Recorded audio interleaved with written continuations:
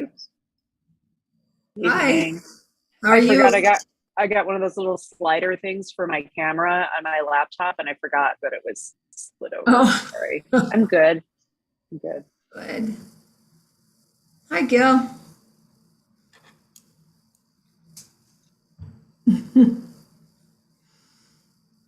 So Marissa's going to do the meeting tonight for Dolores.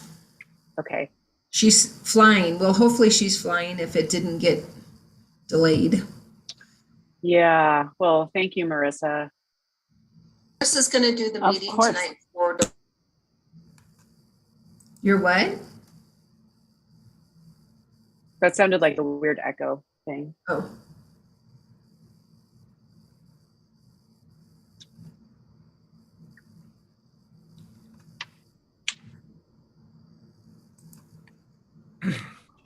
So how did we get scheduled on another night of an Avalanche playoff game? Oh my gosh, Greg. Who's doing the thinking here? Well, it was sorry. that. It was that, or we'd have four joining from Breckenridge at that point. Yeah, no, it's all okay. I know. You can keep it muted on the other side. Puck drops at 6. Yeah, I believe so. Yeah. Gosh, that's 8 o'clock their time, isn't it? 8, 9, Yeah. 8 or 9. It's late. Hey, Glenn, how's Utah? It's good, and it's not as hot as it normally is, so it's very nice. Good. Oh, goodness. Glenn, you're going to try to take this meeting from your car. You're going to die of heat. It's actually upper 70s maybe, but beautiful out here. We are going to record it, so if anything changes, we will have it, because, yeah, this is a lot of good information on water tonight. Okay. I may not be able to stay on the whole time, but I want to participate as much as I can. Sure. Well, thank you for making that effort. I think we're just waiting for Trustee Dottie.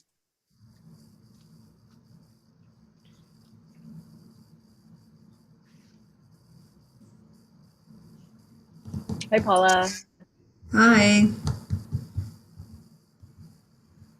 Well, maybe in the interest of time, we should just go ahead and get started, and Trustee Dottie can join us when she's ready.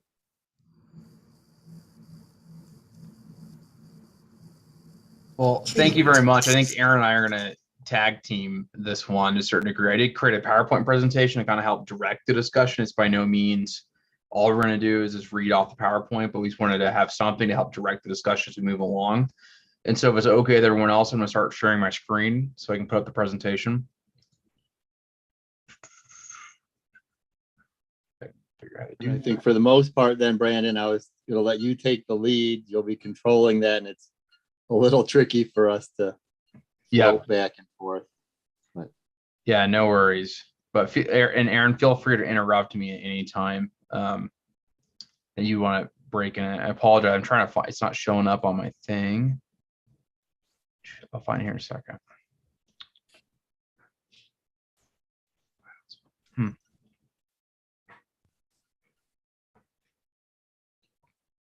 You see right now? yeah, already on page 15. Well done. Yes, but you'll need to put it in presentation mode. Yep. There you go. There That's you go. Woo, there's that guy at the end. I don't even recognize him. Okay, so here we go. Now it should be on the first page. Everyone's seen the title slide at this point? Yep. Great. Excellent. So this is what we're calling Water Resources 101. It's kind of a basic background into both Colorado water law and also specific facets of the town's water resources and key provisions of the Lines Municipal Code. I want to give some disclaimers before we proceed too far down the road. First, I am not the town's water attorney. The town has separate water counsel for those issues. I don't typically practice water law. I did do quite a bit of water law in law school. I also did 2 internships, which were involved water law at Denver Water and the Colorado River Compact, nonprofit agency. but it's not something I regularly do. So if you have any super specific questions about water law, I may not be able to answer them. I'll try my best to do what I can. So as I said, we had kind of a syllabus for this, and it's meant to be mostly an organizational function to help organize the discussion here. I'm going to start off talking about Colorado water law generally and the doctrine of prior appropriation, which is what kind of governs the way water law works in Colorado and actually most of the Western states. We're going to talk briefly about ditches and reservoirs. I know we've had a lot of discussion in the past on how do those work. Then I think Aaron's mostly going to cover the town's water portfolio and what our water resources are and what the demand typically looks like. We're then going to cover the Longmont IGA. Since 2003, the town has had an IGA with the city of Longmont, which is the raw water provider, the treated water provider to the town of Lyons. Finally, we're going to finish up with some key Lyons municipal code provisions. These come up quite frequently in a lot of the things we do, and so I thought it was a good idea for the board to at least for the board to be introduced to those key provisions. So if you see them in the future, you're not totally surprised as to what they are. So we're going to start with, as I mentioned earlier, Colorado water law and the doctrine of prior appropriation. So what you really need to understand about water laws generally in the United States is that things are very different in the East from the West.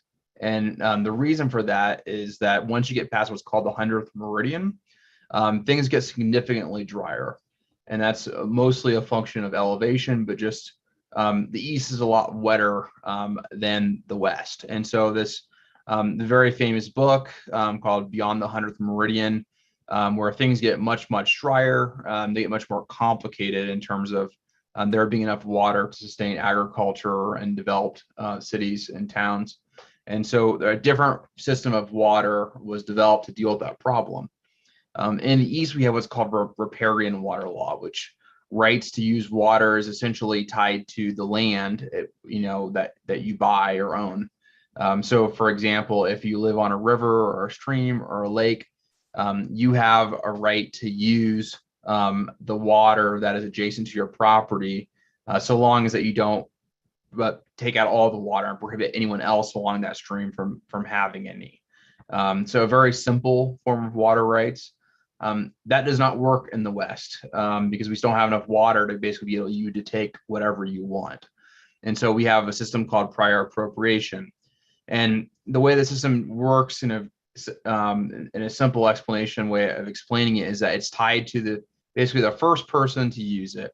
The first time is the first and right. And so as we get further in this presentation, you'll see how when that water was first appropriated is very important in determining what someone's right is to that water. And each time you appropriate that water, it's not just I was first, therefore going to take as much as I want. There's a lot of specifics tied to the use of that right, which includes the point of withdrawal, where you take that water out of the stream or out of the creek or the river. The date, very important. The date of appropriation determines what we call how senior that right is relative to other rights.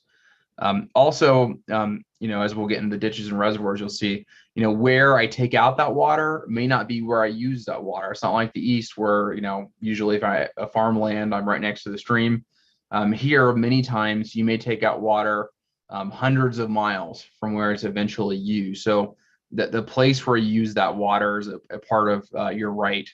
The type of right you use, how you use that water. So if you acquired a right for ranching or for farming, you can't then turn around and use that right for selling to a city unless you go through a statutory process to transfer those water rights. Very important in the West, the time of the use of that water is tied to how that right is acquired, and then finally the duration of that water. Your rights can be abandoned if you don't use them. So they're not perpetual in nature as they are in the East. They're very much you either use them or you lose them.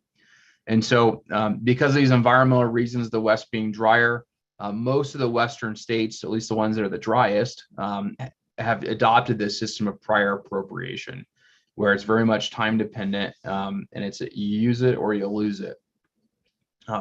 Some of the more wetter states in the West, such as Oregon, California, and Washington, they have what's called hybrid systems, where it's partially riparian, partially hybrid. But for the most part, the Western United States is based on the system of prior appropriation. Oh, and feel free to interrupt me anytime there's any questions. Otherwise, I can just kind of yammer on forever about some of this, especially this background stuff. Something also to remember about Colorado, especially if you haven't lived here for a long time, is that most of the water in the West does come from Colorado. We are the headwater state. We are the high country where all the water originates. And so we have 7 major watersheds originating in Colorado, 19 different states, including, some as far, as Mississippi and Arkansas, rely upon water that originates in Colorado. Interstate water is a whole different game. We're not going to talk about that here. You can spend, several hours just talking about the Colorado River in itself. But that's a kind of a different system of water. But it's important to remember how important is the waters in the state. And one of the reasons why water rights are so enshrined in Colorado law. There are interstate water compacts, not something we have to worry about here really, but if a water does cross state line, the South Platte or the Republican or the Rio Grande or the Colorado, there's a federal document that governs how that water is used. And as a fun kind of trivia question, interstate water compacts are the only type of legal dispute which go directly to the Supreme Court. And so that's kind of a fun fact you can tell your friends. But it tells you how important this water is in the West. A fact that a lot of people don't know, that I was surprised to me when I was working for Denver Water, is that 80% of the water in Colorado is end up being used for irrigated agriculture. And so you may think that it's Denver or Colorado Springs, sucking up all the water in Colorado, but really a lot of it is used for irrigated agriculture. That does change over time as more water is transitioned to different uses, but even in 2022, the vast majority of the water in Colorado that is appropriated is used for agriculture. Okay, so we're going to go, now that we kind of know what the general system of water law is in Colorado, this system of prior appropriation, we kind of go over a little bit of the specifics of Colorado, because this is really a unique system of water law and probably one of the most sophisticated in the United States, and how it works. And so something to remember is that we have 3 systems, 3 different kind of bodies of law which govern the use of water in Colorado. First is the Constitution, which enshrines the system of prior appropriation into our state. Then we have various statutes enacted by the General Assembly, which have interpreted the constitutional decree of the system of prior appropriation.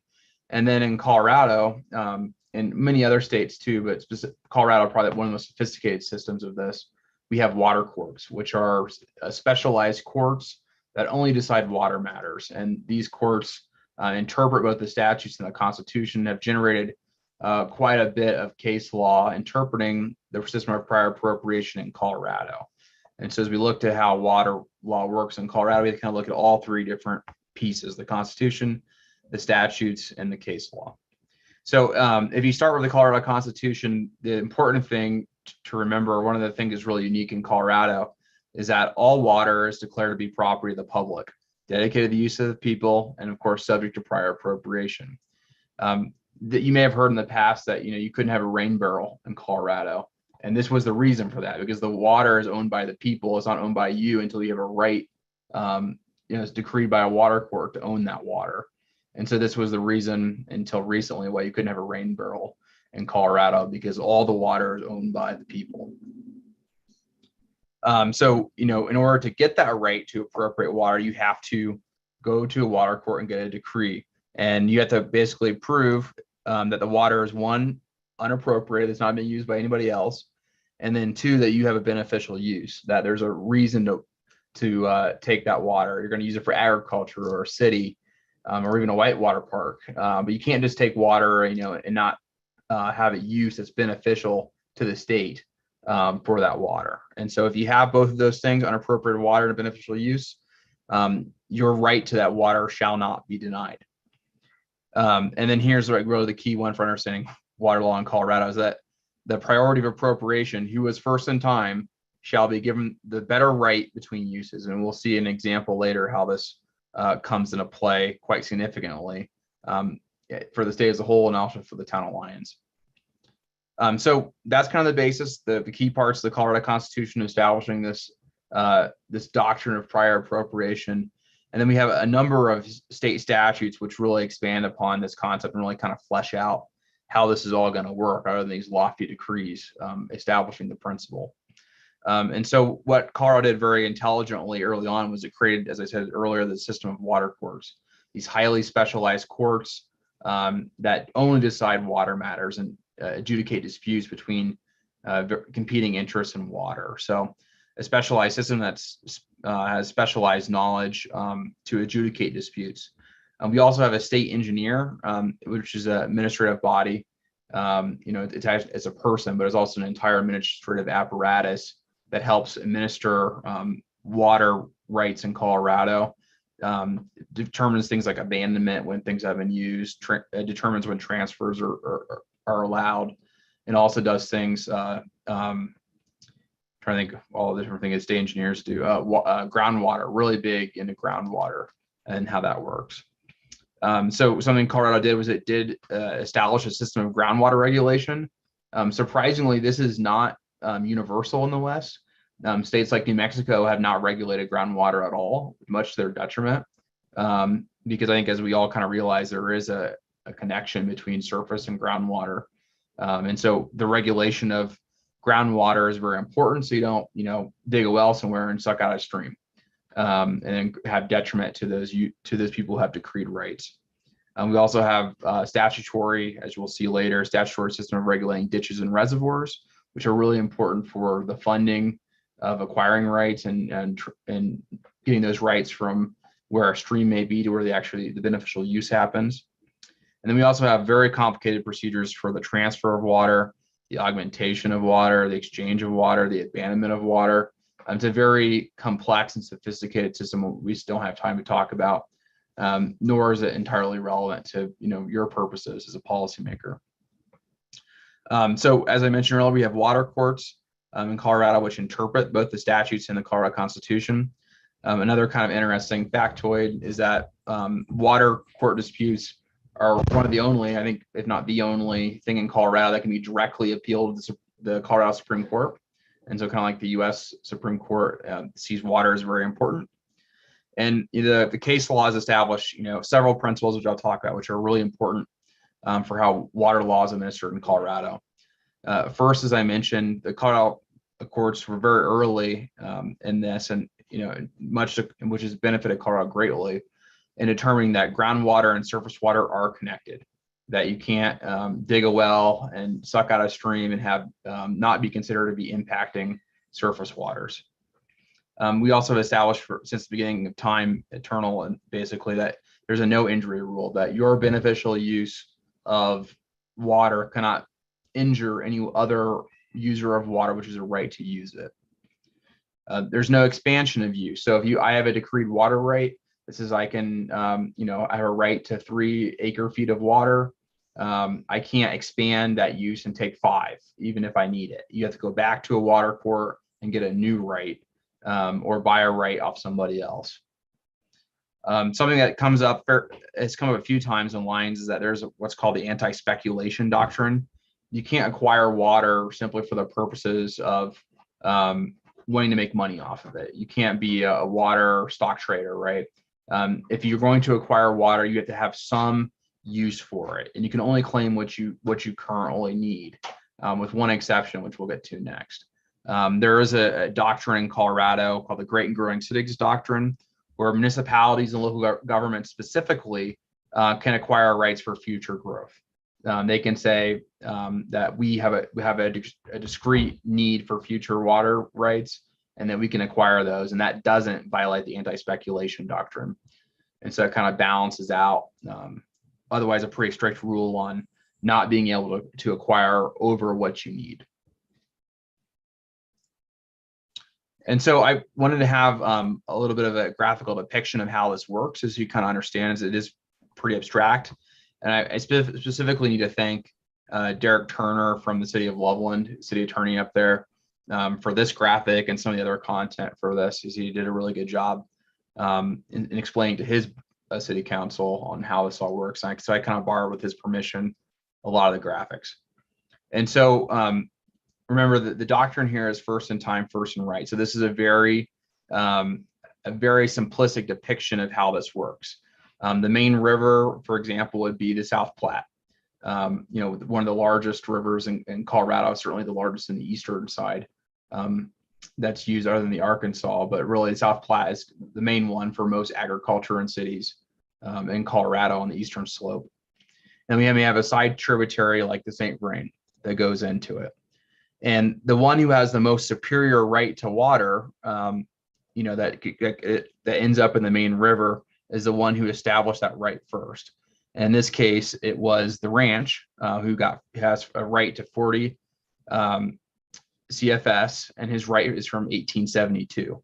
And this is actually how a lot of the water rights look in Colorado, that most of the most senior, the oldest, the biggest rights in Colorado are actually on the eastern plains, and they're owned by farms and ranches because they were the first ones to appropriate that water. Another right that may be pretty senior would be a mine further up on the tributary. This one in 1878, he has 3 cubic feet per second. And there's a farm a little bit further down that tributary. In 1898, he has 5 cubic feet. And then finally, the ski town, really high up.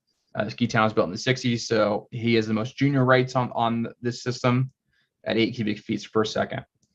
And so how this works is if the main river only has, in a simplistic example, only has 40 CFS in, let's say, June, that ranch can make a call on the river as the most senior appropriator of water, and everybody else, the mine, the farm, the ski town, are required to send all their water downstream to meet the ranch's needs, because he has the most senior rights on the river.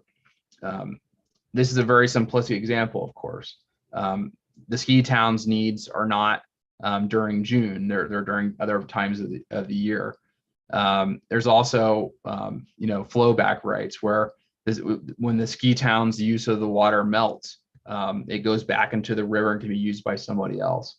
And so you can kind of see how this gets extremely complicated very quickly. But in the most simplistic sense, whoever was first in time has first in right, and that they get their full allotment of water so long as they're the most senior users on the river. So that kind of makes sense in it, basically. And I see Trustee Otting has a question. Yeah. Hey, this is really, really good. Thank you so much for doing this. But I have a question about the previous slide. You mentioned something that you cannot speculatively buy water. Yep. So that's really interesting. Okay.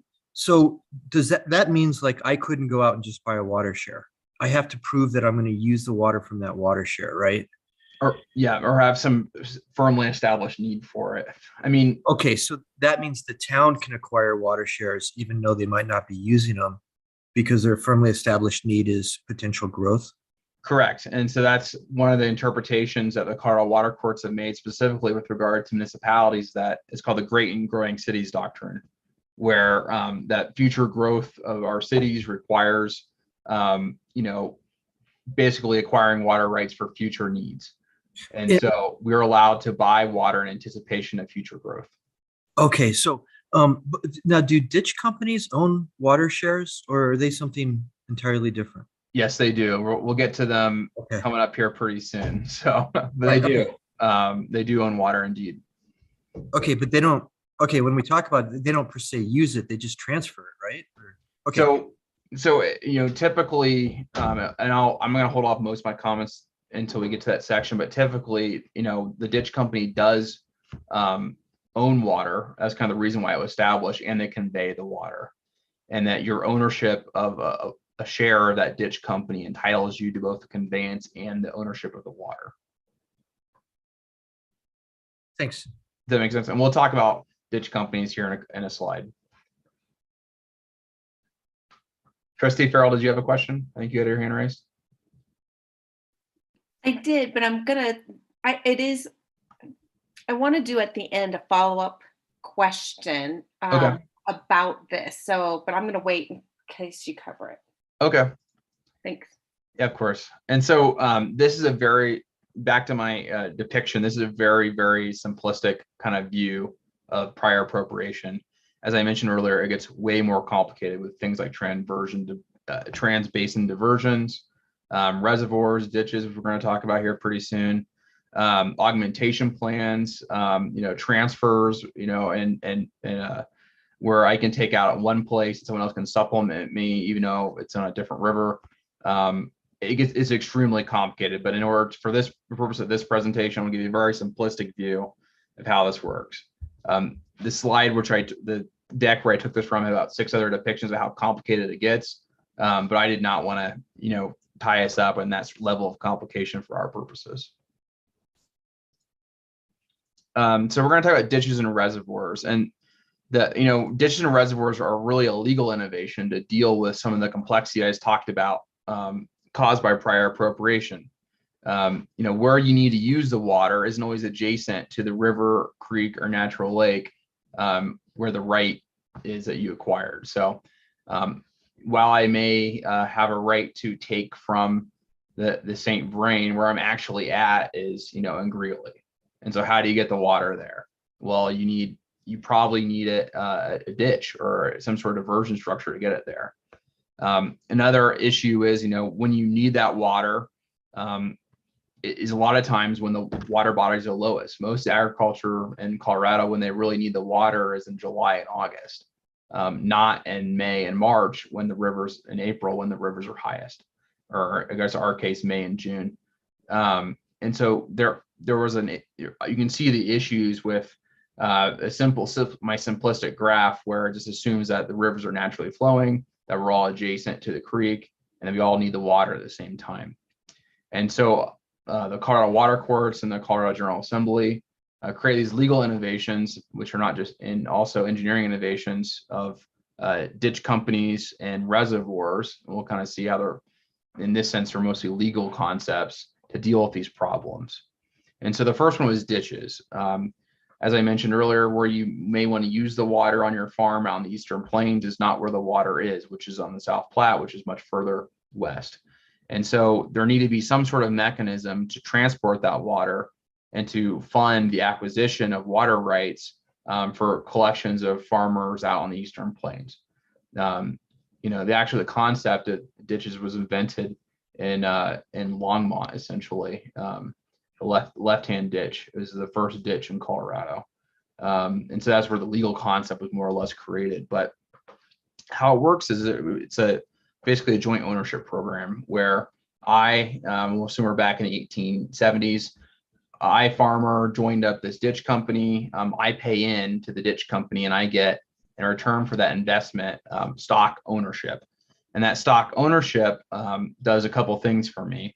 One, it helps fund the irrigation system to get the water to where I'm at. And two, it also pays for the water rights themselves. It pays for the costs in a collective fashion of acquiring a right of water to use. And we share that right among all the owners of the ditch company. And so that's, basically how that works. And when I'm the owner in the ditch company, I also have, maintenance obligations that I pay into to maintain that irrigation conveyance structure, and also to, defend our rights if need be, if it's under attack by someone else who claims a competing right. Generally, the way this works is that, how many shares you have equals the amount of water allocation you get from the ditch company, and every single one of them are different. A share in the Palmerton ditch is not the same as a share in the Highland ditch or a share in the left-hand ditch. They're, in each individual ditch company and its foundational documents basically has a formula that says 1 share of Palmerton ditch equals, I'm just gonna make up a number, 2.25 acre feet, per year or something like that. And so they're always different, but they all pretty much work the same, where my ownership of a unit of stock entitles me to a certain amount of acre feet. And I didn't mention this earlier, but an acre foot is how we measure water in Colorado generally. And an acre foot is how much water it would take to it's basically taking an acre and putting 1 foot of water in it. And that's what we call an acre foot. And that's generally the unit of water measure we use for water in Colorado. Something about ditches that's, kind of interesting is people who especially aren't from here is that they're not always tied to property. In fact, they're usually not. You can have a ditch run right through your property, but you have no ownership rights. And so a lot of residential neighborhoods, for example, like in Erie, they have ditches that run through them. And even in Lyons, there's a few. And just because you are on that ditch doesn't mean you have the right to take from it necessarily. Sometimes they are attached, but usually those rights are separated from the property itself, and that you need stock ownership in the ditch company in order to have a right to take from it. And so that's how ditches generally work. Yep. Trustee Rogan or Mayor Rogan. Thank you. And I echo Trustee Edding's gratitude for this. This is amazing. I'm so glad that we're doing this. So thank you, Brandon and Aaron. How does a ditch company determine how many shares they have? So it's set up in the foundational documents, much like you would set up a company, where you'd say and there's a whole ditch statute in Colorado that basically establishes the process for creating a ditch company. But basically, as part of your foundational document, you say that the Brandon Dittman Ditch Company, will have 100 shares outstanding, and each of those 100 shares is worth 1 acre foot of water per year. And so they're each going to be different depending on how they were set up. Okay, and so they determine, excuse me, in their foundational documents, how many acre feet of water is in a share of Correct. Their water. Okay. And that's going to be based on what their original decree is, right? So if I only have, you'll see later in the town's water portfolio, some ditches may only have 4 acre feet to divvy up, right? And so it may be that you get 1/10 of an acre foot as part of your ownership. And you can own as many or as little shares as you have the money for, essentially. So for example, there's Longmont owns his ownership in the Union Reservoir Company. They own 80% of it. Nothing mandates that all the owners have equal right to that water. This is purely how much stock you have. It says how much water you get. And that though may vary by year. When you work with the Colorado Big Thompson, they actually determine each year how much of an acre foot 1 share of their stock is worth. And so that can trickle over. The Highland ditch then also follows it. Each year they say, because they're based a lot on CBP, each year this is 7/10 of a share. You get 7/10 of an acre foot for your 1 share. This year you get 5/10 of an acre foot. This year you get 1 full acre foot. Right. So it can vary. And the other item I just really, since I was talking, wanted to point out was in the last slide, it mentioned CFS, which is cubic feet per second. Yeah. Right. And so I see it sometimes listed as cubic feet per second and sometimes the acre feet. And I believe, Brandon, correct me if I'm wrong, acre feet is usually used per year because it's a much larger amount. Yeah. So somebody will tell you can get 1 acre foot. That's throughout the year. But as it's in the actual CFS itself, that's a cubic foot of water per second. So I don't know if there are any that really dictate it down to a second. There might be, but then you'd be telling somebody you can take out 10 cubic feet every second, or you simplify it and say, well, you can take out an acre foot over a year. Yeah, and the way I understand it, and again, I'm not the expert on this, is that, if you think about it, the acre feet numbers, as Aaron said, the number you can take out over a year's period, but you can do math and determine when you open your head gate and so many cubic feet per second let in, how long you can keep that head gate open until you've basically used all of your allocation. And so there's ways to math this out, but I'm not the expert in that at all. Great, thank you so much. Yep. And then the other thing Aaron said that's totally right is that also a lot of these, I'm starting off very simplistically, just because your share may entitle you to 1 acre foot of water, depending on drought conditions, that can be reduced proportionally based on the ownership. And that's very much the way that the Colorado Big Thompson shares work the town has. So. Okay, so that's kind of how ditches work, is that they're very much a legal mechanism to fund an engineering mechanism to convey your water from the point where you have a decree that says you can withdraw from to the point where you want it to do beneficial use, and also a way to raise money to pay for those things and the water rights that back them up.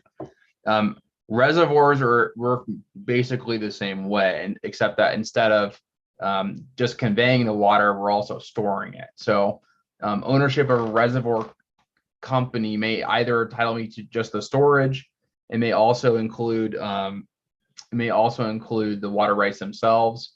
It can also include the conveyance of the water from that reservoir to the end use. And sometimes there's combination ditch companies and reservoir companies. And then I, as a municipality, can combine with other municipalities, and we can be joint owners of a reservoir for storage purposes or allocation purposes. So that, this is another way to deal with one of the problems of prior appropriation. And reservoir solve the problem is like when I need the water is not when most of the water is available, and so I can store it for later use. So now I wanted to get into the town's water portfolio, and I'm going to leave most of this to Aaron. He's a lot more familiar with it than I am. But right here is basically a summary that I put together of the town's supply and the town's demand. Aaron, do you kind of want to talk about this, or I can do my best? You could go through what you have, and then maybe I can go through at the end. I was going to try to touch on a lot of where I think the board needs to understand certain items based on what's come up already on the agenda. Okay. The reason this was brought up and maybe some of the other items coming up. Okay. So I'll do my best to try to explain my understanding of the town's water portfolio. So the thing you have to remember about, water in general is that your supply needs to meet or exceed your demand, right? Otherwise you have to cut demand.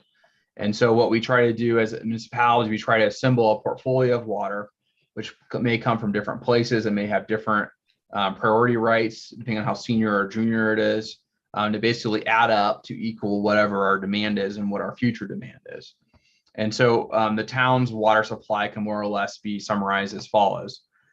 First, we have the Lions pipeline, which is, not a ton of water, 4.04 CFS. I think the reason it's quantified in CFS is because it's surface water. I think it's the reason why it's done that way. But from what I understand from information I've read is that they're very junior rights, that basically these rights are no good when there's a drought. That they can be usable in an average water year, but during a drought, they're not very useful to the town. Next, we have Button Rock Reservoir. This is a reservoir owned by Longmont, and that we have a right from Longmont for 300 acre feet of storage rights, and also appropriation rights that go along with those. From what I understand, Button Rock Reservoir, one has very junior appropriation rights, so your ability to actually fill that reservoir with water that's adjacent to the reservoir is pretty rare that you're able to do that, and often the Button Rock Reservoir doesn't even have 300 acre feet of water in it. However, it is a very useful tool to store water. For example, that Colorado Big Thompson water that the town has, most of our water comes from, can be stored in Button Rock. And so that's, the storage rights that we have in Button Rock are a very useful tool for creating some drought resistance if need be.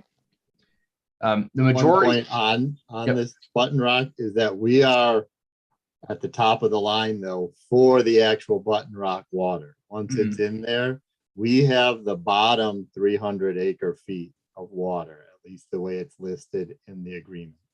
So when it gets up there, we're one of the higher rights for the reservoir, but the reservoir itself has junior rights to get filled, if that makes sense.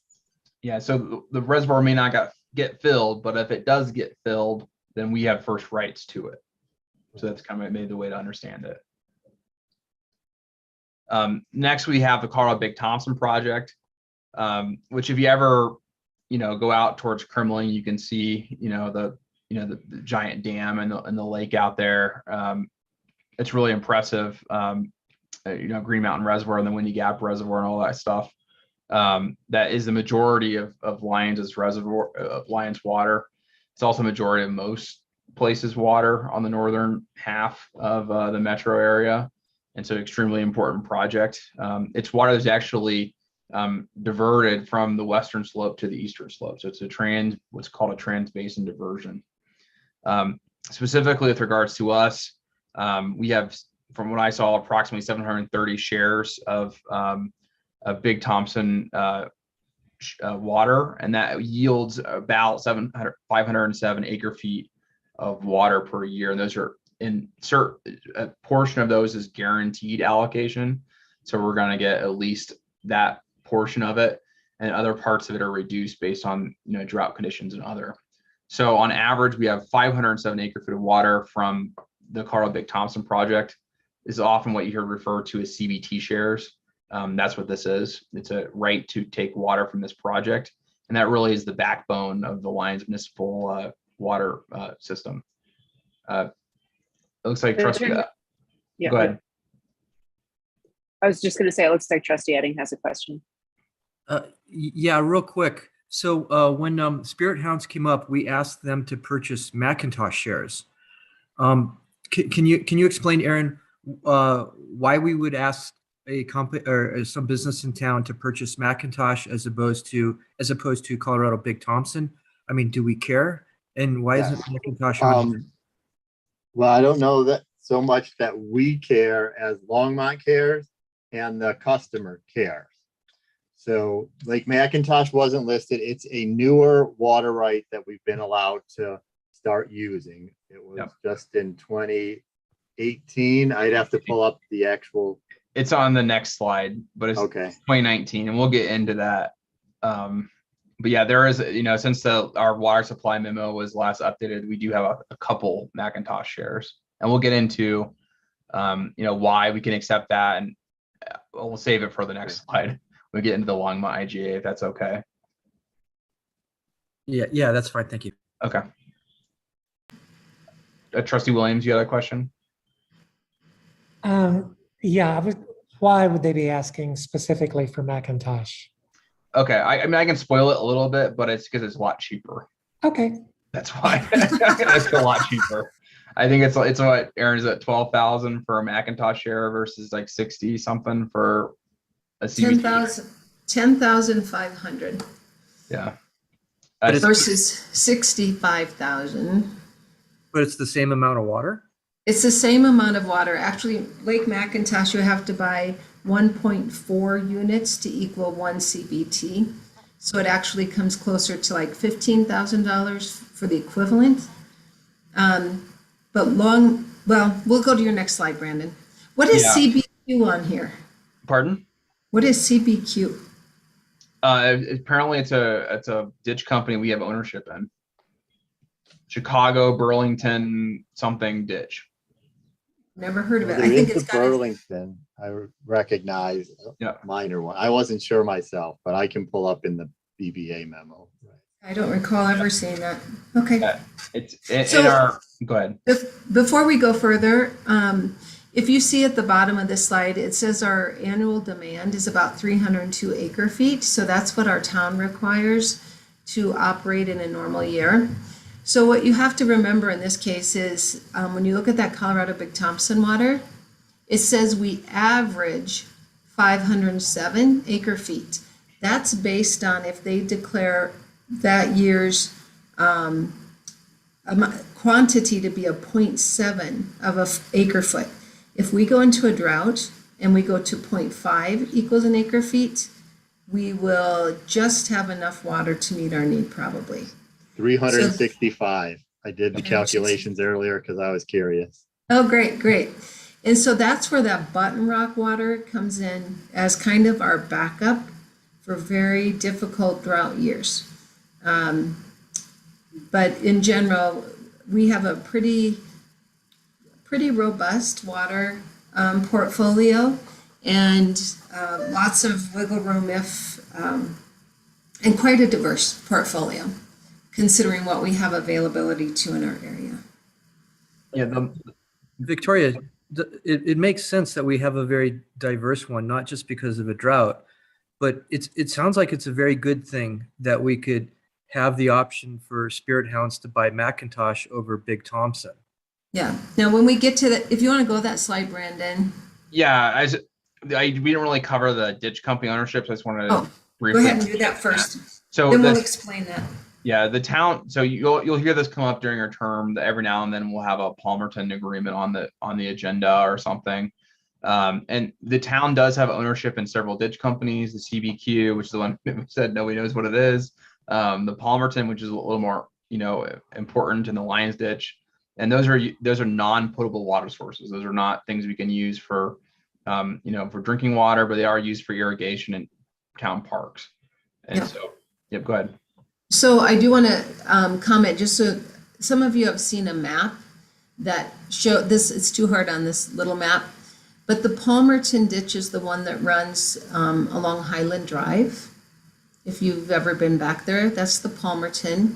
Then there's the supply ditch that runs just east of the Black Bear Hole. And then the Lions Ditch runs from Laverne Johnson Park all through town and back out at 2nd Avenue. So we have, I think there's 5 or 6 total ditch companies that run through Lions. Mm-hmm. We happen to have access to water out of 3 of those if you can access it and you need it during the right time of year.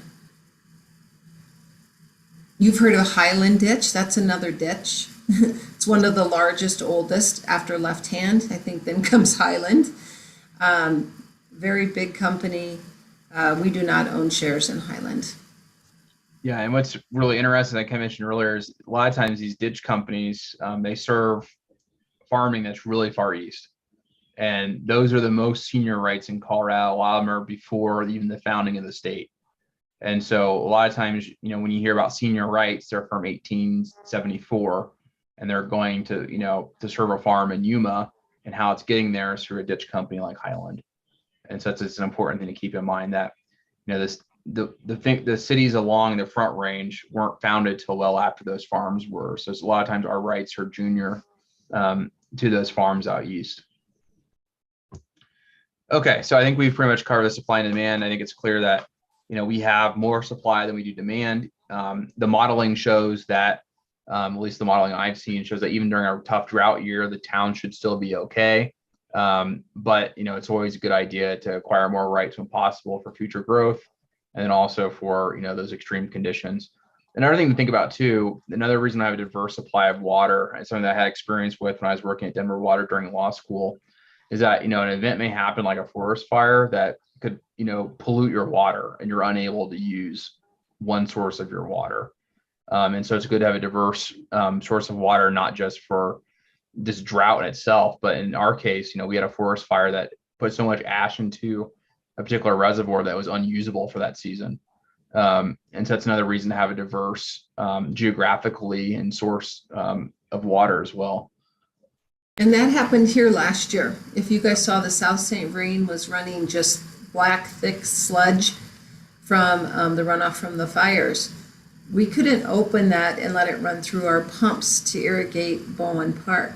So we had to use municipal water, and actually we're still using it because of the Highway 7. So we switch back and forth from our water sources based on examples like that. I think the diversity aspect is somewhat misnomer, right? So when you talk about the ditches right now, we're talking about irrigation only. There are options for other items possibly, depending on what the rights are. We only use those for irrigating the parks.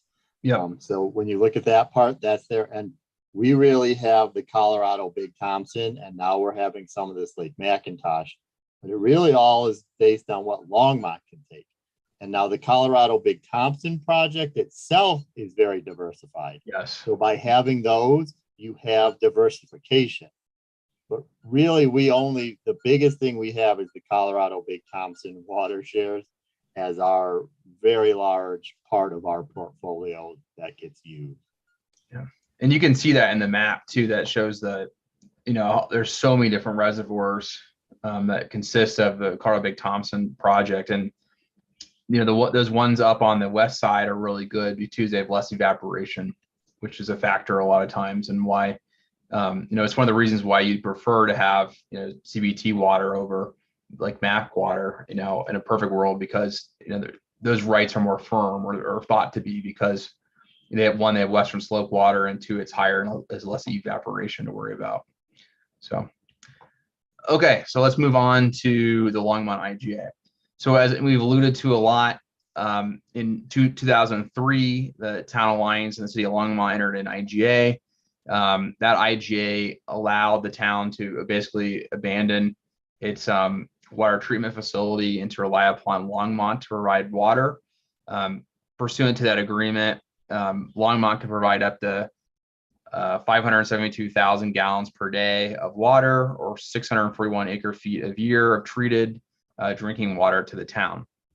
Now, in exchange for that service, the town has to provide water rights to back that up. And so Lyons dedicate CBT shares, called Big Thompson shares, or other accepted water shares, and we'll talk about that here in a second, to back up the supplied water. And there's a 15%, we get to have 15% in excess of what we use under the IGA. And so that's kind of the basic framework. They provide us water. In exchange, we have to make sure we have the water rights to back that up, and we dedicate those water rights to them to make sure they have the right to, to use that water and to treat it and to send it back to us. The Second Amendment I didn't include in here, but the Second Amendment did some kind of minor changes, mostly to the number of shares that it required to be dedicated at that time. But the Third Amendment is really important. It's the question that I think has come up several times now.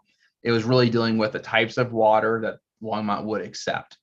And so previously, really all the town of Lyons could dedicate, as part of its commitment to dedicate water to back up the water being provided to Longmont, was Carl Big Thompson water, and then Button Rock water. And then, nothing else was permitted to back up what was required. The Third Amendment diversified further the type of water that could be dedicated by the town to meet its requirement for water rights dedications. And specifically, it included Lake Macintosh water. This is shares in a reservoir company that includes both the allocation and the storage. And they're in the IGA itself, and as you'll see coming up here soon, and now in the code, acceptance of Macintosh water is only permitted for specific things: affordable housing, commercial development, and economic development opportunities. And the reason for that is twofold. One, it's a limited resource. It's better to preserve it for things that are really important. And then two, as I kind of alluded to, I think Carl Big Thompson shares are preferred in a perfect world, but at the end of the day, it's all water. But the real benefit of accepting the Macintosh shares is it's a lot cheaper. The Carl Big Thompson shares are getting close to $70,000 per share. That's cost prohibitive for a lot of development. And so by allowing a cheaper source of water that Victoria was mentioning, it allows things like economic development and affordable housing to happen, where otherwise the water would be cost prohibitive. And so that's kind of a summary of the IGA. Any questions on that one? It's like you're still a commissioner. You got to change it to trustee outing. Oh, yeah. So this is really interesting that the shares can vary in price so much. And you just mentioned something about it a minute or two ago, that the quality, and I'm not saying the quality of the water per se, but like the consistency, I assume you're saying the consistency of the flow, et cetera, can vary a lot between these different projects. I think it depends who can take those. That's what it is. It's okay, and it's not also, everyone can use Lake Macintosh. Only Longmont. Right. You have to physically be attached to it, right? Correct. You gotta have a way to use it, right? If I'm Pueblo, Carl Big Thompson water does me no good, because I can't use it. You can't use it. Okay, but I guess my concern is if we have all of the economic development by Lake Macintosh shares, and Lake Macintosh is a less consistent water supply. In other words, when it droughts, it could drop like maybe in offerings, significantly higher in percentage than Colorado Big Thompson. Since we're all going through Longmont, that's not really our problem, is it? I mean, do we have to be worried about that? To some extent. So one of the questions I now have for Longmont, because I want to go back and talk to them, I'm not sure exactly how they're determining the Lake Macintosh acre feet each year. If they're just going to follow the Colorado Big Thompson, and if they, again, that was going to be part of mine. If Northern Water says you get 7/10 of an acre foot this year, is that the same amount that Longmont is doing for Lake Macintosh? I'm not sure, and I need to find that out. But for the most part, if Longmont is willing to accept them, then we don't have to worry about it, because they said you can dedicate this many shares and they will accept that. And it's really up to them as the ones treating our water, where they can get that water from for their use, not just how we can get it. Okay, yeah, and I guess my question is very high level. Is there any ramifications of switching, having everybody buy Lake Macintosh and there's a heavy drought and Lake Macintosh doesn't produce? Do we suffer in any way? That was why, as far as I know, no, that was part of Longmont's reasoning for they put the restrictions on what they would allow. They Okay. wanted to make sure it wasn't overly done and we weren't doing only Lake Macintosh by everyone coming in. Therefore, these certain purposes, they would allow the acceptance of that. Okay, so we're protected from that risk. All right, that sounds good. All right. And the other thing to think about too is that, Lake Macintosh is pretty finite. It's not a huge reservoir. And so it's not like we can just use that forever. Us, both Longmont and the town. Okay, so you're suggesting that we probably will be putting more thought in the future as to asking people to go back to CBT water shares. I don't know that we're necessarily there at this point in time. But that's a possibility. I mean, maybe 50 years from now, there's no more Macintosh shares to give out, right? It's been fully allocated. And Okay. so it just depends, right? Sure. Okay, any questions on the IGA before we move on to the code, which kind of implements the IGA into what we require in the town? I do. Okay, go ahead. So further back when I said I wanted to bring up, you talked about private entities can't purchase for futures water shares. Is that correct? Did I understand that correctly? You can't speculate on what I can't buy water solely for the purposes of turning a profit, right?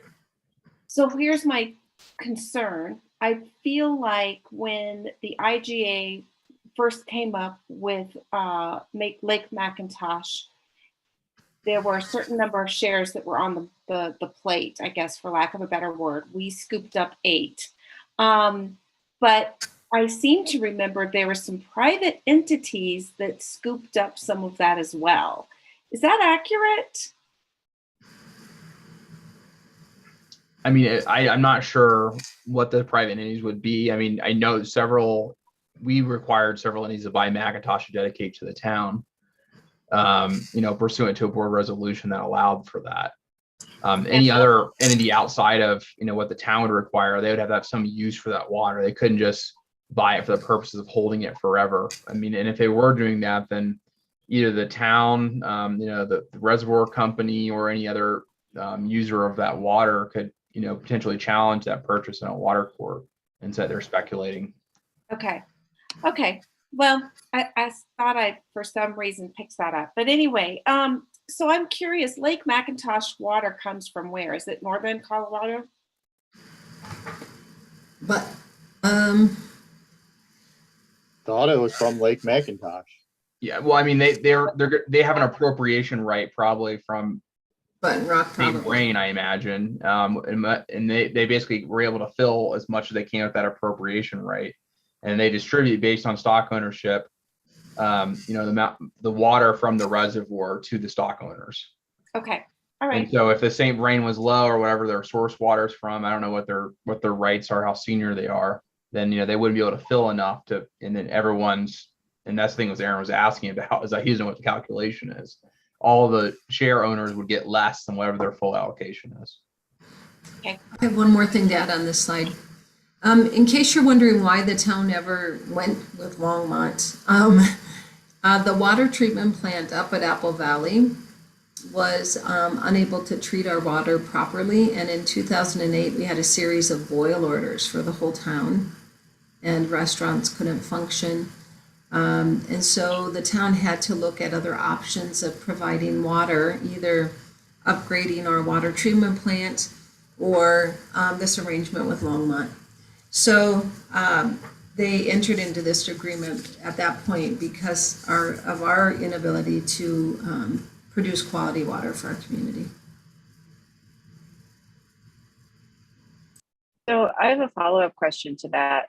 I have two. The first is, when does this IGA expire? And the second is, should we think about discussing, given the Eastern Corridor and the potential municipal facility, should we consider building our own water treatment facility? So I can't speak specifically what the town should do. I mean, that's a policy question, but I think if you just look at the math, that under the IGA, we can get up to 641 acre feet of water per year, and we're only using about 300. That we can almost double our water use and still fall under the Longmont IGAs from a simple math perspective. I concur. To first of all build, and not only that, but to staff and train your own water treatment plant would be a pretty big lift for a community our size. Even communities that are in that 10 to 15,000 have some trouble. So, and oftentimes have an agreement with other communities to share operators and stuff. So knowing that the city of Longmont is usually either number 1 or number 2 in water quality every year, it's either them or Colorado Springs, we have a pretty good arrangement going right now. Okay. And we do consider this our growth area when all these numbers were decided, and a really good relationship so far with Longmont. Like when we were saying this is too expensive, we can't get affordable housing, they're the ones who said, well, we'll take another source of water. They're the ones who suggested it. So I think it's a pretty good arrangement for us, at least for the, probably next 10 to 20 years, maybe not beyond that. Trustee Williams. But just out of curiosity, since the majority of what we're using is apparently CBT water, Western Slope water, the canal behind Jocelyn and my house, that's bringing pretty much our, let's say, first rights water, or the major part of our water. What's coming from north is coming from CBT, I'm assuming. And a lot of that's from the Western Slope? No, it's not from the Western Slope. It's actually from Carter Lake. All of the water that runs by your house is from Carter Lake north of us. And so that I knew. And so the headwaters for that are up above Fort Collins, and their water basin to the west of them. It is a different source than what's coming through the St. Vrain north and south. You're going to hear when you start getting more and more into water, there's two concepts you're going to hear. One is called the Windy Gap Project. They are starting to put together, and you're going to hear this at CML for those who are going. Windy Gap is another huge Colorado Big Thompson project that they're trying to get a whole new reservoir to serve this really fast growing population along the Front Range. The second you might hear about is called the Big Straw. And that is that, I don't even know what the number is anymore, Brandon. It's like 80% of the population lives on the Front Range of our state, yep. But 80% of the water's on the Western Slope. So they're talking about the Big Straw, which is trying to figure out how do we take water from the West Slope basins and bring it over to the Front Range. Or what I was working on primarily at Denver Water and the Attorney General's office was reallocating water from, and you'll see this in the Eastern Plains, from Eastern Plains users to cities. Because I mentioned earlier that 80% of the water is tied up in agriculture. And so rather than building a giant new reservoir project, a lot of times it's cheaper to try to transfer water from farming essentially to municipal uses. Yeah, and the other thing we should have maybe said on the very first slide, in case you don't know this, is the Continental Divide is the point where everything east of it, waters flow west to east. Oh, yeah. Everything on the Continental Divide to the west flies east to west. So you can't change the flow of the water.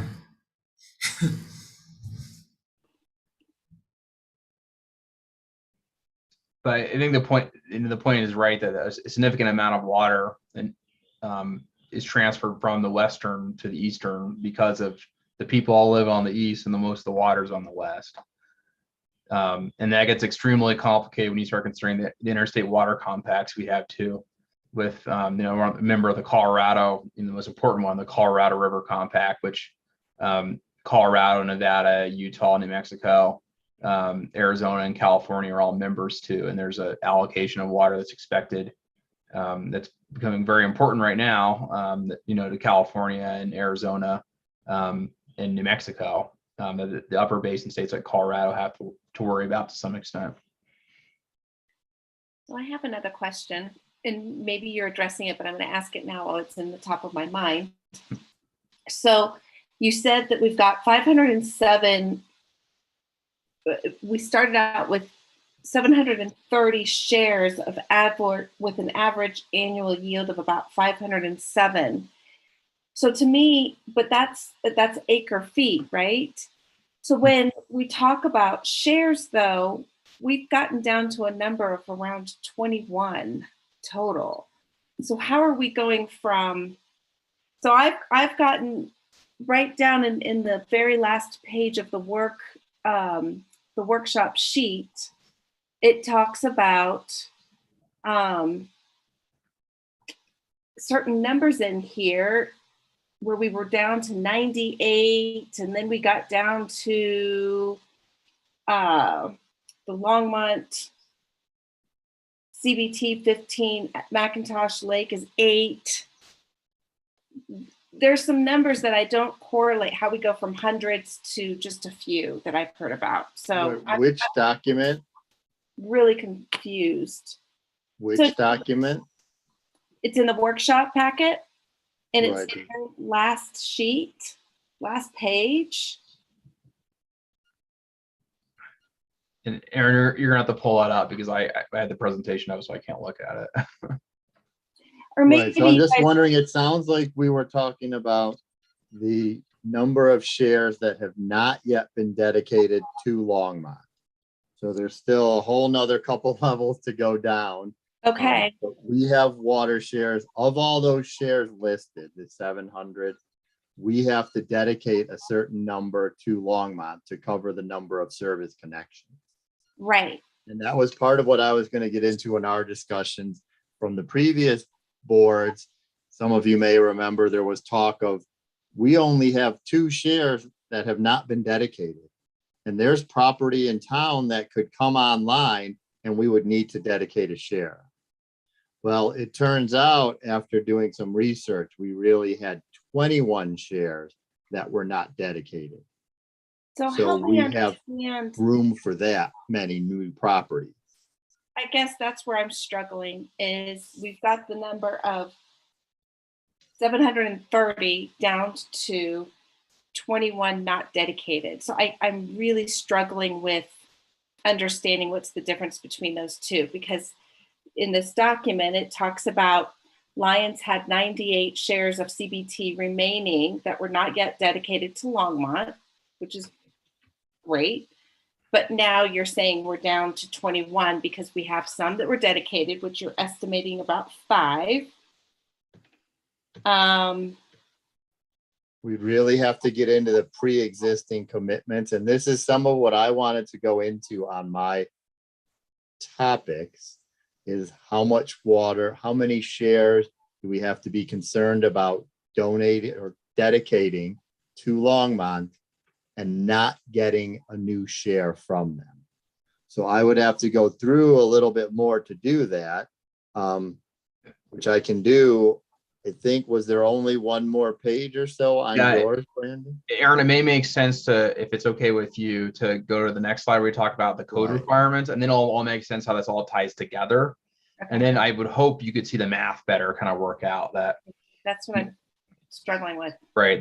So if you think about it, and I can try to lay this out right now to on a basic level, and the next slide will help add the understanding, is that we need to have a certain number of rights, right? To meet our commitment with Longmont, which has a certain, amount of what we have to give to them. So we have to, and how we get those rights is by having businesses and citizens dedicate those rights when certain things happen. And so that's the math that has to work at the end of the day. And we can only basically allow new development if they bring those rights to meet our requirements under the Longmont IGA. And so that's kind of the whole, if you think about the entire stack of obligations, is kind of how it works. And I think, right, so far we haven't talked about that, the shares and how that all works yet. We have to, Yep. that whole section to go over yet. Yeah, we're still gonna get there, like really line it up, I think, to really, at least put the framework in place where we start having the really complicated discussions. We have about 10 or 15 minutes, so let's get to that, and then hopefully that will connect the dots for you, Trustee. Yeah. So let's get to the key municipal code sections, which is really about how does the town get the water, right? How do we, we understand that we need water and we have a portfolio of water that we accept. We need the water because, every new connection requires a dedication of Longmont. How do we get it? And there's really 3 trigger events for water rights dedication under the town code.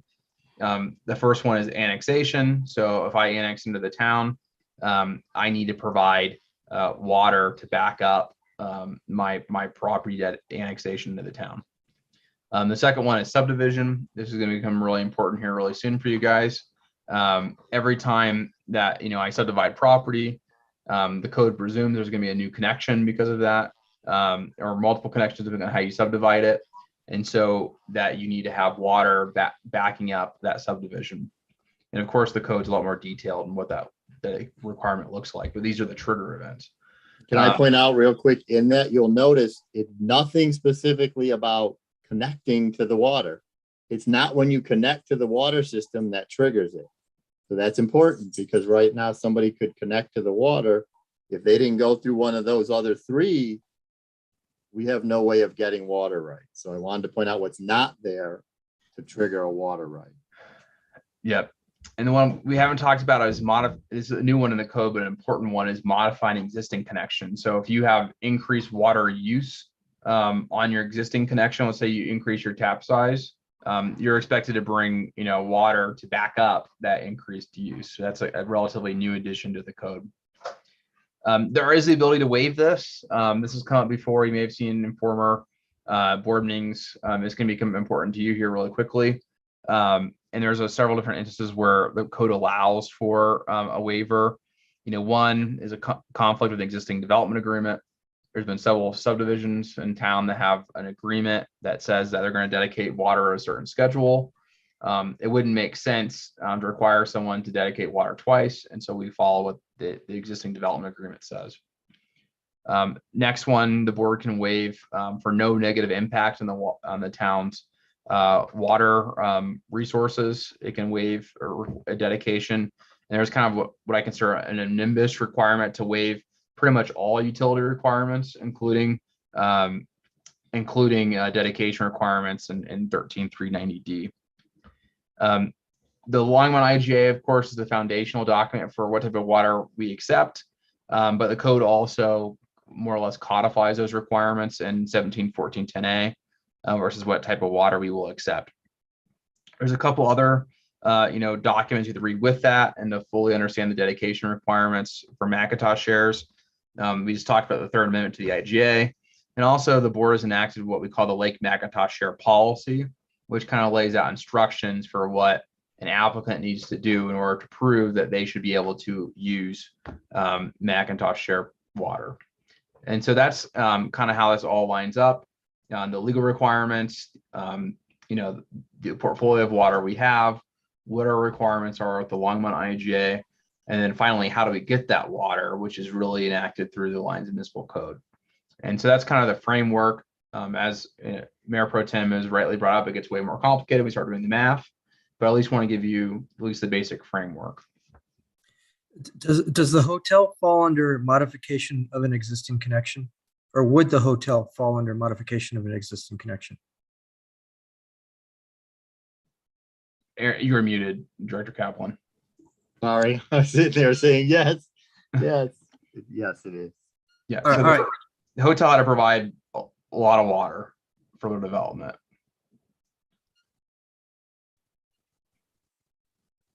So Aaron, why don't you cover what you need to cover? We'll go until 6:55.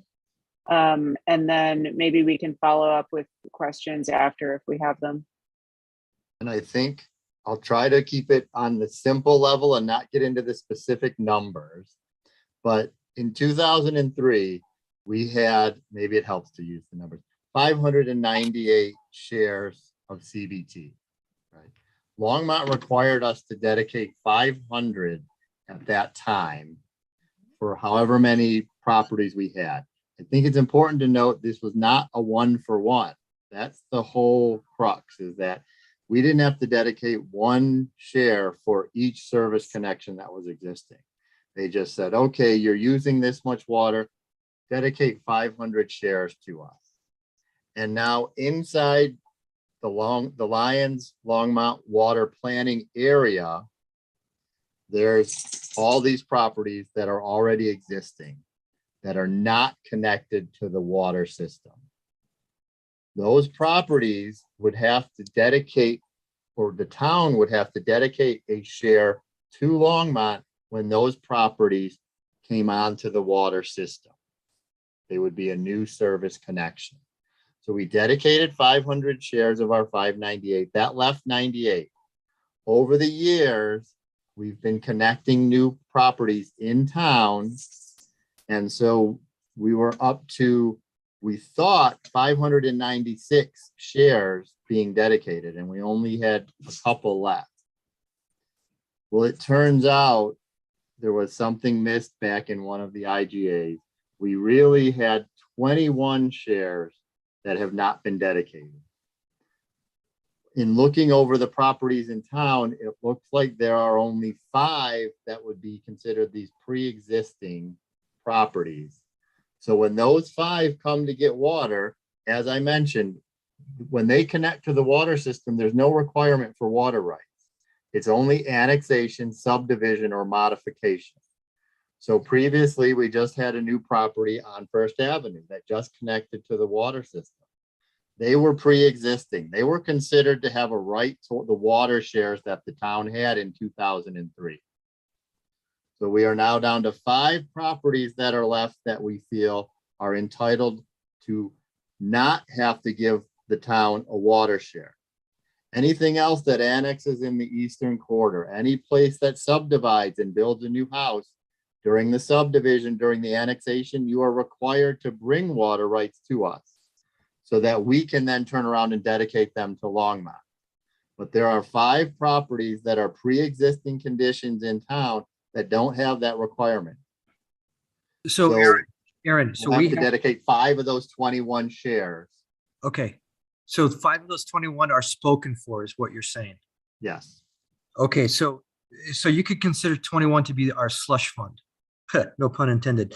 And 5 of that 21 are spoken for. So we've really only got 16 left we can play with, is what you're saying. Not necessarily play with, but yes, I guess you could say play with.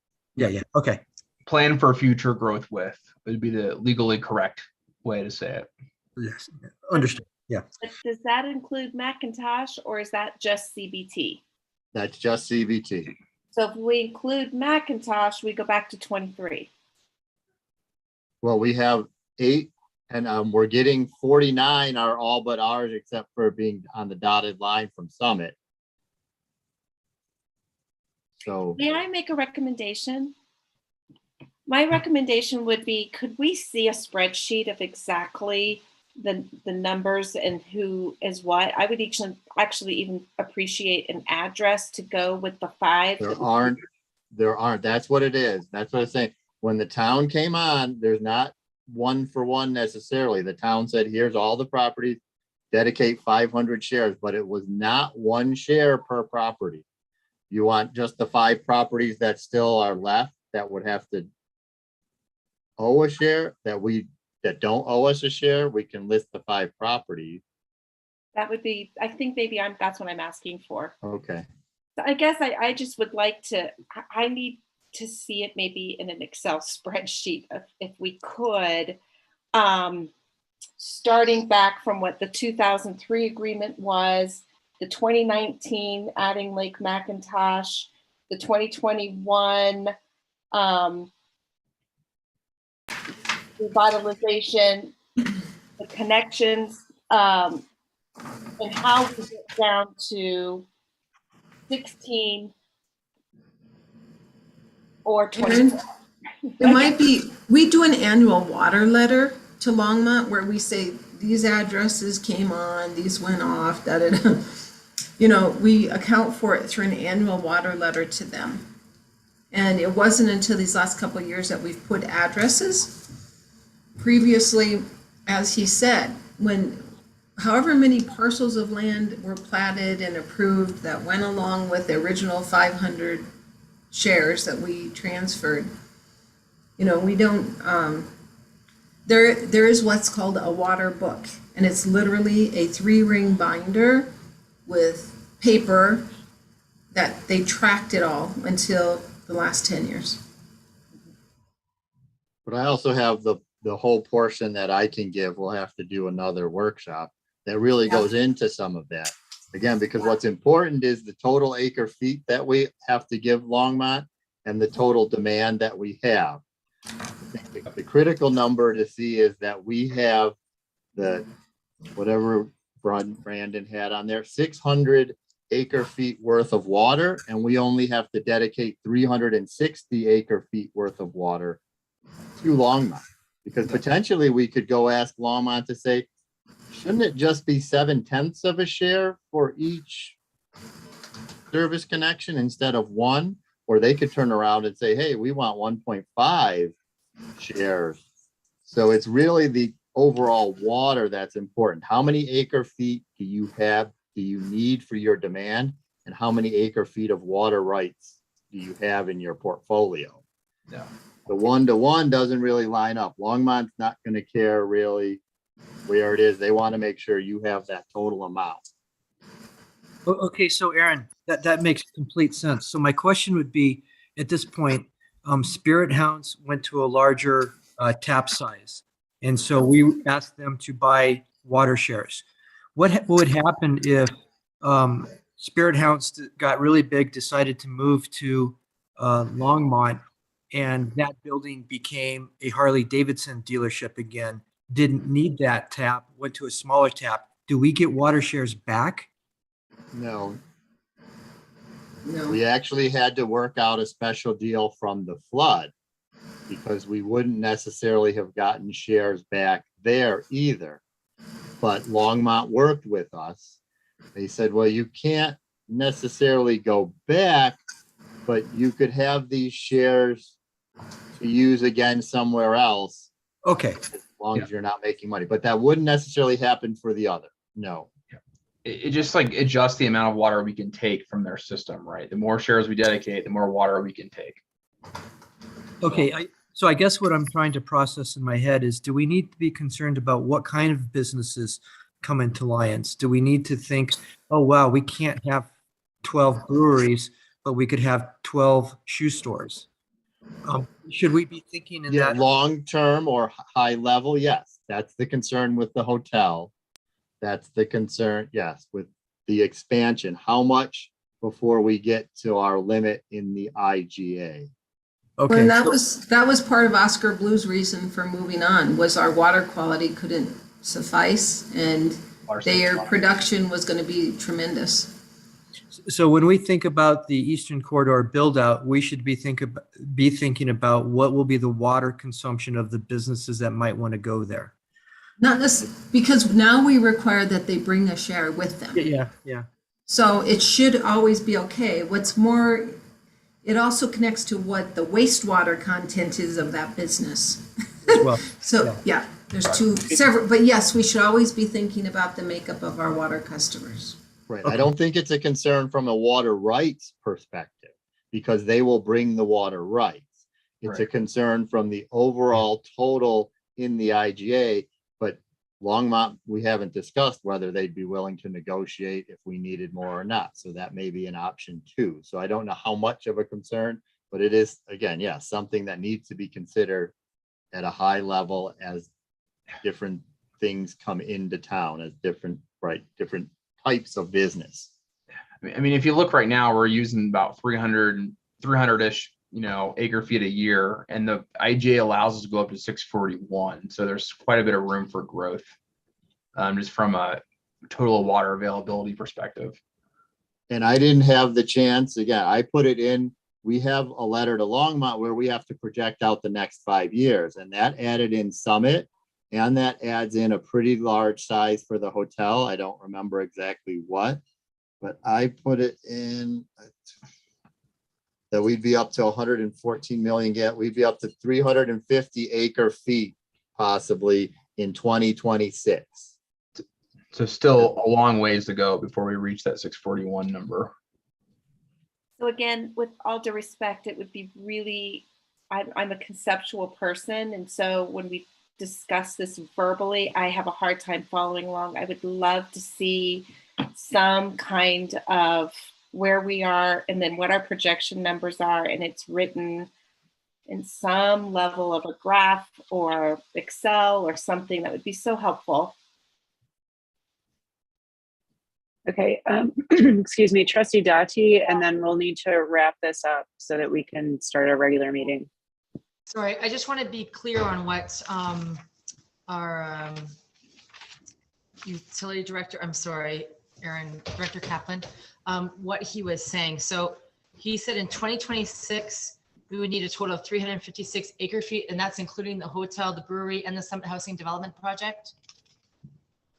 Not yet, correct. You could say the distillery, that the expansion of Spirit Hound. Okay, so that included the hotel, the expansion of the distillery, and the Summit Housing. And just our projections in general, we have to look through what we have, and it was a 5-year projection. That could change, right? If something else like the hotel was to come along before then.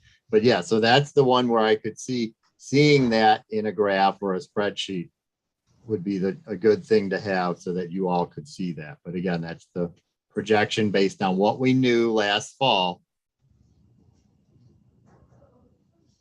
Okay, great. This has been terrific, Director Kaplan and Attorney Dittman. Thank you so much. We're really fortunate to have this level of depth of knowledge on staff. So let's wrap this up. Go back to that one. Yeah, that's what I was trying to put up. Yeah, there. go back to it. We know where to find Aaron and Brandon with questions, so that's great. And so let's start our regular meeting at 7:05 so we can all stretch our legs and refill our tea and all that stuff. So we'll see you back at 7:05. Okay. Thank you.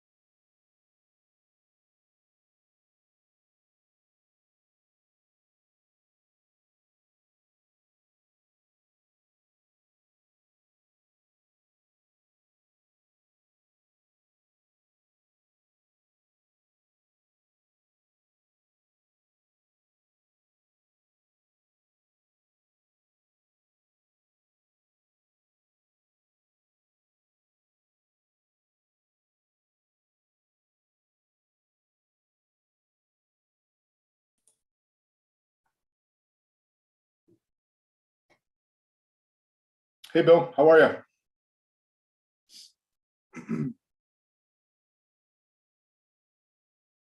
Are you muted? I'm good. Oh, there you are. Yep. How are you? Good. Thanks for the water update. Yeah, it was right on the cusp this morning. So. Yep.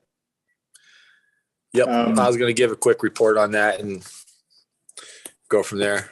Yeah. Have you heard from the? We were just up at Button Rock the other night on that fire, and they didn't think that it was going to change very much. So. Okay. I don't know if the water is going to be dropping this week. I just guess we'll just have to keep an eye on it. Yep.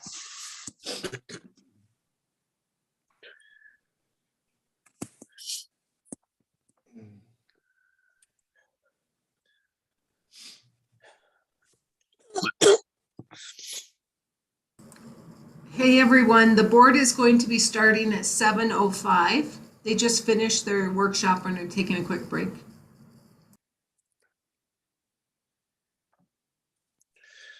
Hey, Chief, how was the weekend overall? Was it pretty mellow? Yeah, it really was. We didn't run really much much of calls of significance, just a couple of sick people, and that was it. So good. We had that fire last week that we were just going up to check up at Button Rock. It was a lightning strike after that storm came through. Right. So it was the first time in my career that I actually had to put people in a boat and send them across the reservoir to get to the fire. So I got to use my call sign Marine One for the first time ever in my career. So I was so excited. Nice. That's awesome. Yeah. Come to Colorado, little town Alliance, you get to do it all. I know, right? Yeah, it's absolutely true. We told him that when he moved here. We said, we're a small, but man, we have lots of calls. Yeah.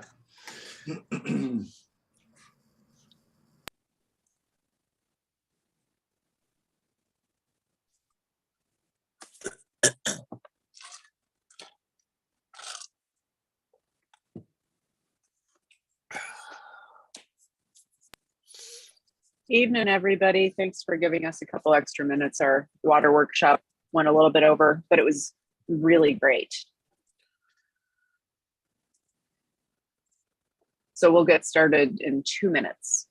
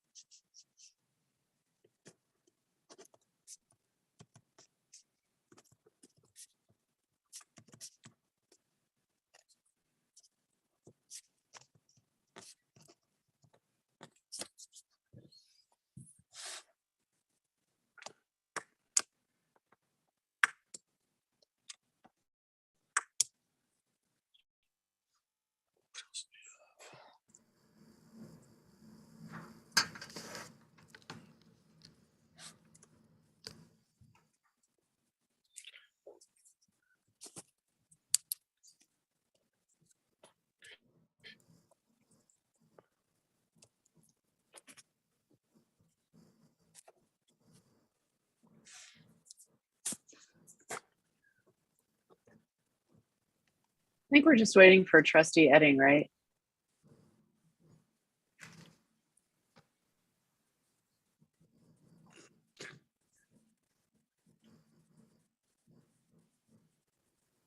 Okay, we'll give him another minute. I know, my deepest apologies for having a meeting during the Avs game, everybody. I know how painful it is. Tampa Bay 2, Avalanche 1. They just scored again? Yeah, 2-1 Tampa Bay. Oh, here comes Trustee Edding.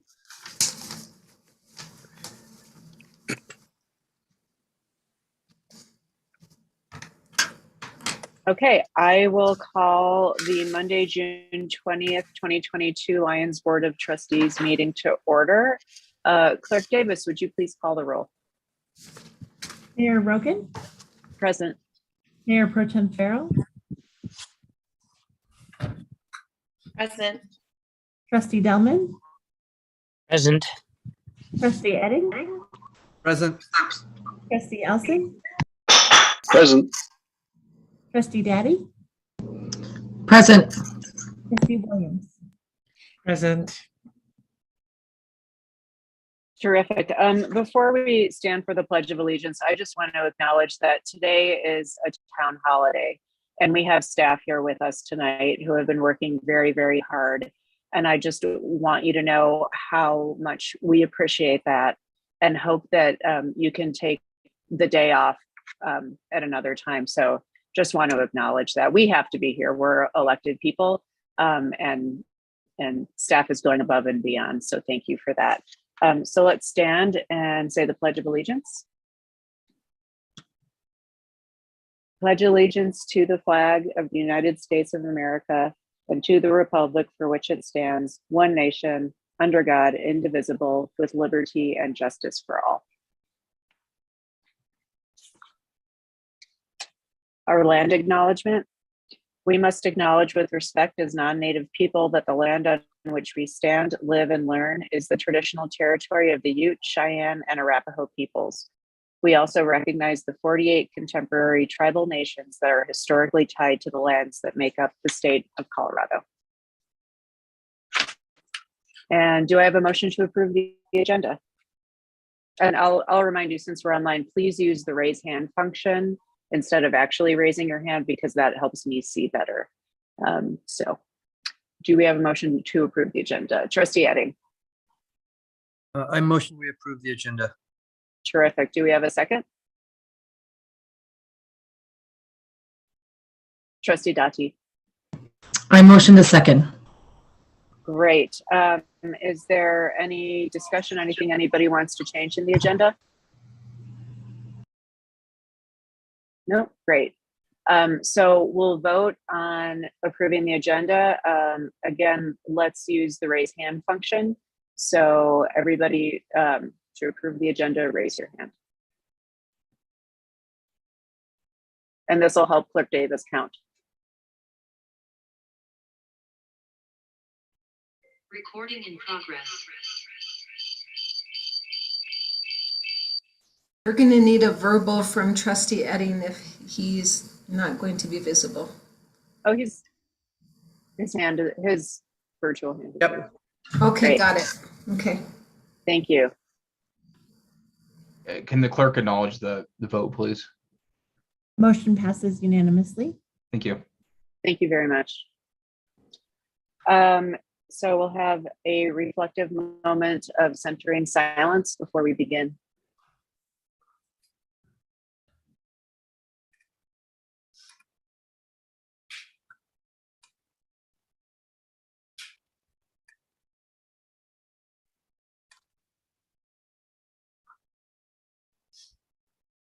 Thank you.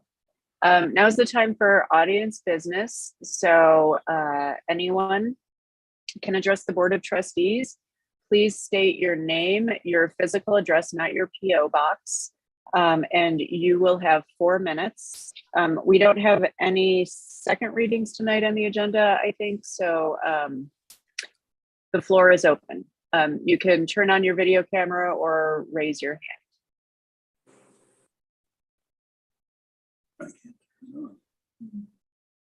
I don't see anybody. Clerk Davis? Don't see anyone either. Okay. We will move on to Sergeant Chris, Boulder County Sheriff report. All right. Good evening, everybody. I have a few things just to talk about real quick. Number one, co-responder Lynette has moved into her offices in the depot building. So we're welcoming her in. She's been doing some ride-alongs with the deputies and connecting with staff up here. And she's invested in town as well. So she's a great addition and we're looking forward to working with her. The hot topic being the tubing ban. Thanks to Chief Zick, he was able to provide me with the water levels for this afternoon. They were around 690, so still fairly high. We'll continue to watch it this week and keep the ban in place. And hopefully, as the water rescinds, we'll take a second look at it. And if it comes down below levels or we think it's safe, then we'll go ahead and pull it. But that'll be to be seen. Speed trailer's up and running. We've got it around town right now. We're doing a little bit of a study survey type thing up on Stone Canyon, taking care of some complaints up there. I want to make a quick note that National Night Out is coming up August 2nd. I have not tapped into Lions Fire yet, but they've always been on board, and together we'll work together and provide another great National Night Out over in Bond Park. And then COVID counts have hit the department a little bit. The Boulder County Sheriff's Office, I know our jail is increasing in COVID counts, and we have some patrol deputies that are out and have been out with some COVID issues. I myself was sick for about the past couple of weeks, but it was not COVID, thank God. But it is definitely kind of creeping through Boulder County. So we are kind of instigating some safer practices as we go along. Other than that, everything is kind of status quo in town, and staying busy with some other projects and things like that. That's all I have for tonight. Terrific, thank you. Anybody have a question for Sergeant Christ? No. Sergeant Christ, did we ever catch the graffiti artists? Working on it. Still an open active case. We are looking through some videos. Hopefully that they'll capture something. It's always tough. You know, we only have a limited amount of cameras, and once we place them up in an area, the graffiti tends to stop in that area and then gets tagged somewhere else. So we are still working on it, but it is an open investigation. We haven't taken any reports recently, which is some of the cameras up there are acting purely as deterrents, which are good. And yeah, that's it on that. Okay, great. Well, thank you so much. Mr. Sparks, I see you have your hand up and the time for audience business has passed. So I would ask you to please mute yourself and feel free to send us an email. Okay.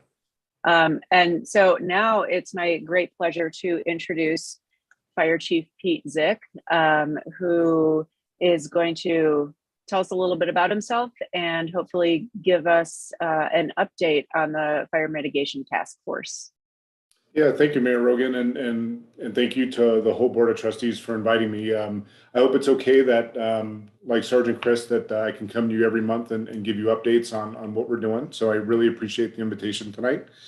For those of you that haven't met me, I just wanted to go over a couple of things. And first of all, I'd like to tell you a little bit about myself. I came to Lions in March of 2021, came from Arizona, from the Phoenix area, after spending my entire career pretty much in Arizona. I did 35 years in the fire service in Arizona. So I came to Lions after I retired in 2018 because I kind of found that I wasn't done giving back to the fire service as much as I thought. So I'm really happy to be here. The department is a great place to work. And honestly, the town has been absolutely wonderful to me since I've been here. I love Lions and I love the whole community. So I really appreciate all of you and your support for our department. So before I get to mitigation, Mayor Rogan, let me go over a couple of other things, and we'll talk about the whole mitigation thing a little bit more in depth. As you know, we had our election in March of this year, and then our bond or our mill levy was approved. So what I've been working on the last couple of months is trying to get our hiring process in place. As I told many of you before the election, my goal is to try to get some more manpower and to bring ALS to our fire district to avoid the long response times that we get from AMR sometimes. So I want to have ALS in that district. So that's what I've been working on for the past month and a half or so since the election. We're almost there to the point that I can start hiring some people and getting some more people on staff. So that's a really exciting thing for our little fire district. We're going to start transitioning from a pretty much a whole volunteer fire department, and we're going to start transitioning to a more paid staff. So a very exciting time for our fire district. We have a new fire truck on order from Rosenbauer that was ordered back before I came. So I'm going back to Minnesota next week to do the mid-build inspection, which means that I inspect the truck at the midpoint to make sure everything's okay. And then we should see our new fire truck sometime 45 to 50 days after we do the mid-build inspection. So you can plan, we're going to do a big production. There's a tradition in the fire service that once a new truck arrives, we push the other one out, we physically push it out, and then we push the other one into the bay. So we're going to make it a big community thing and invite everyone to the fire station and probably have like a big open house at the same time. So it's going to be a fun event. Let me talk a little bit about prevention. One of the things that I'm really happy about is our Assistant Chief and Fire Marshal Chief Pischke has been working very closely with the town, and town staff has been absolutely amazing. What we did, we started a prevention program, which we've never had in our town before, and we're starting to. The first step is that we got into every business.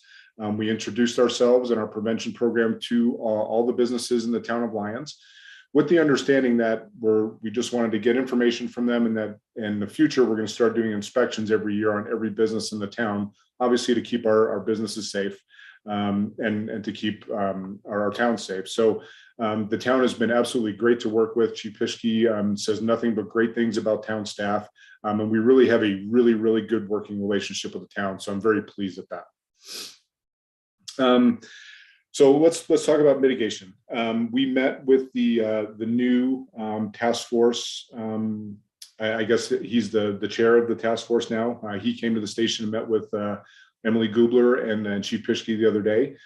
He seems very excited about the possibilities and all the work that we've been doing previously with mitigation. And we plan on working very closely with him in the future. One of the things that we started to do this year as far as mitigation is we started doing mitigation by community rather than by homeowner. And we did that for a couple of reasons. The first reason is it was very hard to get out to every homeowner that they needed to do mitigation because it creates kind of a communication nightmare for us. So what we decided to do is we decided to take mitigation, we decided to take that to a community level rather than a homeowner level. And what that did is we started inviting community members as a whole to come to meetings, and we would pick like one house in the community and we would talk about mitigation. We had fire partners there that would come out and they would give their input on fire mitigation and how to keep your home protected.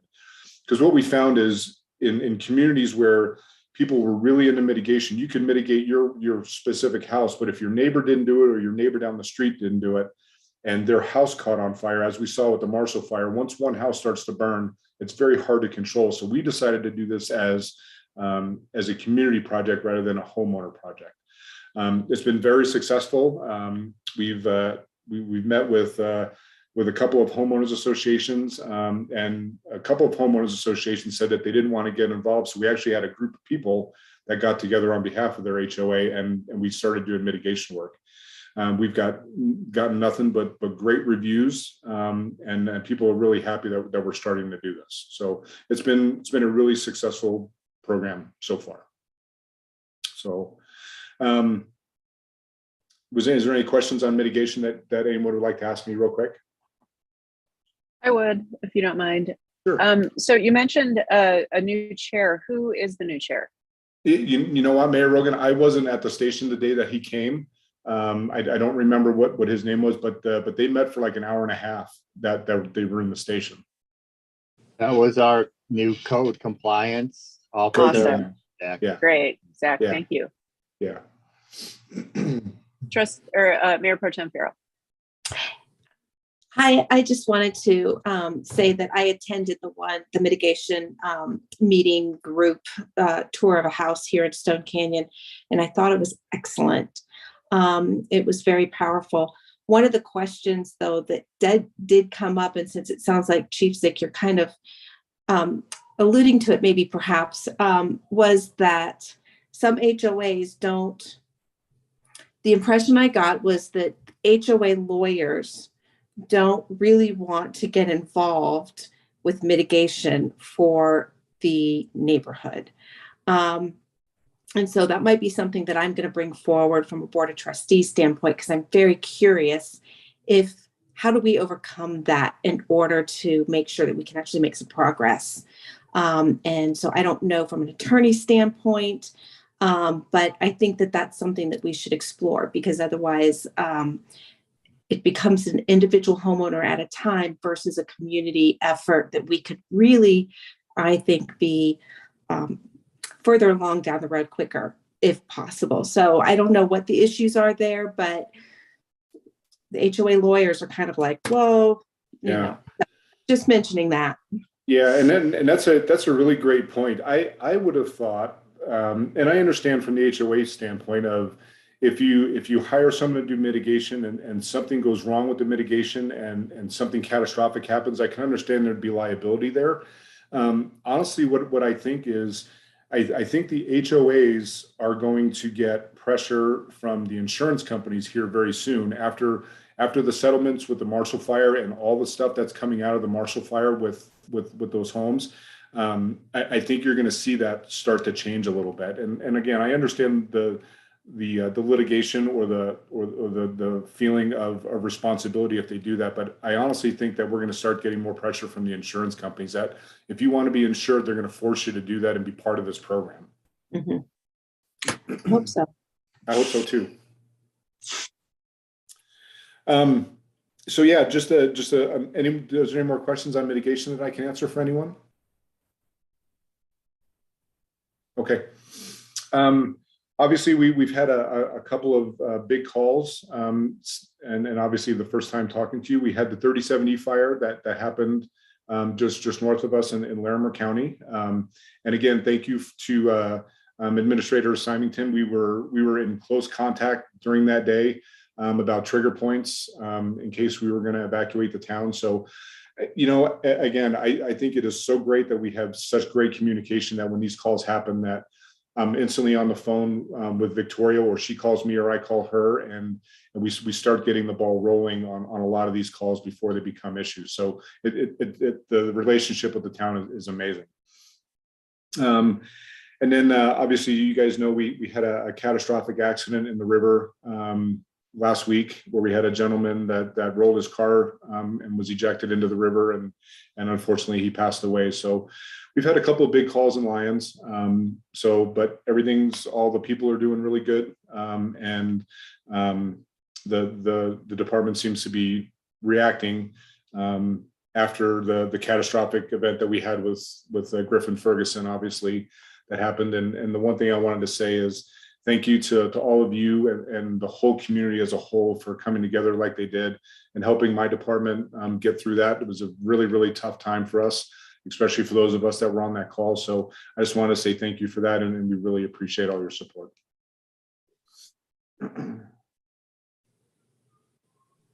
Anybody have any additional questions for Chief Sick?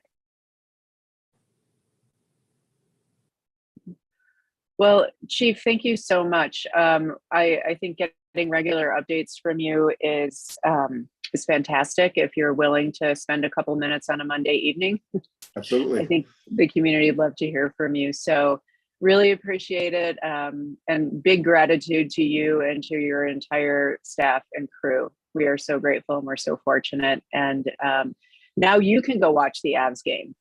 I'll pop in and give you guys updates every once in a while. Okay, that sounds good. Thank you so much. All right, thank you. Thank you. Good night. Okay, so now we have a first reading of Ordinance 1123, an ordinance of the Town of Lyons, Colorado, amending Chapter 13, Article 1 of the Lyons Municipal Code concerning electric service line undergrounding. Can we please have a staff report, Director Kaplan? Hello, Mayor and Trustees. So this ordinance came about from a number of residents, different, I don't know of any businesses, but residents coming and asking about changes to their electric service, upgrading the service size, being the biggest one, but putting in a new ADU or a garage and needing to move service lines. And then the correspondence with the fact that the town has been working to underground its main distribution lines as much as possible. That had become one of the goals. So it seemed like it would be the right time to start looking at undergrounding service lines to the residents' property at the time that they were going to do upgrades to their electric system. Currently, it's not required. The town can point out benefits to it or make recommendations, but there is no requirement for that. So this code would require any property owner that currently has town electric service that wanted to upgrade their service size or that wanted to do another change to their service, that it would require them, if they had overhead service currently, to underground their service lines. Usually this comes about when there's a desire to upgrade or increase. It wasn't set for when there was just a repair or a repair to the current system, so that it was at a time when they were already looking to do some expansion, maybe to add electric vehicle capabilities, or again, if they're building an ADU, they might need more electric power. So it was at a time they were planning to do some expansion. And the UEB had thought that this would be a good amendment to the code. That's Thank you, report. Director. I'm sorry, were you finished? Yes, I was just saying that's the report. Okay, thank you. All right, who wants to kick us off with questions? Because I warn you, Aaron, I have a list. Trustee Edding. Aaron, I just want to make sure. So this is really coming with a recommendation from the UEB to do this, right? Yes. So that's implicit. We don't need anything more from them. They're the ones that brought the resolution to us. So their recommendation is implicit in this. Their recommendation, they didn't bring it to you. I did bring it to them to vet with them first. And so the UEB did vote and felt that it was something they thought should be brought to the trustees. Okay, I guess as a matter of procedure, when a commission like the PCDC or the UEB makes a formal recommendation, is it just by a report like this, or do we get something specific from them? I believe they would ask staff. Attorney Dittman? Well, I think it depends, right? If it's something that required in the code, there'd be a formal recommendation, there'd be a resolution accompanying it. I mean, that's what you're going to see in the next agenda item. There's a formal resolution saying we recommend X. In this case, it's more something they've worked on, and then Director Kaplan has brought to you. Okay, so we wouldn't need anything specific from them. Okay, I just it would be kind of nice to hear a little bit more about their reasoning. But if that's just going to go through Aaron, that's fine. I mean, if you could always, if you wanted to, for the next meeting, request that they do a formal, some write up about why they think this is necessary, if you wanted to. Administrator Simonson. Thank you. Traditionally, yes, if an ordinance is coming in front of you, we usually have a workshop unless it's fairly straightforward, which I think maybe the UEB felt it was. This would be putting electric service upgrade in the same category of like our water that we talked about earlier, that if someone's going to upgrade their line or make improvements, that's the time to do these sorts of things. So from my perspective, I see it somewhat as if you're going to make improvements to your line, that's the time to bring it up to the current code. Other questions? Okay, I'll start going down my list. The first question I have is, how many electric customers per year on average require increased service? I've seen a big uptick this year, so I don't have a number from previous years, 1 or 2 maybe. Again, for me, it's only been 2.5 years on the officially on there, working for the town as opposed to volunteer with UEB. This year, though, I've had at least 4. So that's, you know, a big change from just 1 or 2 the last couple of years. Okay. And do you have a sense from your experience undergrounding lines in town, what the average cost per foot is, or how to determine how much that might cost somebody? Right. I definitely think it depends on where they're at. Trying to get an average may not be as proper as determining if you're going to be on the bedrock, where you really have some more concerns, versus down in town where you can dig easier. I tried to get some information and got $4 to $5 for the excavation work. That would probably be the biggest aspect of it. It would depend where they have to do the excavation work, then laying in the conduit and the wire. I would need to get a better number, but let's throw it at the high end at $20 per foot Okay. as a guesstimate. Okay. And so next question is, so in the ordinance, it states another modification to existing service. So besides increasing the amps, what other modifications to existing service were you thinking about? Was the UEB thinking about? We had one where a utility pole had to be put in. We had to move lines because they were building on to their garage. I don't think it was an entirely new one.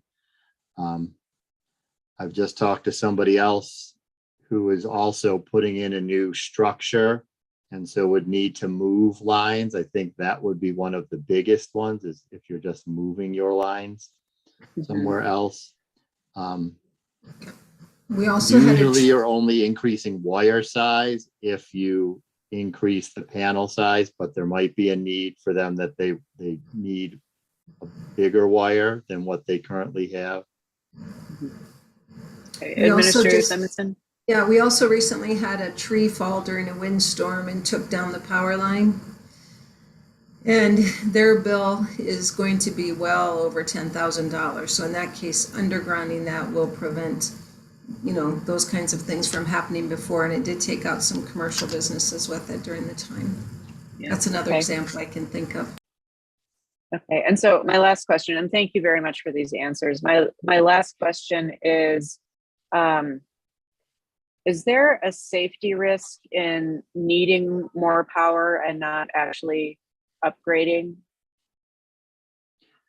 Usually you would be damaging your own system. If you tried to run more on it, you would just, the circuit breakers would go, you wouldn't be able to. We wouldn't necessarily allow somebody to we wouldn't allow somebody to upgrade their service if they didn't have big enough lines for it. They could potentially get new lines run overhead that were larger, that would be sufficient for their service. They wouldn't have to underground them. But currently, if we thought that the line that is existing was too small to go up higher than what they have, we would already be required to put in a new line. You could just choose to do it overhead or underground. Okay. Any other questions from any trustees? No? Okay, I would entertain a motion in a second to open it up for discussion.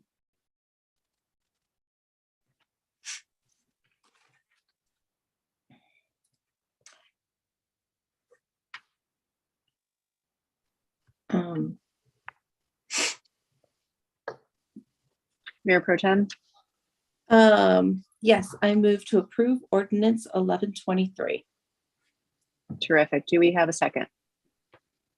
Trustee Williams. I second that motion. Terrific. Thank you. Who would like to kick off the discussion?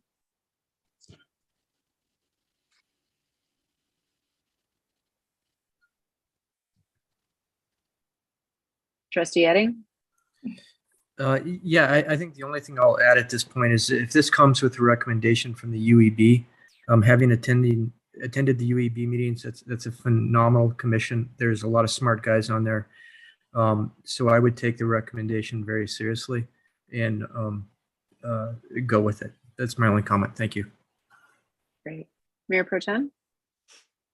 Yes, I actually think that as we, throughout this whole packet, there was a section in the consent agenda that is looking at our hazard mitigation with Boulder County.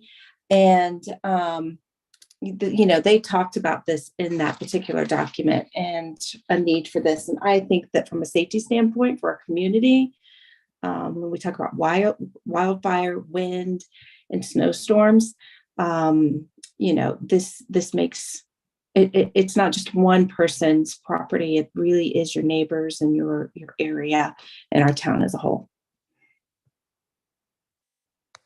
Thank you. Anyone else have any comments?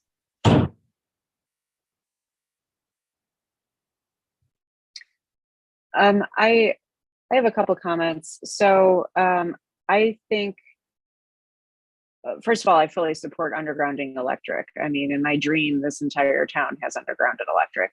So just to make that perfectly clear. But I want to make sure that we're being as specific as we possibly can be. And so another modification to existing service seems a little bit vague and open to interpretation.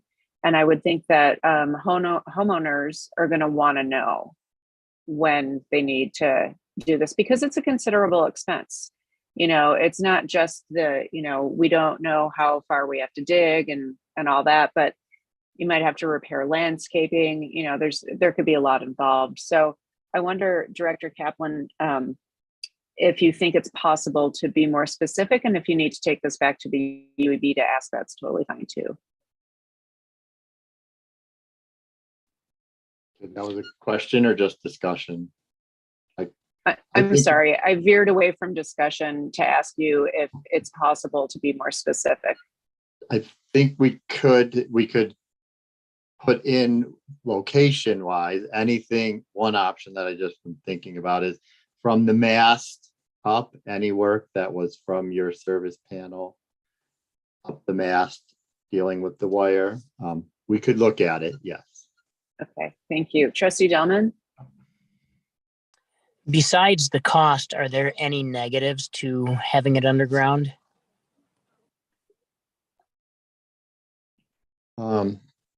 Not from the town perspective that I could think of currently.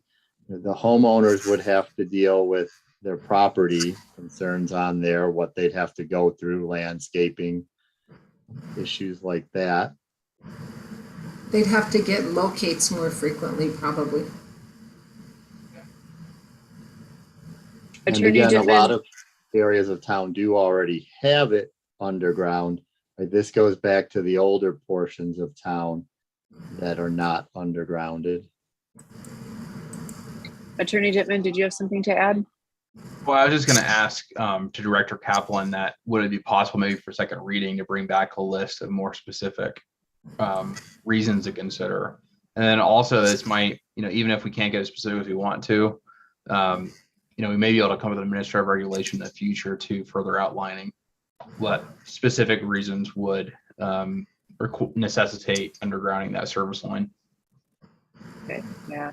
I think I personally would like it to be more specific. I think it'll save us some headache in the future, should it pass. Any other comments? Any amendments? No? Well, then I will call for the vote. I believe Mayor Pro Tem and there's Trustee Edding, thank you. So all in favor of passing Ordinance 1123 on first reading, please raise your virtual hand. Or Trustee Delman can raise his real hand, because I think he's still in the car.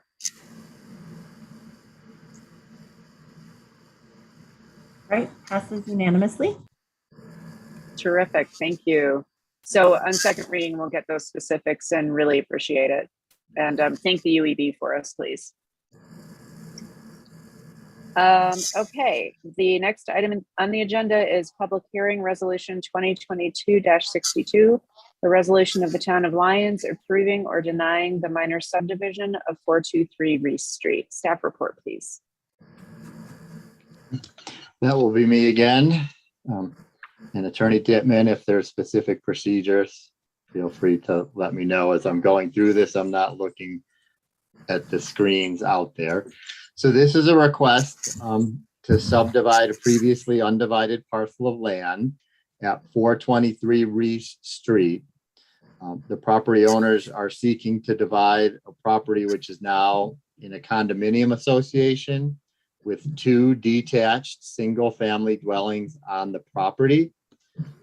This is a property that has been in this particular circumstance. The homes were constructed in 1903 and 1940, so they have been there for a well-established length of time. And the big difference with this subdivision from most subdivisions is that there's no future development proposed for the property. The division is proposed to accommodate the existing dwellings that have already been there. Go through some of the notes as we've seen. I have a few things on the agenda tonight, so trying to be prepared for all of them. And this proposal did require some setback variances, and it did go to the Board of Adjustments, and the Board of Adjustments did approve the setback variances with their resolution that was in the packet.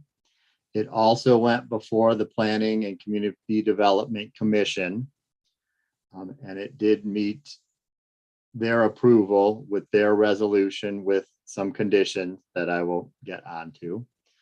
The proposed subdivision does meet all the applicable requirements of chapter 17, yes, chapter 17, section 3-60. It conforms to all the applicable requirements for the zone district in which the property is located, with the variances that were approved by the Board of Adjustments.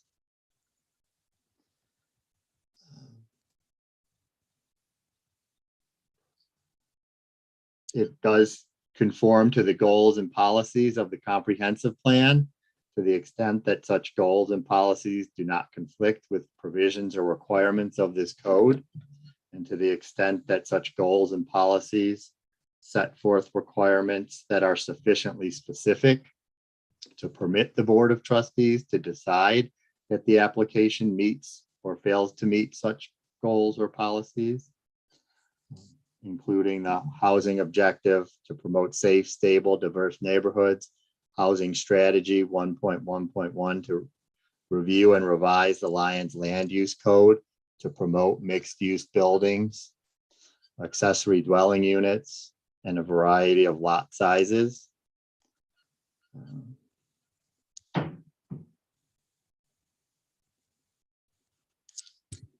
Again, the applicant, let's start that part over again. Going to the conditions that were requested by the PCDC to approve the minor subdivision. They were that the applicant shall resolve any minor technical issues on the amended plat. The applicant shall pay all reasonable fees and costs incurred by the town and its consultants in reviewing and processing the plat. The applicant shall be bound by all conditions of the variance approval contained in BOA Board of Adjustments Resolution 2022-1. The applicant shall negotiate with the town an easement and an easement agreement for the stormwater conveyance structure. And the applicant shall submit to the Town of Lyons Board of Trustees a waiver requesting water rights and tap dedication requirements for the subdivision, which the applicant has submitted that waiver and has submitted plat with the stormwater easement, we would still just need to develop the easement agreement, which is being discussed. That's my staff report. Terrific. Questions for Director Kaplan?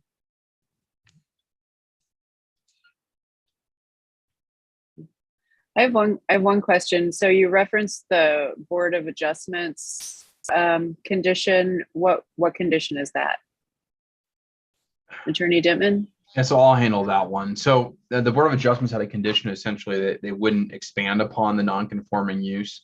The Lions code of the Lions municipal code basically says if you have a non-conformity and you're granted a variance to allow for that to exist, you can't further perpetuate it. And so you couldn't, because they're already getting a variance for the setbacks, they can't further intrude upon those setbacks by expanding the outline existing buildings. And so that is the condition that the Board of Adjustments approved in order to basically contain this nonconformity. So we don't have, zero lot line on all sides in the future. Thank you. Mayor Pro Tem. I think you answered most of what I was just about to ask from that standpoint. So basically, after this is let's say approved and completed, they can't go in, scrape and rebuild something that it can go higher, it just can't go wider. Is that correct? Yeah, the existing footprint can't be changed without some sort of future approval by either the Board of Trustees changing the code or some future variance. We can't bind the hands of a future legislative body. I think you're going to hear me say that all the time throughout your term. But pursuant to the terms of this condition, it's going to be a hard, persuasive burden to overcome that, I think. Okay. And then, Aaron, when you were, or Director Kaplan, when you were referring to the water, I lost it in my notes, that there needs to still be an easement agreement with that, with the stormwater drainage. So I kind of would like to have a little bit more information as to what that means or could look like ahead of time, I guess. And so would we bring that back, or how? That would, yeah. So condition? Maybe I can explain lay a little more foundation about what this is about. So I think when the applicant provides their presentation visually, you'll understand better about what's going on here. But essentially, the way the existing property exists today, there is a ditch, a stormwater ditch that basically bisects the two properties, right? Pretty significant deep ditch that you'll see in the applicant's presentation. Right now, there is no documentation about who owns that ditch, who maintains that ditch, what it's for. But that ditch is contained within the town stormwater master plan. And so it's an asset that we would like to use potentially. By the plat that's going to be, that's being proposed will, there's an easement on that plat giving it to the town, essentially, to get, that it'll be the town structure. However, there's nothing, about who maintains that structure. And so what the town would like to do with the applicant through this condition is basically lay out the maintenance responsibilities for that ditch structure. So essentially the adjoining homeowners would be required to make sure that ditch was clear of any sort of debris, but we would have the right to come in and reconstruct it, turn into a pipe, do any sort of major stuff the town would need to do in the future. And so that's kind of the idea behind this. And there's just not enough time, and it's not really prudent to spend the work required to do that if this isn't going to be approved. And so the way, procedurally this would work is that if you approve this tonight with this condition, that variance is not effective until all those conditions are met, right? And so they would have to come back with a resolution approving that easement agreement, and it would be recorded with the properties. And then, so what happens if you can't come to an agreement? They don't have a subdivision. It stays one property. And Okay. I make that super clear for the record here tonight, that unless we can come to an agreement on that easement agreement, then their subdivision is not effective. Is it wise to put some sort of deadline to that? We can, if the board would so wish, we could put a specific deadline on that. Is there a certain amount of time that usually goes, a process of time that usually takes? Are we talking weeks, months? What's reasonable? I'd probably say at least a month. I don't know. Director Kaplan, do you have an opinion on it? Not sure with the legal proceedings, what that might take. I think we're not going to have too much trouble coming up with the actual agreement language. So a month sounds appropriate. I think the applicant would like to have it done also, so. Yeah, I would say I would have to be at least to the second meeting in July, so it'd have to at least be the 18th. So I'd probably be safe. I would say August. August 1st would be the first meeting in August. Or what happens if we don't meet the deadline, though? The applicant wants their subdivision, so putting the deadline on it, not sure what that does. I think we can make clear for the record here tonight that if they don't meet that deadline, the subdivision is not effective unless otherwise waived or amended by the Board of Trustees. But if we were to put in a more reasonable amount of deadlines for things that come up, so a 2-month deadline or something like that, it's not an unreasonable No. recommendation. Okay. This should be accomplishable within 2 months, I would think. So if you wanted to make it towards, August 15th would be the second meeting in August. I think that'd be more than enough time from my perspective. Okay. Thank you. Trustee Edding? Yeah, so this is jogging my memory. I believe at one point we were talking about the fact that we realized people in town were condominiumizing properties, specifically condominiumizing, if that's the right word, condominiumizing properties in single family neighborhoods. And I don't recall, but I don't think we were that excited about it. I forget the reasonings. I thought it was based on the fact that they could skirt all kinds of ADU and short-term vacation rental regulations that we had written. I just wondered, Attorney Dittman, if you could, if you could just talk a little bit about, is it a good thing to basically unwind this condominiumization, go back to a more structured zoning or a more structured ownership of this? Is that good for the town? Is this really why we're doing this on this specific piece of property? Well, I think there's a couple of things going on here. I think first, it's probably worth mentioning this property is pretty unique compared to other situations where the condominiumization has occurred. In this case, there are 2 single-family homes. Not an ADU situation. This is a very clearly separately owned. They're almost exactly the same size, the 2 dwelling units that are on the property. They have separate utility connections, including separate water dedications. One of the issues that we had where the condominiumization issue came up, when people started doing it, frankly, and then why we put in regulations to tamp down on that was they wanted to skirt water dedication requirements. By condominiumizing a unit, you could do a couple things. One, you wouldn't have to dedicate additional water. And then 2, you could get around the zoning regulations for density more or less. This would not increase density because it'd be decreasing density because it would be less units on a single lot. They already have a tap and have already dedicated the water. If it was our preference, this property, the second dwelling unit, would not have been sold until it was already subdivided. I think that was a mistake. And it was frankly a violation of the zoning code at the time. And them condominiumizing it was a way to avoid repercussions for that, more or less. But this is actually an undoing of that past wrong, more or less. And so it's not a perfect solution. A perfect solution would have been to buy property from adjoining landowner to make, lot sizes that were more amenable to what the town provides. But given the kind of the uniqueness of the situation, it's probably the best possible outcome that we could hope for, just given the uniqueness of this particular lot. This is not to try to encourage other condominiumizations properties from doing this. It's a different situation. You probably will be required to dedicate water in those cases. But given kind of the facts here, it seems reasonable to allow this to happen, at least from my perspective. That's again, a policy decision for the Board of Trustees, not for me to make. Okay, so it seems like uncondominiumizing this, and I assume the condominiumization thing all goes away too, right?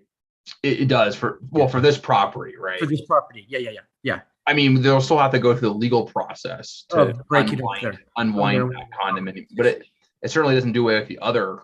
That's right. Condominiumizations. It's just this one. Okay, yeah, I fully understand, but it just feels like it's just kind of, this is just some good housekeeping to clean some stuff up. Administrator Simons, do you something to add to that, or you're good? Okay. Other questions?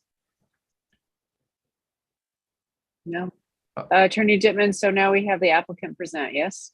That's correct. So we'll have the applicant present, and when the applicant has concluded, including answer any questions you may have, we'll have the public weigh in if they so wish. The applicant will get the chance for rebuttal if to any public comment if that's made, and then we'll close the public hearing. Motion, second, discussion, any amendments you want to make. So that's the process. Terrific. Thank you. This is our first public hearing as a board, so appreciate that. All right. The applicant, Ms. Lynn, would you like to make your presentation? Thank you for coming. Yes, thank you so much for your time. So yes, I'm Danielle Lynn, and I am technically the managing member of the condominium association and the applicant. The other homeowner, Sandra Haber, we've been working together, so we're in agreement with this. She is out of town currently, so she didn't join in this evening. I'm going to share my screen. Presentation.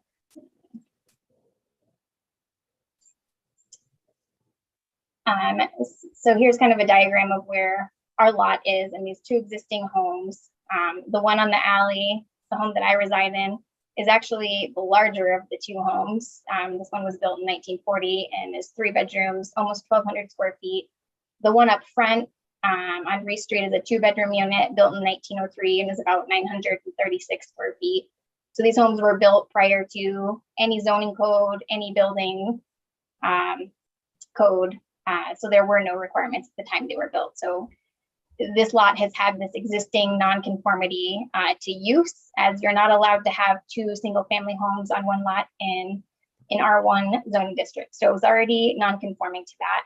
And just a quick history on the condo thing, we certainly never intended to try and bypass anything or do anything illegal. Actually, originally approached the previous, I guess even previous to Philip, Paul Glasgow, about trying to subdivide this quite some time ago, many years ago, and he just told me that we weren't able to process it, and he wouldn't allow us to submit or start the process just because we were under the 7,000 square foot per lot requirement, and so it never moved forward. And he actually informally told me on several occasions that creating condos would be an option. So actually, he was the one who planted that seed. So anyway, no, I won't go into all the details there, but I just wanted to touch base on that quickly, that we certainly did not intentionally try to bypass any process or regulations. And this is allowed under the state of Colorado, and it was done by a lawyer and all that. So anyway, that aside, here is our very, very unique lot. And let's see, this is a picture of this stormwater ditch that we've been talking about. So it's just this large open sandstone ditch that physically separates the two properties from each other. Let's see, I already kind of mentioned the nonconformity. So as part of this process, we went to the Board of Adjustments. So we needed to get a variance to lot size as well as setbacks, so that in order to move forward into the subdivision process, we had to show that the lot was in conformance with zoning regulations. And by getting the variance for both of those items, that would satisfy that requirement. So that's why we went through that process. Again, we're not planning to scrape or rebuild or change homes, but definitely understand that those the extra condition in there that we can't expand the non-conforming setbacks further. Helps protect these properties in the future should anyone try to develop it. Again, we weren't trying to make it so that you could just build a house on that entire lot. And this is a quick diagram just showing the area. So with the white dashed rectangle up here, this is the lot we're talking about. All of the homes that have the little asterisks on them are lots that are under 7,000 square feet already. And homes with an A are homes that are accessible via an alley access only. So it's not, it's also not unprecedented to have this condition in Old Town here, where these homes were built before zoning regulations. And we've spoken with all of the neighbors as well, and they have all been in support of this. Aaron Kaplan kind of touched on the utilities. We're not requesting any physical change to utilities, and they already have separate accounts and separate meters. We are, as part of this, requesting a formal waiver. As I understand, the subdivision process just has a generic requirement that any subdivision requires water dedication and taps. And so we're requesting a formal waiver for this, as it looks like going through the records that has already been taken care of on this lot and documented that 2 separate homes existed when all of those agreements were formed back in 2003. And this is a diagram just to kind of help get your bearings a little bit better. This green that zigzags through the lot is this large ditch that we're proposing to get it to dedicate a new easement to the town. And the property line we set kind of goes along with that. And the reason we have put the property line here is because it actually gives each lot the most usable amount of yard space, as opposed to if we cut the lot directly in half, each lot would be left with a triangle that they could not access without building a bridge or something like that. Which is also not great for, if there were a flood or anything. You don't want to add any obstructions to this area. So we came up with this kind of diagonal split, the simplest way to get each lot a fair amount of yard space and a similar lot size. This yellow swath that goes down here is a sewer easement that already exists. The town owns. A sewer main runs through the property. So we're kind of already bound by those 2 items anyway for future development issues. And then our non-conforming setbacks are to the front and rear of each home. The side setbacks are already in conformance with zoning code. And Aaron already touched on the standards of approval for the minor subdivision, so I won't go through there, but I'll open it up to comment. Thank you. Thank you. If you have a question for the applicant, please use the raise hand button so that you can pop to the top of my screen. Oh, thank you.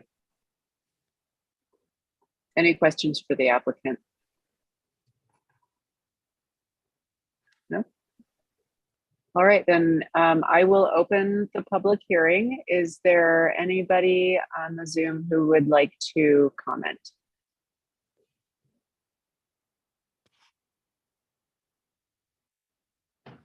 No, wow. Unusual, people always have opinions. All right, so then I will close the public hearing and I would entertain a motion, correct, Attorney Dittman? Yes, okay, I would entertain a motion.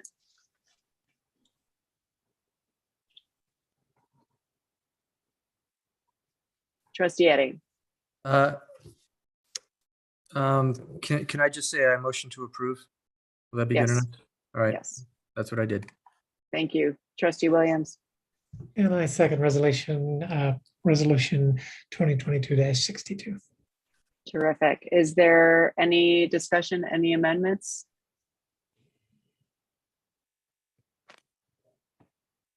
Mayor Pro Tem. Yes, I'd like to make an amendment. I'm curious. I'm going to make an amendment on the easement agreement that we set a deadline for it. Since there's been a motion to approve, I'm assuming, but I want to know for a fact, does that include the conditions with the PCDC's recommendations? And yeah, so the resolution that was before you included the PCDC's recommendation. So yes, it would include those. Okay, so my amendment is to the PCDC recommendation number 2, where the easement agreement between the applicant and the town is drafted and agreed upon for the stormwater drainage easement for August 15th due date. Or I don't know if you're trying to do this actually, Attorney Dittman, would you technically want that maybe done by sometime around the 11th for it to be on the agenda item? Should there be a problem with the agreement that would come to the board on the 15th? Maybe we just have it needs to be approved by the Board of Trustees, negotiated and approved by the Board of Trustees by August 15th. Okay, I'll just take what Attorney Dittman said. And an actual board resolution, I think that's section 4, subparagraph 4 for those looking at that. Thank you. Is there a second to Mayor Pro Tem's amendment? I second. Thank you, Trustee Edding. Is there any discussion on Mayor Pro Tem's amendment?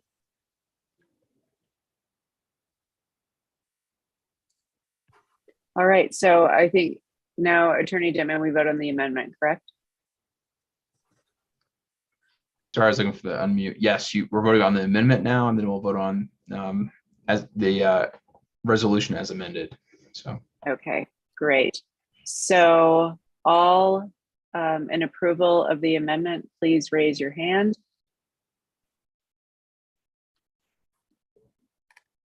Terrific. Motion passes unanimously. Thank you. Are there any other amendments? All right, then we will vote on the motion as amended. All in favor, please raise your hand.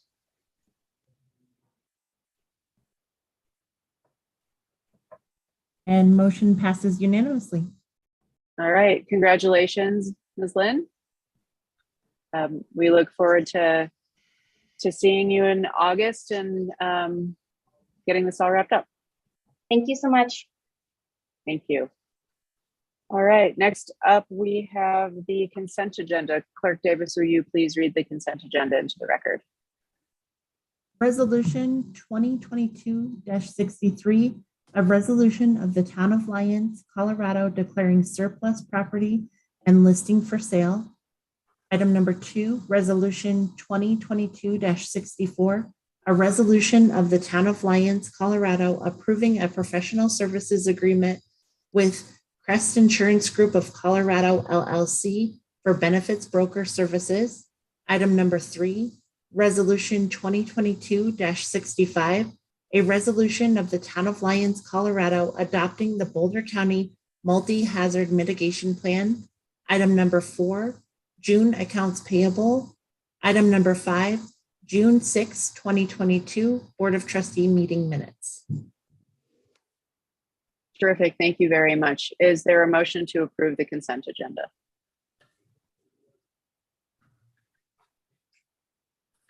Trustee Daddy, your hand is still up, so I'll ask you if you'd like to move to approve the consent agenda. I move to approve the consent agenda. Thank you. Is there a second, Trustee Williams? I second that. Thank you. Is there any item anyone would like to pull from the consent agenda? Mayor Pro Tem. Yes, I'd like to pull resolution 22-65, please. Great, thank you. Anyone else have anything they'd like to remove from consent? Then we will vote on consent with the exception of the item that Mayor Pro Tem pulled. All in favor of approving consent, please raise your hand.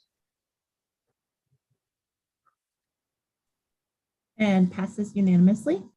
Thank you. Mayor Pro Tem. So the reason I wanted to pull this is because I felt that there was some really good direction on comprehensive plan elements to this in terms of, you know, it looks like a lot of work has already gone into mitigation in the various areas for our town. So I was wondering about really taking this, approving it this evening, but taking it to our commissioners and the various commissions to have them go through this. We've talked about having our commissions set their priorities based on what direction we are giving as a board of trustees. And I think this covers so many important elements, but I'd also like to see it incorporated into the comprehensive plan. I mean, it really talks about what needs to be done, what's been accomplished, but more importantly, I really liked the section that was outlining goals and recommendations, and that it actually hasn't started yet, or it will start, or it's in the future.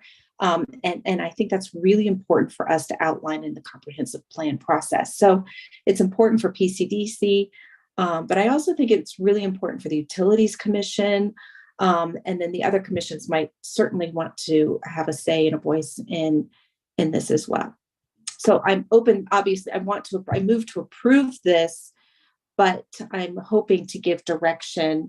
And if staff is in agreement, Administrator Simonson, that would be a good process and approach. Administrator Simonson, yes. Thank you. Yes, this is a document, as you read in the background, that is a requirement moving forward if you're wanting federal assistance in the future. You have to have identified that it's a hazard for your community and have things that you're working on mitigation wise to try to prevent it. So this is, gosh, I don't know if this is the second or third update I've been involved with. We keep fine tuning it, but it always seems like it comes in, you know, during a busy time and they give you a couple weeks. So I would love to have another, you know, several sets of eyes look at it and continue to add to it. I don't think the county will officially update it again for 5 years, but I do think it will.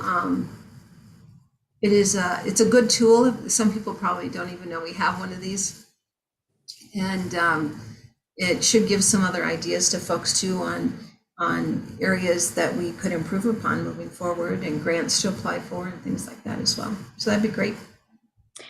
So that actually raises one question then. Is there a timeline that this needs to be adopted? Are they expecting us to adopt it this evening, or should we give it to the commissions and have feedback before we adopt it?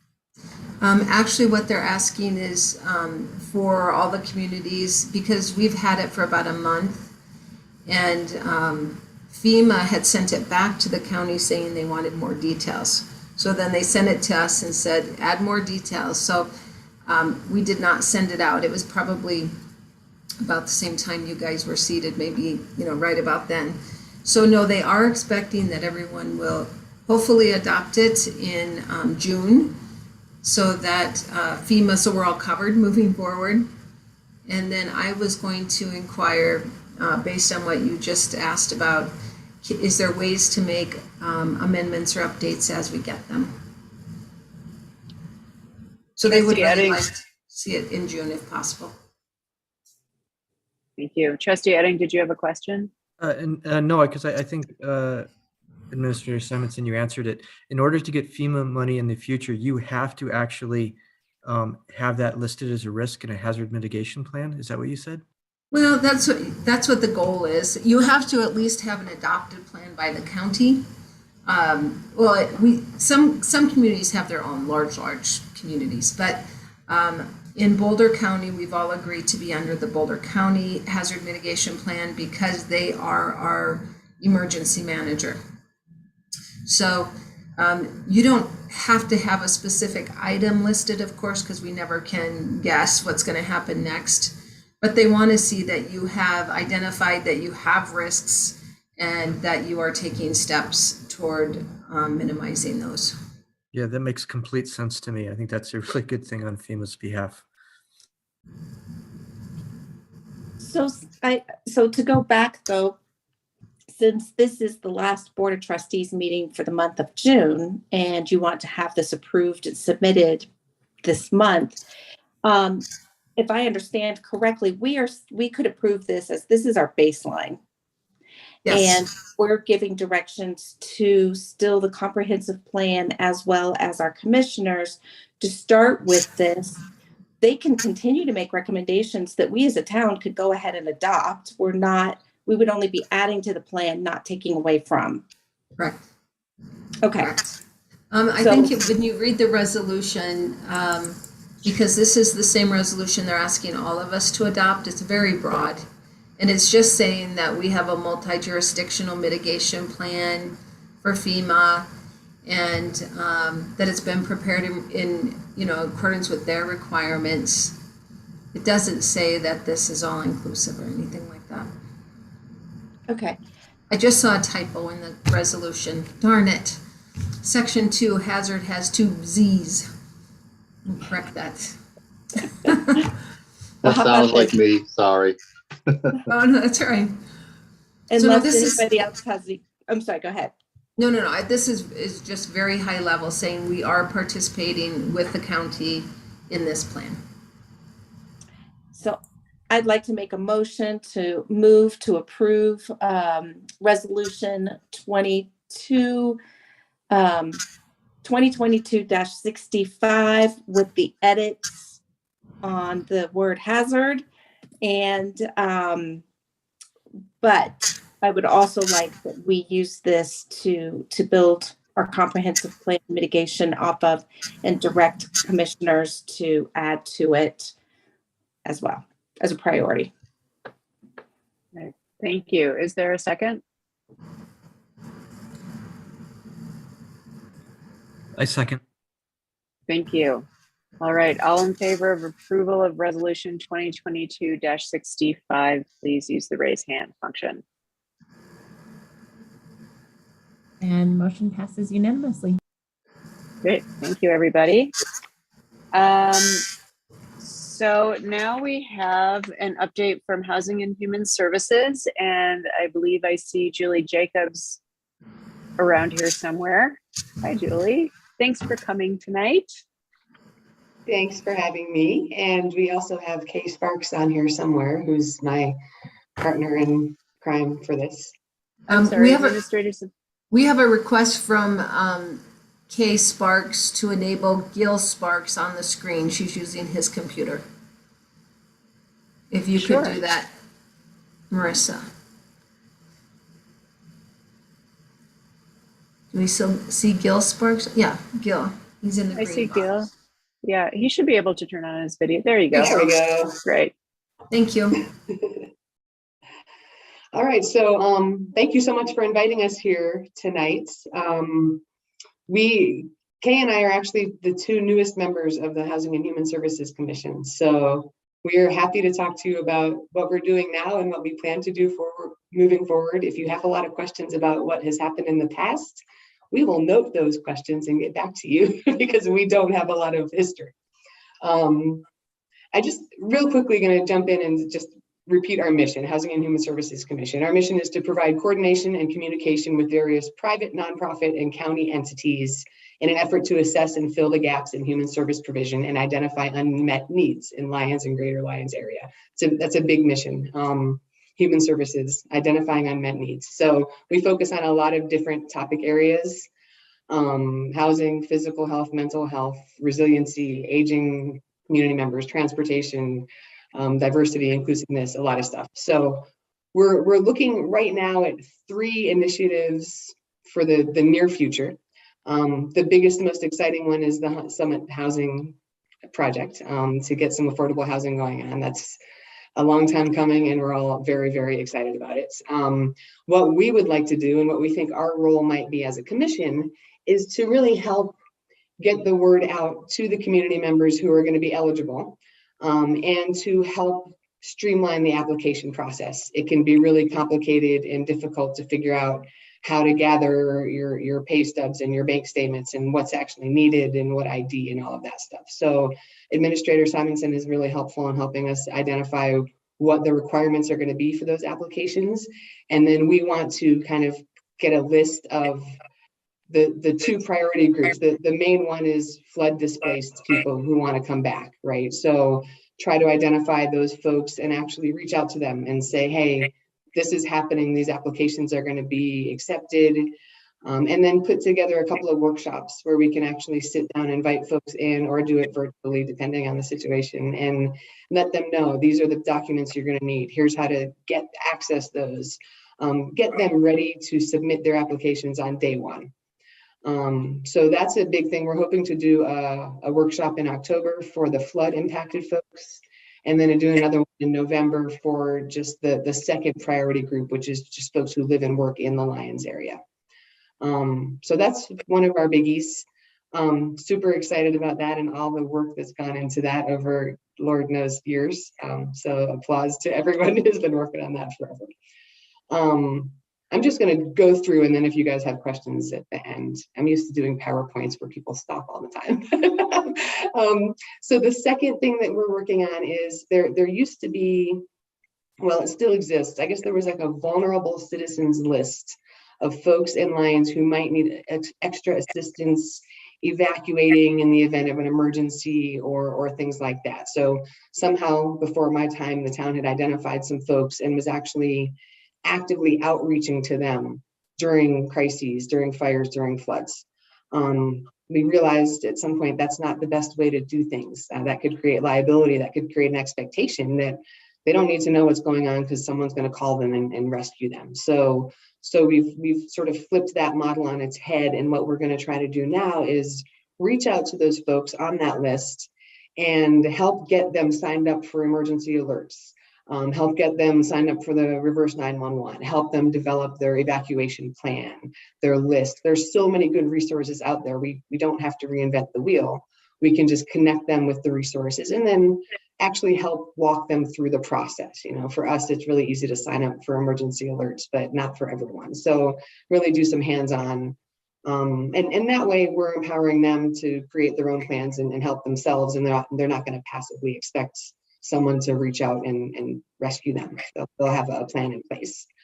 So that's number two. And then kind of back burner right now until Summit Housing, Kay and I are kind of obsessed with safe housing and affordable housing. And so we'd really like to figure out some way to find ways to ensure that the rental housing and that the affordable housing that is in Lyons now is safe and livable.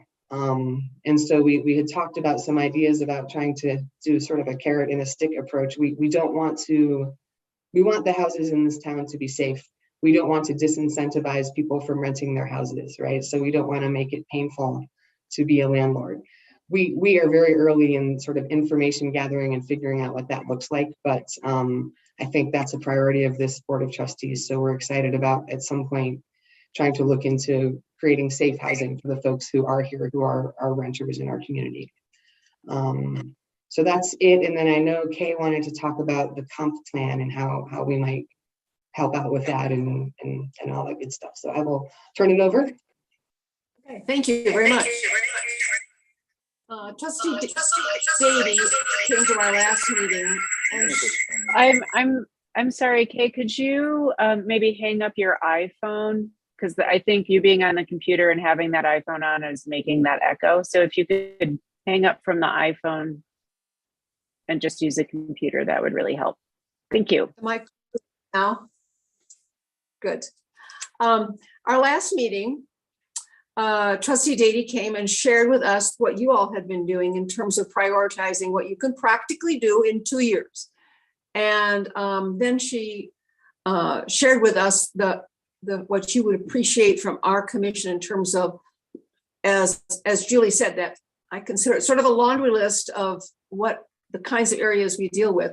looking at assessment, looking at services, looking at all sorts of things. And we looked at it and we said, wow, we need some feedback from you in terms of within that comp plan or that list, what's a priority? Because frankly, it's such a large project.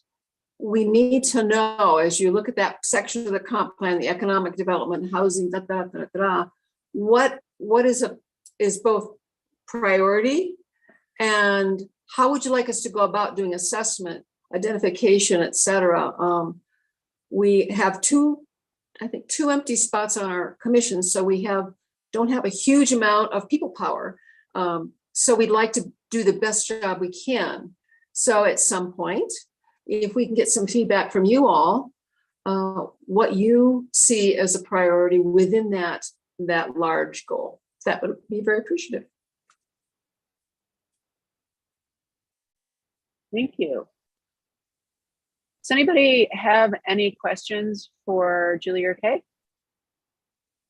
Housing, human services related stuff?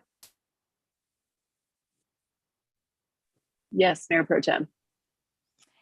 So, Julie and Kay, I appreciate your question about the comprehensive plan and looking at it from a large standpoint and really trying to help identify what your role is in that. And I'm not sure it's something that I can help with this evening per se, but what we can do is take that and work with it. So I'd be happy to provide that feedback back to the subcommittee that's working on the comp plan and perhaps even voicing that with Clarion. So Clarion understands maybe how they need to get closer down into the policies, which is really where we are going next. So that's not answering your question this evening, but I've written this down as your question, if that's reasonable. The other thing though I wanted to ask about was Summit. And I was kind of curious, actually, it was more the timing of you being on here, and the question that I had prior to this meeting and seeing the agenda was, what is the application process and how should it start? When should it start? I was at a CML conference 3 years ago, and I went to Buena Vista, had a presentation about their affordable housing project, and they had just finished it. They had some challenges, but one of the biggest, most important advices that they gave was start the application process as soon as possible. And so we've broken ground. To me, that's also kind of the indication of it's time to go. So I was wondering if that's accurate and where that stands. And then I actually have had several citizens come to me asking about the priority process of who can apply. And just for some feedback, a number of residents are looking to move their elderly parents close and into Lyons, and have wondered if getting into the Summit housing is an opportunity for them. These are people who need more family assistance and want to be close to their children, and children want their parents close by to be helping them more. And so could that be a group that is also added to a priority list? Maybe it's the third tier. As a possibility. So that was one question that came up that I wanted to propose. But I was kind of curious, what do you know, or perhaps Administrator Simonson, you could help about the application process? How does it work? Let me just jump in for something we learned that really helped us, because we have a lot of enthusiasm, and as do you. The place to start is that application. All of the information has to be no older than 90 days. So you could start putting your packet together right now. The guess, whatever the guesstimate is, probably the first of the year, after the first of the year, sometime down the road. So our purpose for the workshops is to go through just the list of what you need, start getting it together, but know that you're going to have to update it. You cannot hand in information that's 4, 5, or 6 months old. That's the first thing. So people can know, because they need their birth certificate, things that they could do right now, etc. That's the first thing. I believe Administrator Simonson can help, but the priority is on folks who have been displaced and who need housing, people who are displaced and aren't here anymore but want to come back, because we have a bunch of those are the big ones. The gate everyone has to go through is the fiscal. No more than 80% of the area median income in terms of income. And you have to have 2 months worth of rent in your account, in your bank account, whatever. So to let people know that so they can start really seeing, do they qualify? If so, can they get their act together? So for the number of units, I think Administrator Simonson will be able to better ask about your third tier of folks who have not been displaced by the flood, who, you know, et cetera, are they going to have any kind of priority? That's my input. I have a question. Administrator Simonson, I thought Summit was 60% AMI. It is. I was just going to correct that. So we have been in touch with, or I have been in touch, and I've met with HHSC. I have talked with the property management company for Summit. And so we have gone through with this group what's going to be required, what they're going to be looking at. They will not start this process till between 90 and 120 days prior to completion. And we're a full year out. So we have another, a long wait. But as these members were telling you, what we're going to do is educate people sooner than later so that they can be prepared when the time comes. But you don't want to be too early, or people get very frustrated that it's 6 months, 9 months, and then you ask for it all again. So in regard, yes, I have that the income guidelines for this particular development is going to be between 40 and 60% of area median income. So the area median income is now over $90,000. So people making, you know, $34,000 to $60,000 will be eligible. But the preference is only too deep right now with the state, and that is displaced by the flood or live and work in Lyons. But I have full confidence these guys are all over it.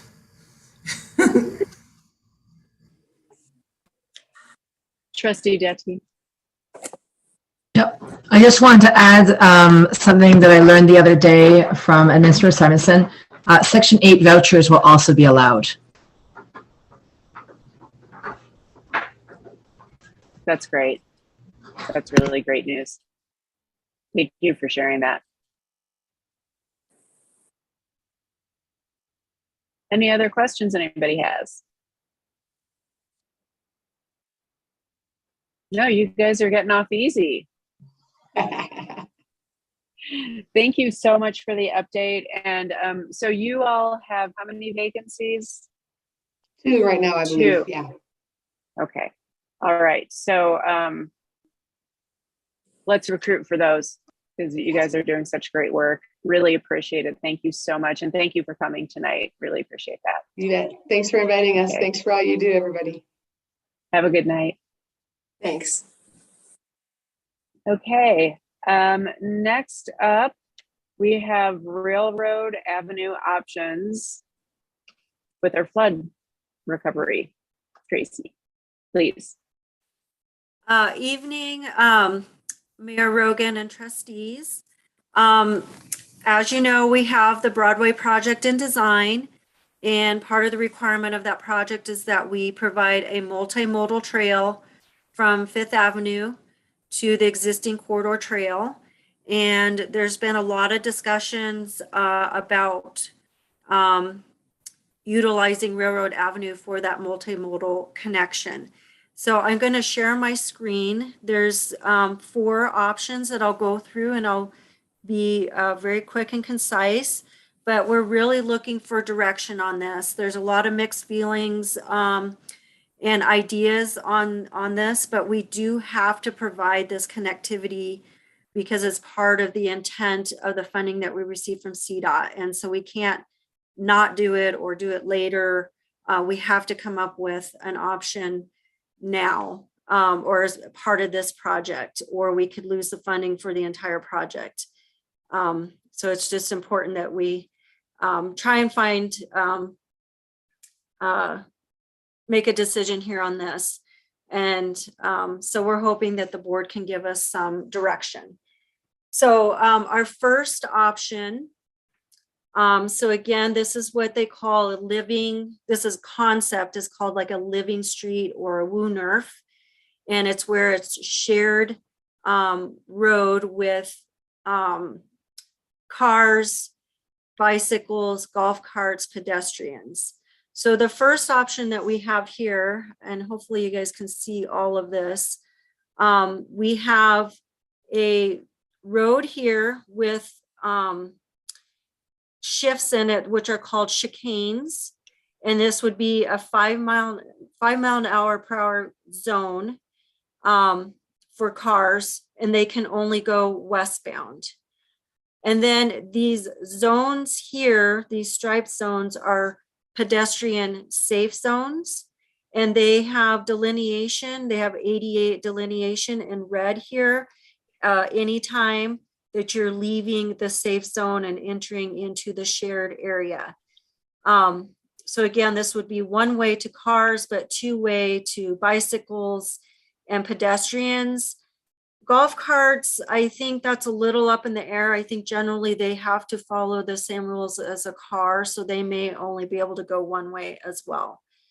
Sorry, Trace, I'm going to correct you there. Golf carts follow the same rules as bicycles. Oh, okay. So then they would be allowed to go both ways in this scenario, both directions.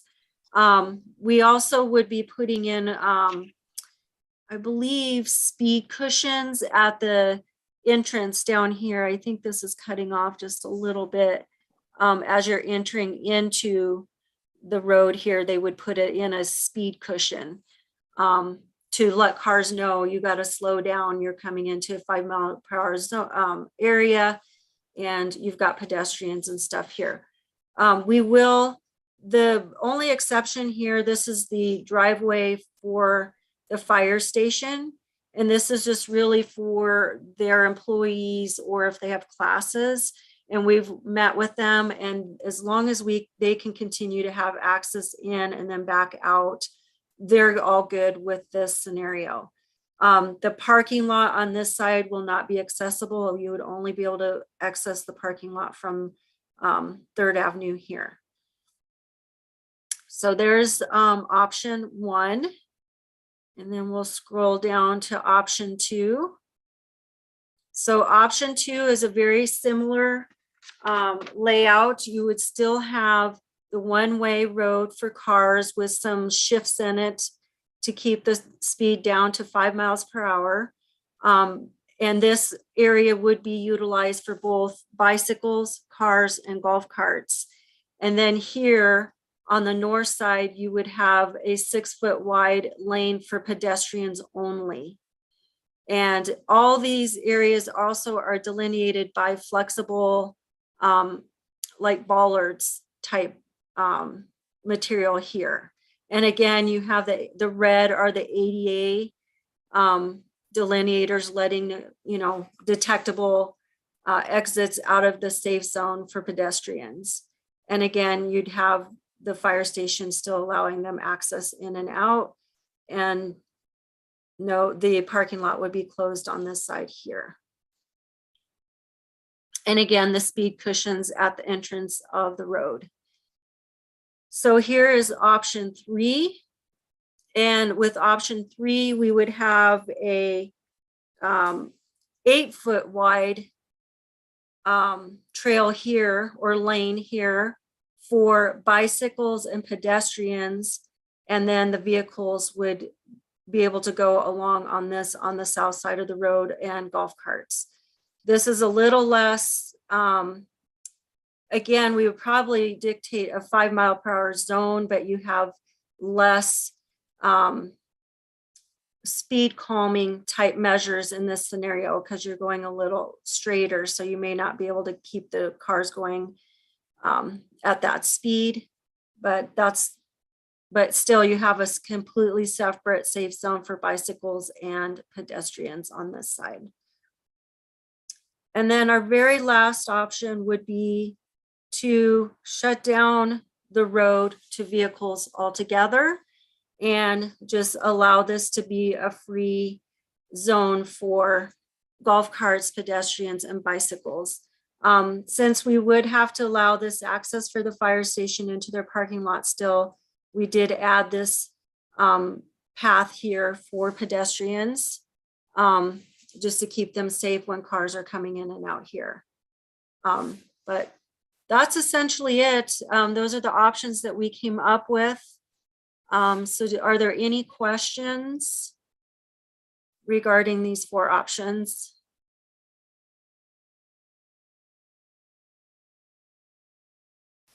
Could you stop screen sharing for a moment? Yes. Thank you. Okay, are there any questions for Flood Recovery Manager Sanders? Yes, Trustee Edding. Oh, okay, I'll go first. So we're not going to be the first town on earth to ever do a WUNRF, or however you pronounce it. I did look it up. It's actually a Dutch word. They're very popular in Amsterdam, I guess. So that's what I know about it. But we're not the first city in the world to ever do it. Do you have any access to any like statistical information on what their safety is? Because I think there's a lot of misconceptions or people making up in their own mind how safe or not safe they are. And then I'll just finish it up by saying, if we ever get a roundabout, we're going to get an argument a lot like this as well. But there's got to be some professional technical information we can get that helps us. So the engineering firm that we're working with has looked for some data. They have not had any luck. We also, staff and the engineer on this project, met with the lead transportation engineer for the city of Boulder. He said they really don't have a lot of data either. I reached out to Louisville and have not heard back. The data that's out there is that the slower the speed of a vehicle, the safer the area is. So having 5 miles per hour, it creates a safer zone for pedestrians and bicycles. Because when you're going slower, you have a wider field of view because you're slowed down. But traffic calming is about the only data that we could find. And I believe that we also checked with the local sheriff department, and they didn't have any recorded data for any incidents or speeding in that area to date in the last 10 years. So we've been kind of using it in that scenario, anyway, and we haven't had any incidents with pedestrians and vehicles. But yeah, really, we've looked and there just really aren't any safety. There isn't any safety data out there other than traffic calming measures. And anytime you slow down a vehicle speed, then your pedestrian safety goes up, essentially. Tracy, let them know what you found out about the one that people were saying was in Boulder. That really is not one. Yeah, actually, Boulder does have 2. There's one, it's called Junction Place. And when we spoke with the traffic engineer, he just said they think they could have done a little better job with delineating areas for pedestrians versus vehicles, because I've been on it, and when I first drove on it, I slowed way down because I'm like, am I supposed to be on here? Because it really looks like it's for pedestrians only, because they kind of put brick down and there really isn't delineation between where pedestrians can be, or the cars can't be, I should say. But yeah, they do have 2 very small WUNRF streets, but they just haven't, it's so new, they don't have any data on it really. But we would have the flexible bollards as our delineators, so it would be clear, if a car cannot go in that area where pedestrians are. Can I follow up with just a bit more comment on that? I imagine, as I was thinking about this, even if we did find data, especially in Europe, that wouldn't necessarily translate to here. because there's got to be some expectation of, or some, there's got to be some correlation in that data as to what the drivers expect and what they're used to. And if this is just an odd thing that we have only in one place and it's not common in Colorado at all, then we have a lot of drivers dealing with something they've never really seen before, since not all of us spend our time in Amsterdam.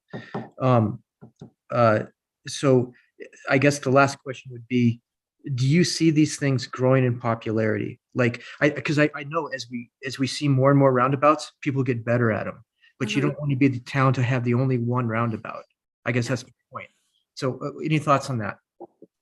Yeah, it's a new trend coming along in more and more towns and cities. So people are starting to design and adopt this concept, but it is very new that there's very few, it's hard to find any, but it is kind of trending up. Thank you. Trustee Dati. Yeah, so I can speak from personal experience, having just moved my daughter to Amsterdam last summer and actually having gotten hit by a motorized scooter on a very small road like this, street, where all vehicles were allowed, bicycles, pedestrians, and motorized vehicles. That was a really scary experience. And I was actually on a bicycle at the time. So I hear what Trustee Edding is saying with people not being used to this. I'm also really skeptical that any vehicle besides a golf cart will actually slow down to 5 miles per hour. There are many parts of town where the speed limit is limited to 20 miles per hour. Even coming through Main Street is 25 miles per hour. And so often I see people whizzing through way above 25, way above 20, especially in the school zone. So I didn't think I was leaning towards option 4 until I just realized it's 5 kilometers an hour through each option. And to be honest, I'd be really curious to hear what CDOT has to say about these options, because this is the continuation of the multimodal system coming from Broadway, correct? Yes, and CDOT did actually review option 1, and they told us to take into consideration traffic calming measures and that's what we're doing with the chicanes, which is the turns in this road and the 5 mile per hour. But this is all town property, so they won't dictate fully what we do there. What they are concerned with is that we're meeting the intent of the grant in having this connected multimodal trail. Could you remind me what that multimodal trail looks like on Broadway before people get to this piece? Because this is the extension, correct? So I'm just thinking about continuity and consistency. Yeah, so it's a 10-foot wide concrete trail that'll start at 5th Avenue and go down 3rd Avenue. It's all on the south side of the road. So you're going to go next to Sandstone Park, next to the library. It's all going to be a 10-foot wide trail there. And then you will have to turn on to the existing sidewalk on 3rd Avenue and go down by the post office. And there will have to be a crosswalk there to get over to Railroad. And then at the end of Railroad, when you get to 2nd Avenue, we do have an ADA ramp, and then the trail connects there to the existing trail. So west of Railroad, would you say that right now the plan is to have a separated lane for pedestrians and cyclists, or is it just a sidewalk? Right now, it's just a 10-foot wide sidewalk. Okay, and where will the cyclists be? The bicyclists can be on that 10-foot wide trail as well. So, and this is the sidewalk. There isn't like an extra lane. So bicyclists and pedestrians are both on the sidewalk. Yes. So definitely not sharing the same space as a vehicle. Right. Yeah, I just think that we need to take into consideration where people are coming from, what they'll be traveling on, whether they're a bicycle or a pedestrian. And I like the idea of definitely separating them so that they're, having come into that close encounter myself, having motorized vehicles on such a narrow street, and really not trusting that those vehicles will be at 5 miles per hour. I I really only feel like golf carts can respect that speed limit, and even some of the fancy golf carts can go much faster than that. So thank you for I would really have loved to have known what CDOT would have recommended between the 4 options, to be honest, since they seem to be the travel, the road experts. They did not look at they did not receive all 4 of these options. And like I said, I don't think that they would dictate that to us because it's actually our property. And they just really just said to take into consideration pedestrian. So when we met with the city of Boulder traffic engineer, he said pedestrian ADA first, pedestrian, then bicycles, then vehicles. So that's how we approach these 4 options. So every option you have pedestrian safe areas, but each one, the safe areas are greater and greater in each scenario. Could you repeat that list of priorities again, please? What did it start with? You want to be ADA compliant first, then the normal pedestrian, then then you would go with bicycles and then vehicles. So that's, Okay. You want to accommodate ADA, then other pedestrians, then the bicycles, then the vehicles. Okay, thank you. Thank you. Trustee Delman? So to me, option number 2 looks very good. Option number 1, even though the cars are going to be going so slowly, I just don't see a reason for the pedestrians and bicycles to be weaving in and out with the traffic. And I think it would be confusing for some people. So option 2 is only a pedestrian lane with all the other traffic in the other road, but option 3 is where bicycles and pedestrians share the same lane. Okay, thank you. Thank you. Trustee Elson? Hi, thanks. So there's a few options I like. So option 1, I like it. My only concern is, and this is because I have a golf cart, is if a golf cart is coming down the road, how will it have to weave back and forth with the pedestrians or go with the cars? Because I feel like it would be worse if it weaved back and forth with the cars going against traffic. That's my only critique of that one, to be honest. I personally like option 4, where it's just shut off the cars completely, except going into the parking lot of the fire department.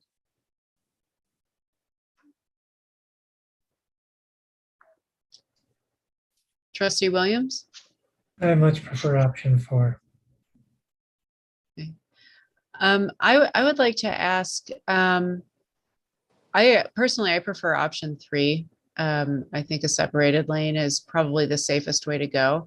But I'm curious to know, Tracy, what you think the drawbacks and benefits are to these alternate options, maybe based on what you've heard. Okay, so yes, with option 1, I think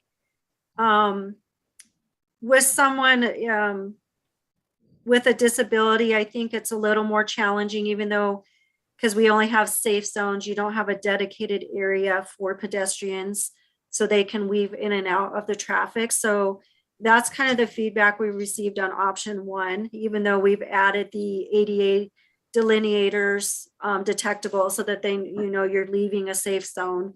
That's probably a negative feedback on option 1. Option 2. Can I add one to one? Mm-hmm. I think it's really important to remember that right now we have two-way traffic with golf carts, peds, bikes, and there's been no issues.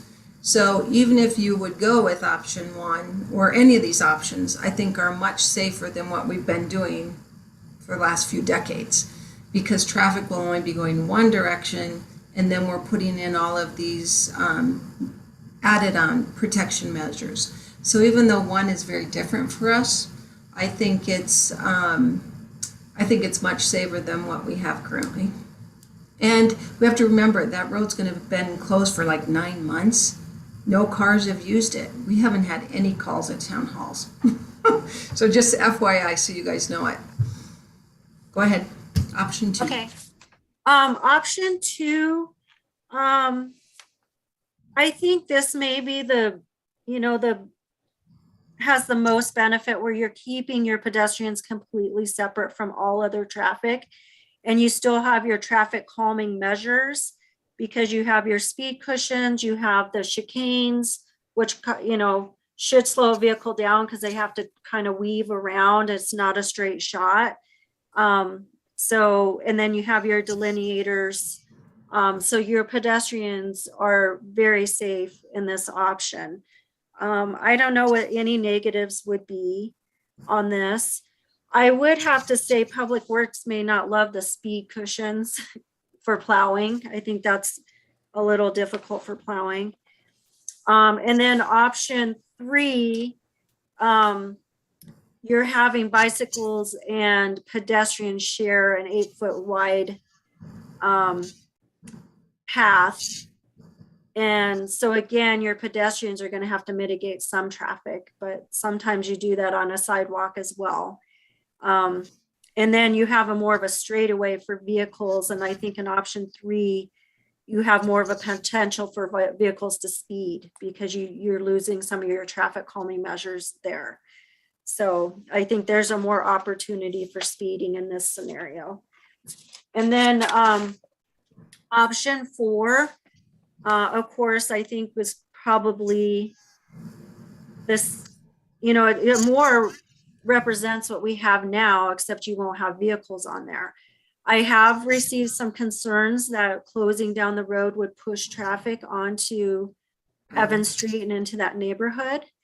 But as Administrator Simonson mentioned, it has been closed, I believe, since February, and we have not received any complaints about increased traffic in the neighborhoods. So that's kind of. Yeah, I have a further concern on number 4 with fire going just part way through there. I think there are going to be people, I don't know, I think that's going to be confusing to people if I'm headed the other direction and all of a sudden there's trucks headed toward me, if they're in a hurry to get there to respond to a fire. I don't, number 4 to me is a little confusing. Or if there's a combination of these you want us to try to put together. Okay, Trustee Edding, and we'll go one comment at a time, and then I'll come back to you if you have more. Okay. So let's say we don't end up with what we like. What option would be the best for changing it in the future? If we went with option 4, for example, it seems like that would actually be the cheapest. It would be the least amount of work. We just put some signs up and we're pretty much done. And if 10 years from now we don't like it, we have the option of modifying it. It seems like if we do option 1 or 2, we've made significant amount of infrastructure, and we'd have to back that all out. Is there any analysis along that level whatsoever? No, there hasn't been any. I mean, I think every option has some amount of infrastructure. And as you mentioned, option 4 has the least amount, but you still have ADA delineators, and you still have your flexible bollards for a portion of it, but not as much. So yes, this is probably your most feasible option. But I think with the others, you probably have just as much infrastructure with the other 3. All 3 of them probably have about the same amount. All right, thank you. Great. Mayor Pro Tem. So option 2 to me makes the most sense. I actually I really feel that option 1, I think, is really good, but I really like the idea of people being able to be in their own lane, which is why I like 2. I also think it slows people down. I don't personally, I think that it makes a lot of sense. Number 3, I think it is looks like it could invoke speeding through it anyways. Like, I'm just going to zip through and not pay attention to the speed limit. And I actually like 4 the least of all. And the reason is because it looks to me like people are going to see cars going into the fire department and thinking, well, if they can do it, I probably could sneak through there too.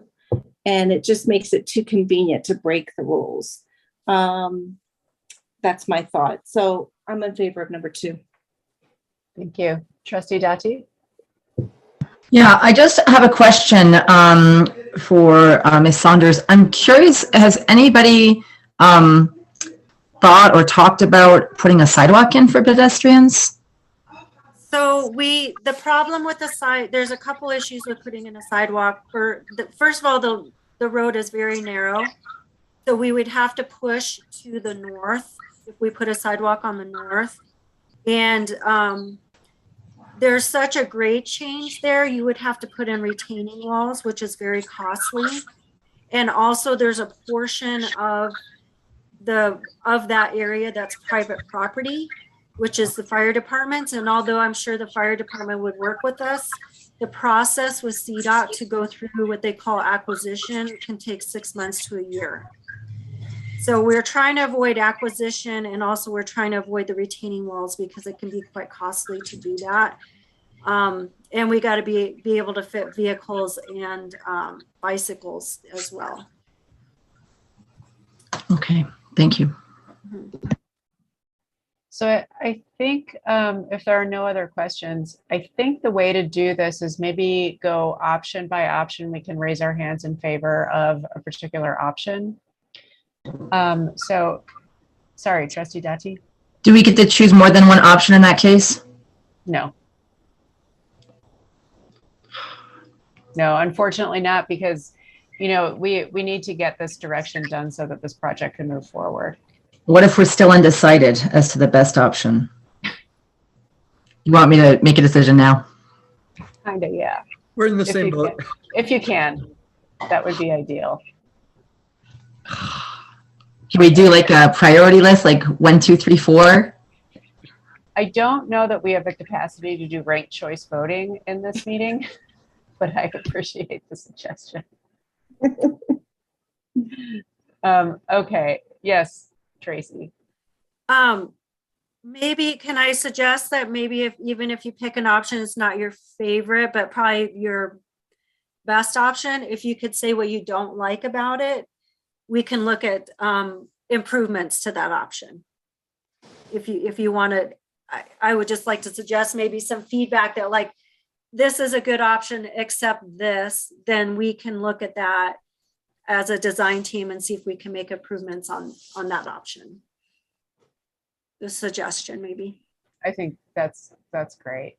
Okay. Okay, so Trustee Dati, I see your hand is still up, so I'm going to ask you to lower it real quick so that we get the right count here.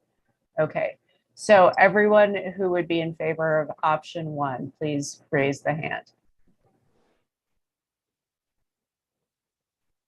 Okay, that's 0 for anybody who's keeping score here. And I'm just going to look at the options again one more time to make sure that I'm okay. So everybody who is in favor of option 2, please raise a hand.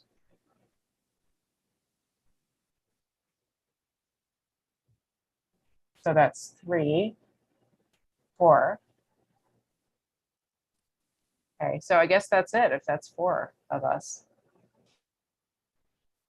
I would ask those who were not in favor of option 2, if maybe, you know, building on what Tracy said, if you could explain why you're not in favor of it or what you would like to see change, that might be helpful.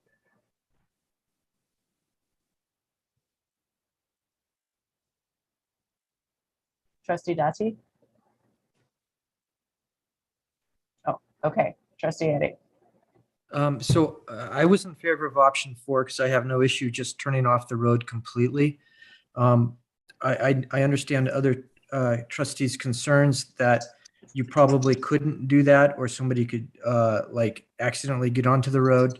But if there's any form of option 4, just turning off the road completely, making it all pedestrian, making it look nice, but making sure that no one per se could accidentally get onto it, and or the fire department could use it in case of an emergency, like some type of breakaway pole or something like that.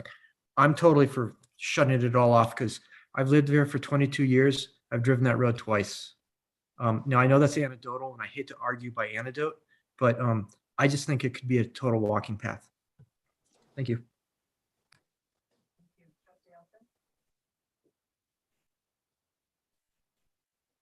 So I agree. Same thing. I thought option 4 would be perfect, just shutting off. But I do like this option. I think is okay. The only thing I really wasn't crazy about is the walking path / bike path is only 6 feet, where it just didn't seem very wide. But it makes sense because of the way the cars zigzag around. I definitely preferred number 4 for all the reasons that have been mentioned.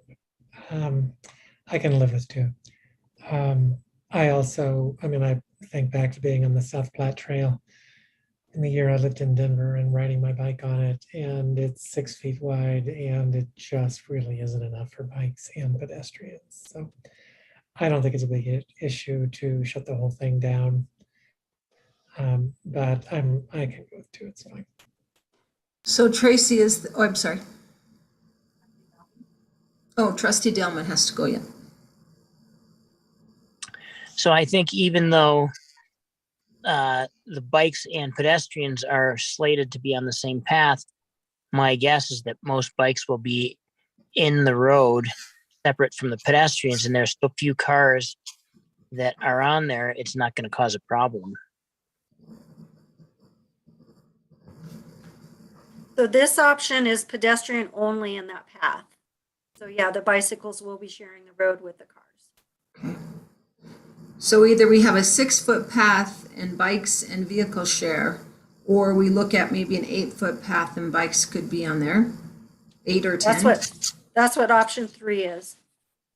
But with a curve.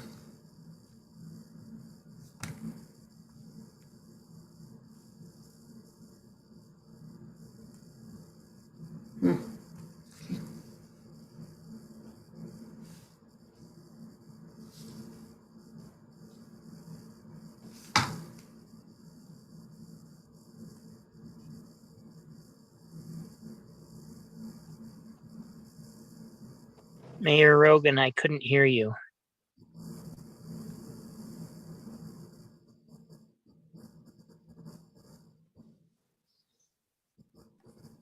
I think we lost her. Mm-hmm.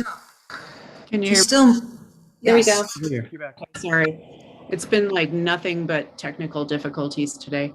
I was saying, I think it's probably safest to have, if it's a 5-mile-an-hour speed limit, to have bicycles and cars share the space and then have pedestrians protected.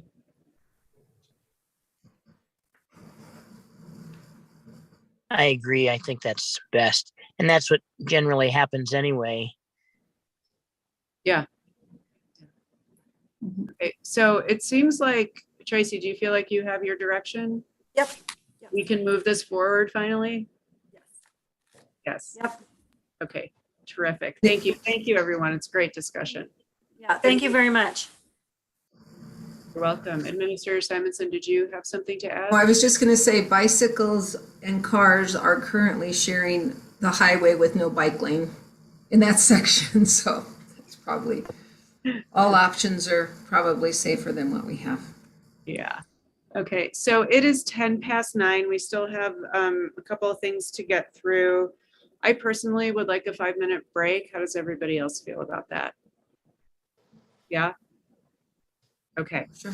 So it's 9:09. Let's come back at 9:15. Thank you.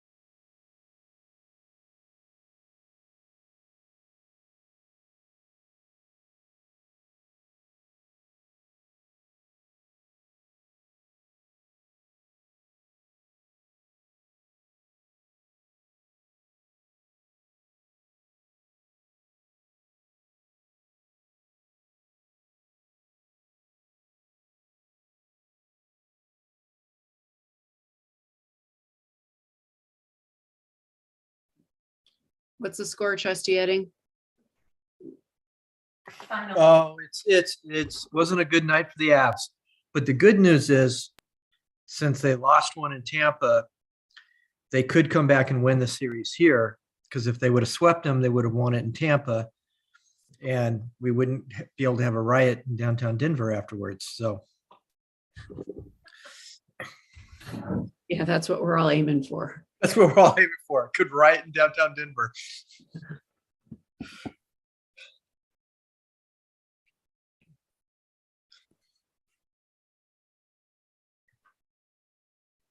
All right, terrific. We're back. Thank you, everybody. Thanks for that break.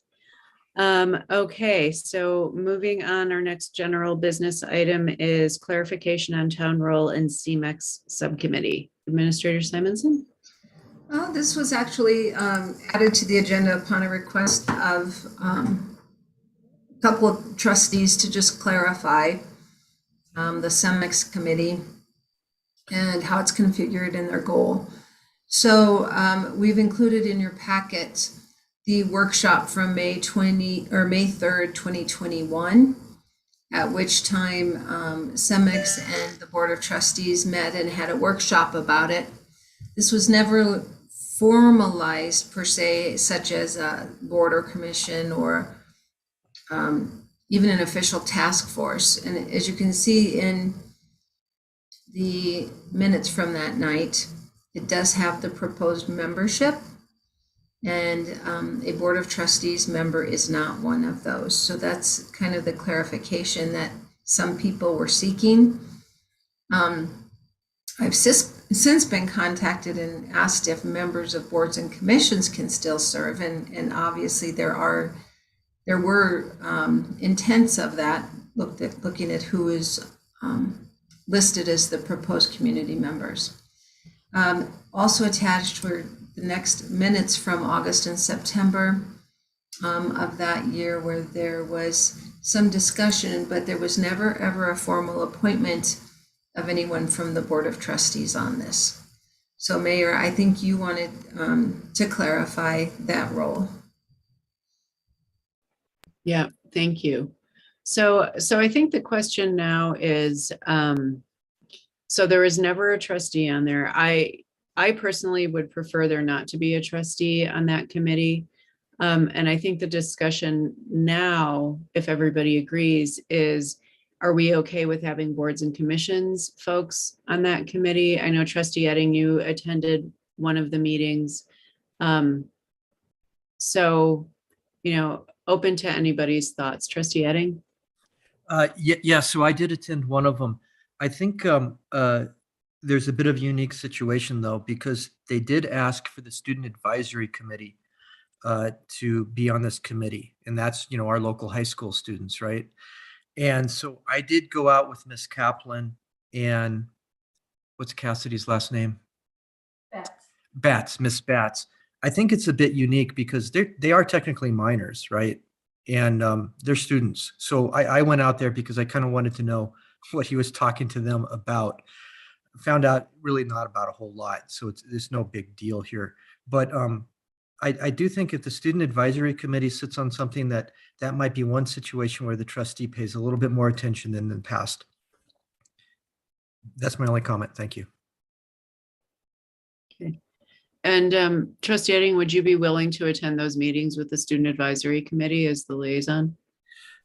Yeah, although the student advisory committee is just starting back up again with new membership, so I don't even know if there will be any. But if there will be, I'll attend. Okay. Other thoughts?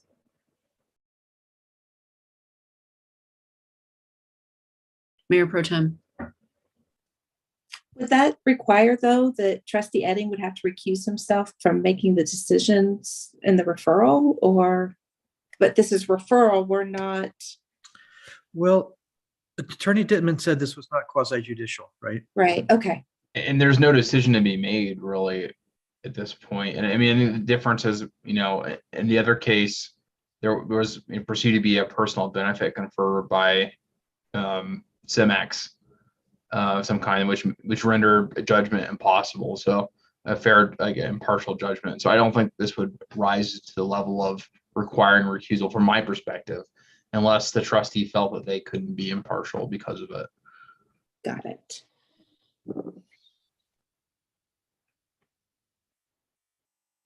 Other thoughts?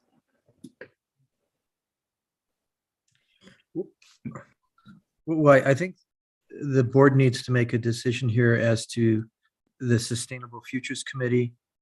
I think they also asked the Ecological Committee to go. And they attended the one that I was there. Do we think that's appropriate or not? That is the question. And then I think also the other question would be, maybe it's inappropriate why this decision is being made as far as the extension, but with the things, if the extension did get granted, would that change anything? Could they attend after that? Because there should be work in progress for the next 15 years if it did get extended, right? So I guess what I'm looking for here is the answer to these questions. So I think, and Trustee Edding's point is a great one. While this decision-making is in process, does it make sense for boards and commissions to be attending these meetings? My feeling is no, it doesn't. Let's keep things as clean as we possibly can. But I would love to hear other people's opinions.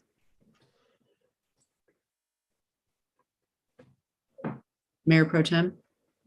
I guess I would like some clarification because I am a little bit confused. So the purpose of us asking for an extension was to get input from the community about this. And so not having our commissions particularly involved, I'm not sure why that's a negative. And also, we didn't necessarily set a deadline for ourselves to create our referral. So I'm just a little concerned of how we're proceeding. I'm unclear, I guess. Well, I think so. We've asked for the extension, and the last I heard, Administrator Simonson told me that they said that they had received our request, but I don't think they have responded further. Is that right? That's correct. I haven't heard anything yet on it.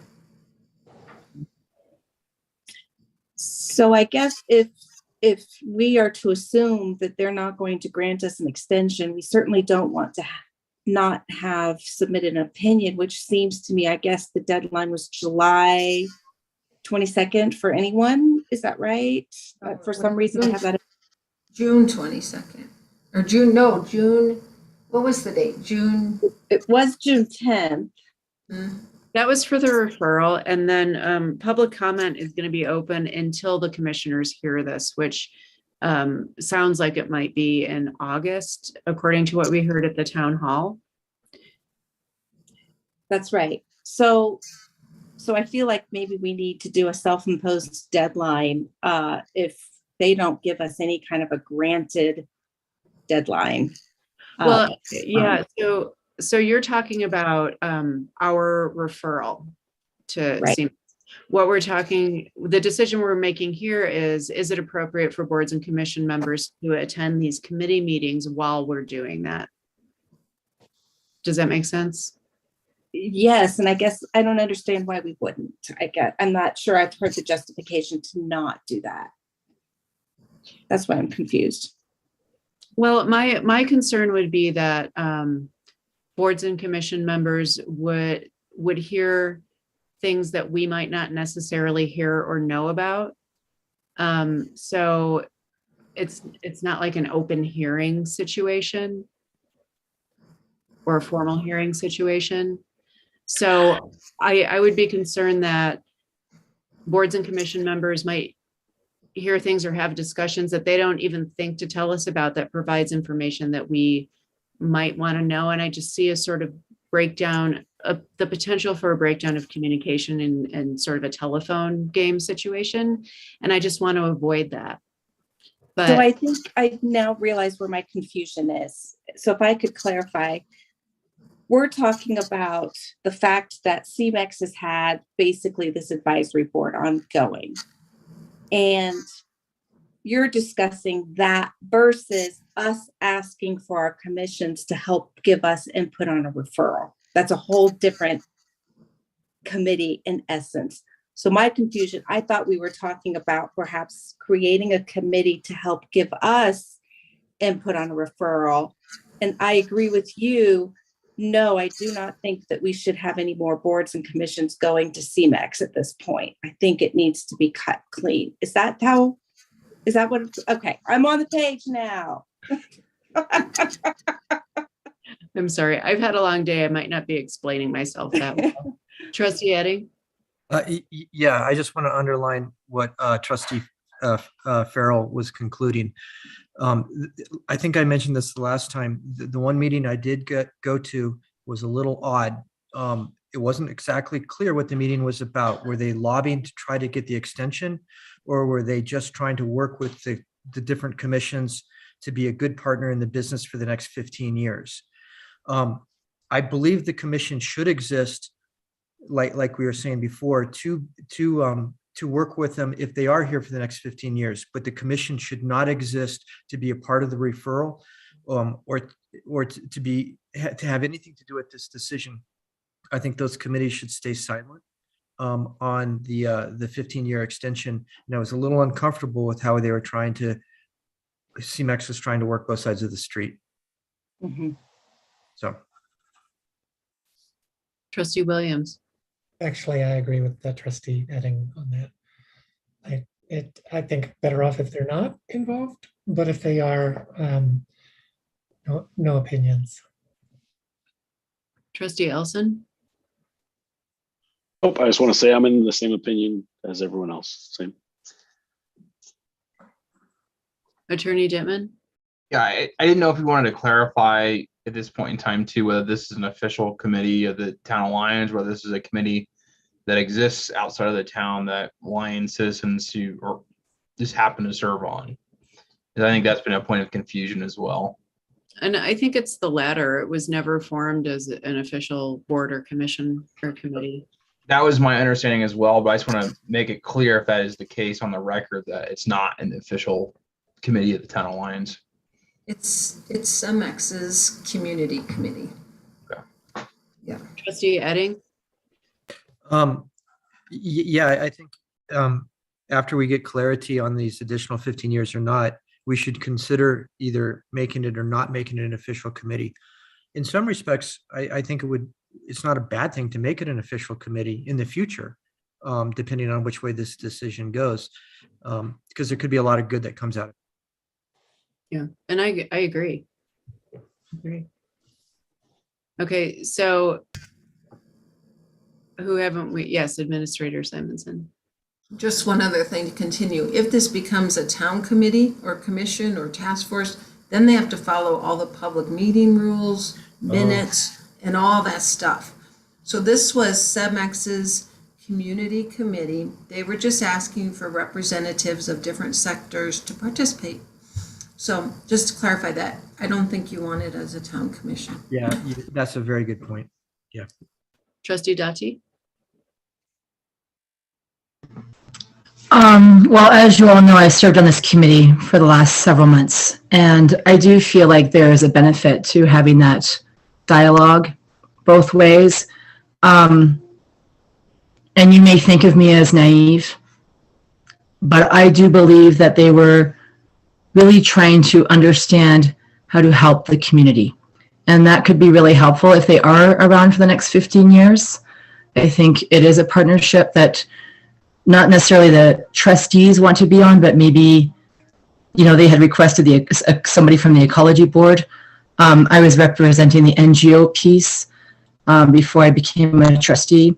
So I think it makes sense that you would ask any commissions who are making a referral to the Board of Trustees to maybe step down for the next few months until the referral process is over. This is what I have done. But I think that moving forward, if it is decided by the Boulder County Commissioners to allow them to continue mining for the next 15 years, I think it makes sense for our community to continue to have a seat at the table and to have that open discussion, that open dialogue. I think there are benefits to that for sure. Yeah. So do I. Okay, who haven't we heard from? Trustee Delman? I agree with Trustee Daddy that I don't think that while we're trying to make a recommendation right now, anyone should be on the board and should step aside. But then I do think that we should be in dialogue and associated with them if their contract does continue for another 15 years. Okay, terrific. So it sounds to me like we're all in agreement that boards and commissions members should not be serving on this committee or going to meetings until the decision has been made by the county commissioners about the mining permit extension. So I would ask Trustee Elson and Trustee Delman, I think, do you have committee or boards and commission members who attend those meetings? Not that I know of. Okay, Trustee Dati? So I can clarify who the two commissioners were that are still on that committee. And I can't remember which board they represent, but Jeff Christie and Greg Lowell are still invited. So they have, even though Greg has stepped down as trustee, he has been invited to continue to attend. And I don't know in which capacity. I don't know if he represents the Ecology Board. And I think Jeff Christie represents the Sustainable Futures Commission. Yeah, I think they're both mine. And they both seem genuinely interested in what Civics is doing or what their future is or what's happening. Okay, thank you for that. So Trustee Elston, if you could let them know about this decision, that would be terrific. Yep, no problem. And if they have any questions, and you can send them my way if you want to, or, okay. Okay. Great, thank you for that. I'm glad that we got this clarified. Yes, Mayor Pro Tem. So while we're on the subject of CMEX, would it be appropriate at this moment to ask, though, do we want to set up our own schedule to have a referral response, or is that something you want to come back to another meeting? Either way, I just thought I'd put it out there. Yeah, let's come back to it. We Administrator Simonson and I have our agenda setting meeting tomorrow morning, so we can talk about that then. But I agree with you. We need to get some structure around that. Thank you. Okay, so next item on the agenda is discussion direction on height limits of buildings in town. And this was a request by Trustee Delman. Administrator Simonson. I just found out earlier that the uploaded documents for this did not upload very well. So yes, Trustee Delman, he may want to take the lead on this, but basically I think he was wanting to know if there was any interest in revisiting the height codes in town and assigning a board and commission to review this. Currently, the height limits for the majority of town, it does go by zone, if you're not familiar with that.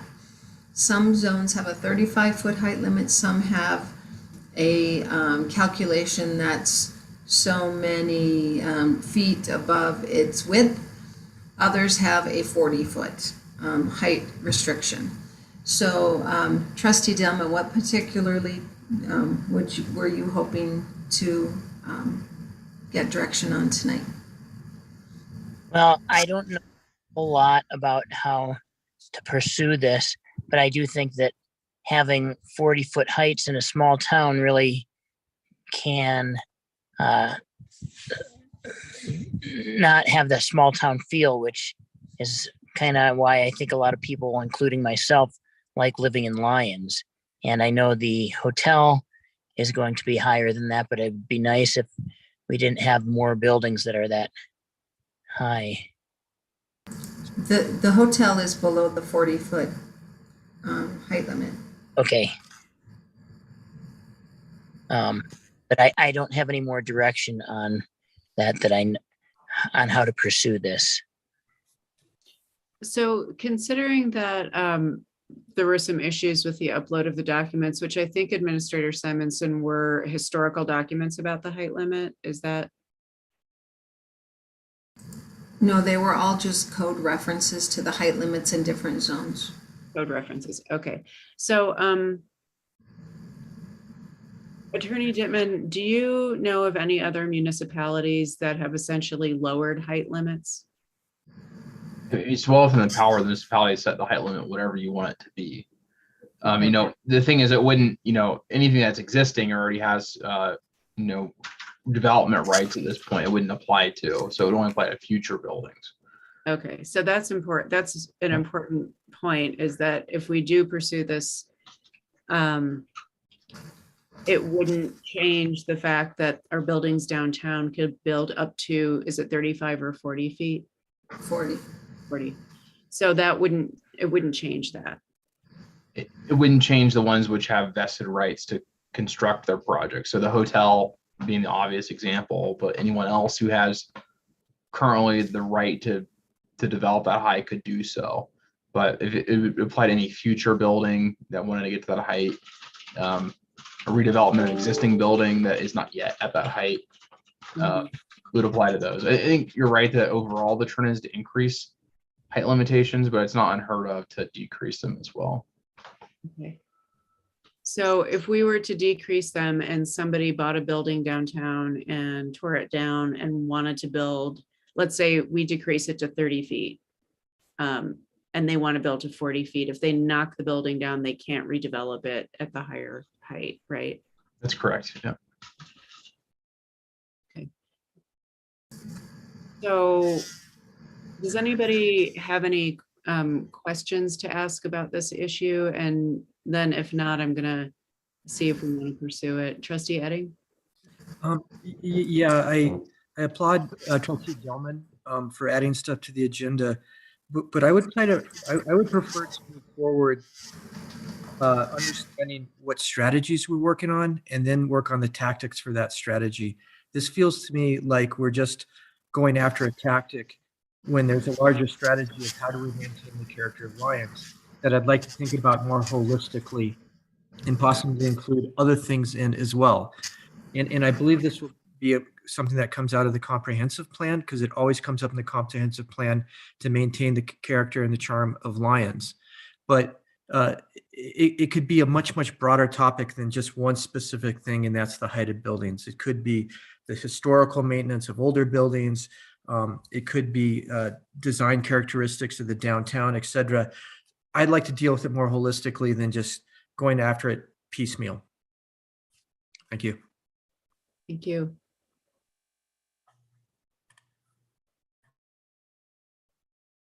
Other thoughts? I'll just go across the screen here. Trustee Elson, would you like to pursue this further at this time? I kind of agree that it should be encompassed with everything for the town, so I think part of the comprehensive plan makes sense instead of doing it piecemeal. Okay, Trustee Williams. I agree. It should be a part of the comprehensive plan before and come back and revisit it after that. Thank you, Trustee Dati. I've got a copy of the comprehensive plan right here. And under guiding principle number 4, managing growth and nurturing our small town character, is goal LU3, promote a built environment that reinforces Lyons' identity and small town feel. So I feel like the comprehensive plan is speaking to this, but we haven't adopted it yet. So I think once we've adopted it and we're making our way down that pyramid, then we can get into, policies and implementation strategies. So I feel like it's being addressed in the comp plan. We just need to adopt it and then make our way down that pyramid to the strategies, the tactics. Great. Thank you. Mayor Pro Tem? I concur with Trustee Edding and everybody else's response. Okay, great. And so do I. So looking forward to, I love the comp plan open house was fantastic, and looking forward to that moving along. So that's terrific. Okay, so we're not going to pursue this now, Trustee Delman, but I have a feeling it's going to come back to us. Sounds good. I appreciate all the input. Yeah. All right. So next up is trustee reports. So I'm going to start with Trustee Edding and then move on to Trustee Elson. Oh yeah, I don't have a whole lot. I'm going through my notes on the UEB. Aaron, are you still on? Director Kaplan? Like I said before, the UEB gets so technical so fast that I kind of I get lost pretty quickly. I apologize about that. Aaron, is there anything from the UEB that you think should be brought up in front of the board? No, I put it in my utility report if there was. I think, right, to some extent, you're just trying to bring concerns or things that you might have for the board, right? So I don't have anything other to add. Okay, I guess the one thing I did open up the meeting with was I know we had an executive meeting in regards to the water treatment plant. The question I brought is, and I guess I'm asking Administrator Simonson or Mayor Rogan, can we bring UEB people into those executive reviews in the future in regards to the wastewater treatment plant? Is that appropriate? Is that okay? Attorney Dittman? Yeah. So we've done it in the past. We've done UEB executive sessions. The problem with executive sessions, you can't expand the field too much or you lose the privilege. Sure. So it gets tricky. So we've done UEB specific executive sessions on the Honeywell wastewater treatment plant issue to get feedback from them on it. So we've done that in the past. But you still have to follow all the same rules that you do for the Board of Trustees executive sessions. Okay. All right. Yeah. I just think they would have a lot of good input into that situation. Okay. And then as far as the Student Advisory Committee, it's starting to ramp up. A couple of people applied, applauds. So Ms. Kaplan is recruiting. I don't know if it'll start up again into the fall, so not much there. That's the end of my report. Thank you. Thank you, Trustee. Adding Trustee Elson, then Trustee Williams. Right, same thing. I don't have too much to report. So the SFC did have a meeting, but it was the same time we had our last lower meeting. And I haven't seen the minutes from that yet. So I'll review that and bring it back the next time. And the EAB is meeting tomorrow night. So we haven't met since the last time. So, but I'll make sure I bring to both of those committees the representatives for CMEX and give them that information about not going. But that's it so far. Thank you. Trustee Williams, then Trustee Dottie. Historic Preservation Commission did not meet this month. They will meet again on July 13th. Thank you. Trustee Dottie, then Trustee Delman. Well, I feel like having an update from the Housing and Human Services Commission makes my report much easier because they spoke to the Summit Housing and the application process. And I wanted to thank Administrator Simonson for reaching out to Summit Housing and coming to the meeting to update us on that. This is a very exciting.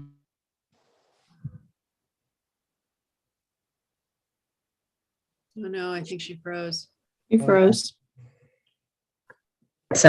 Lynette Anderson is no longer the Mountain Resource Specialist with the Boulder County Area Agency of Aging. She is now the co-responder for Boulder County, and her office hours will be Monday through Friday, 12 to 8 p.m.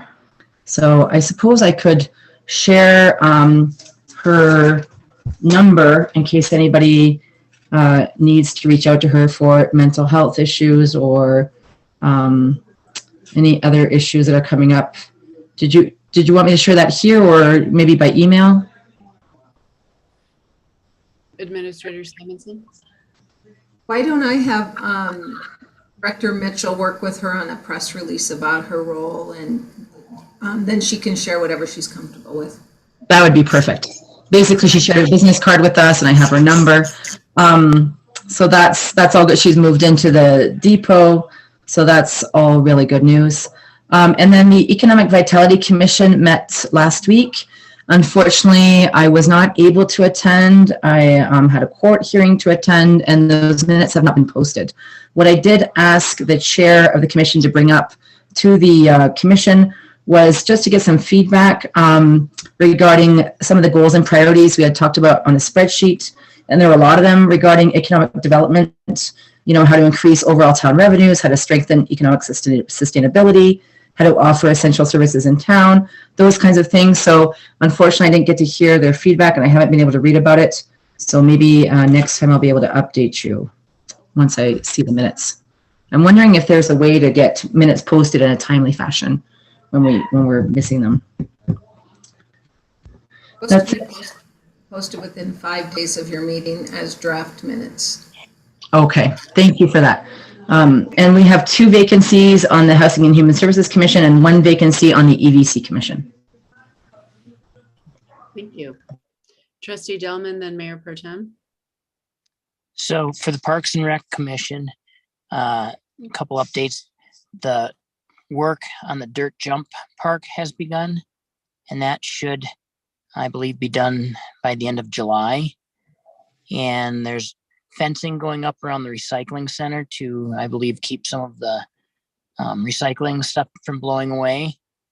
And there have also been some red rescue boxes put along the river to help out with rescues. And then the other thing is that the bear hole and parking on 2nd Avenue, they're continuing the work on that, and they've been working on the bathroom at the trailhead on 2nd Avenue. Fantastic. Thank you. You're welcome. Mayor Pro Tem. Yes, so I thought that Administrator Simon's summary about the comprehensive plan was really good. So I don't know that I need to reiterate it as much as I'd like to just say that July the 11th is the PCDC Board of Trustees dual meeting. That's not our regularly scheduled meeting. So it's a Monday that the Board of Trustees does not meet. So it's an extra meeting for you guys. But they're going to give us a summary of what has happened basically from the meeting that we had last week, the open house, and where they are, and then the timeline and the goals. The PCDC has discussed a little concern about what's going to happen in the next 5 months to wrap this up, and making sure that Clarion is giving due diligence to this project and not just getting rushed to the end. Not that I think it necessarily is, but I think we're all sort of feeling a little, perhaps some concern about that. So we just really want to make sure that we have dotted our I's and crossed our T's, and we're not trying to just get this done by the end of the year, that maybe January, February really is what's going to be necessary. So we're kind of keeping that in the back of our minds, and we've had that discussion. Fire mitigation came up, and we talked about that, I think. And remind me, I could use help. What is the name of the new code officer? And it sounds like he's going to be kind of having a little bit more of a role in that. His name is Zach Burgess. He was going to introduce himself tonight, but because it was a holiday, I did not want to make him do that. So he'll come in next time and give you an overview, and he'll start submitting a monthly report as well. Great. So that was really good, I think, for the PCDC to kind of have an idea of how things were moving for that. They're looking forward to the 2 planners, and really at some point in the near future getting good definition of the different roles and how that's going to work.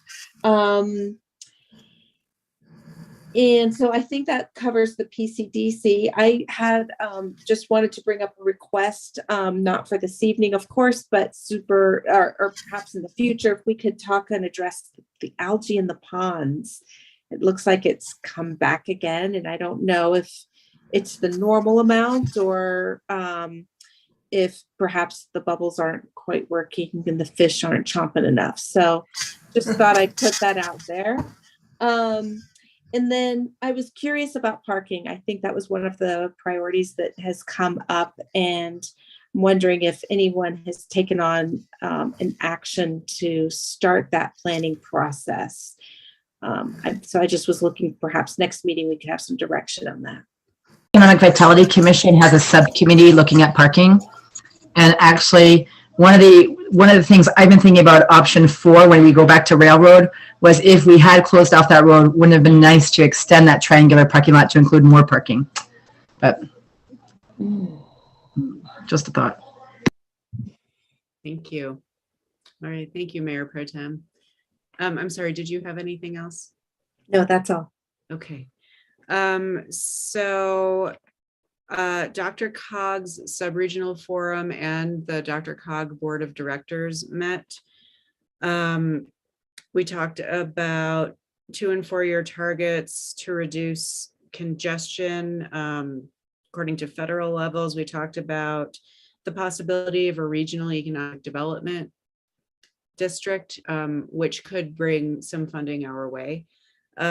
We also talked about greenhouse gas mitigation measures for the 2050 plan. So basically, here's the deal, is that the Denver metro region, including us, is not going to meet the goals. And so what the Dr. Cog team is looking at is what are the mitigation measures that we're going to have to put into effect. And what this means for the town of Lyons is that Dr. Cog Transportation Improvement Project funding could be tied to greenhouse gas mitigation measures that we would have to do. Now, this all sounds like it makes a whole lot of sense until they're talking about measures like putting housing next to transit, or measures that don't really apply to us because we're a small community and unique. So these conversations are ongoing, and I'm going to be part of a work session about them. I would love to, if we have it, get some data about the number of golf carts we have in town, because that takes a lot of vehicles off the road. So just want to be able to bring some data back to them. I met with Joe Neguse and other area mayors to have a conversation about what's happening in our districts, which was great. The LAHC met. I wasn't able to stay for the whole meeting, but I do know that Crystal DeCoster gave her resignation, I believe, to work more in the creative district. So just want to thank her for all of her work over the years for the LAHC.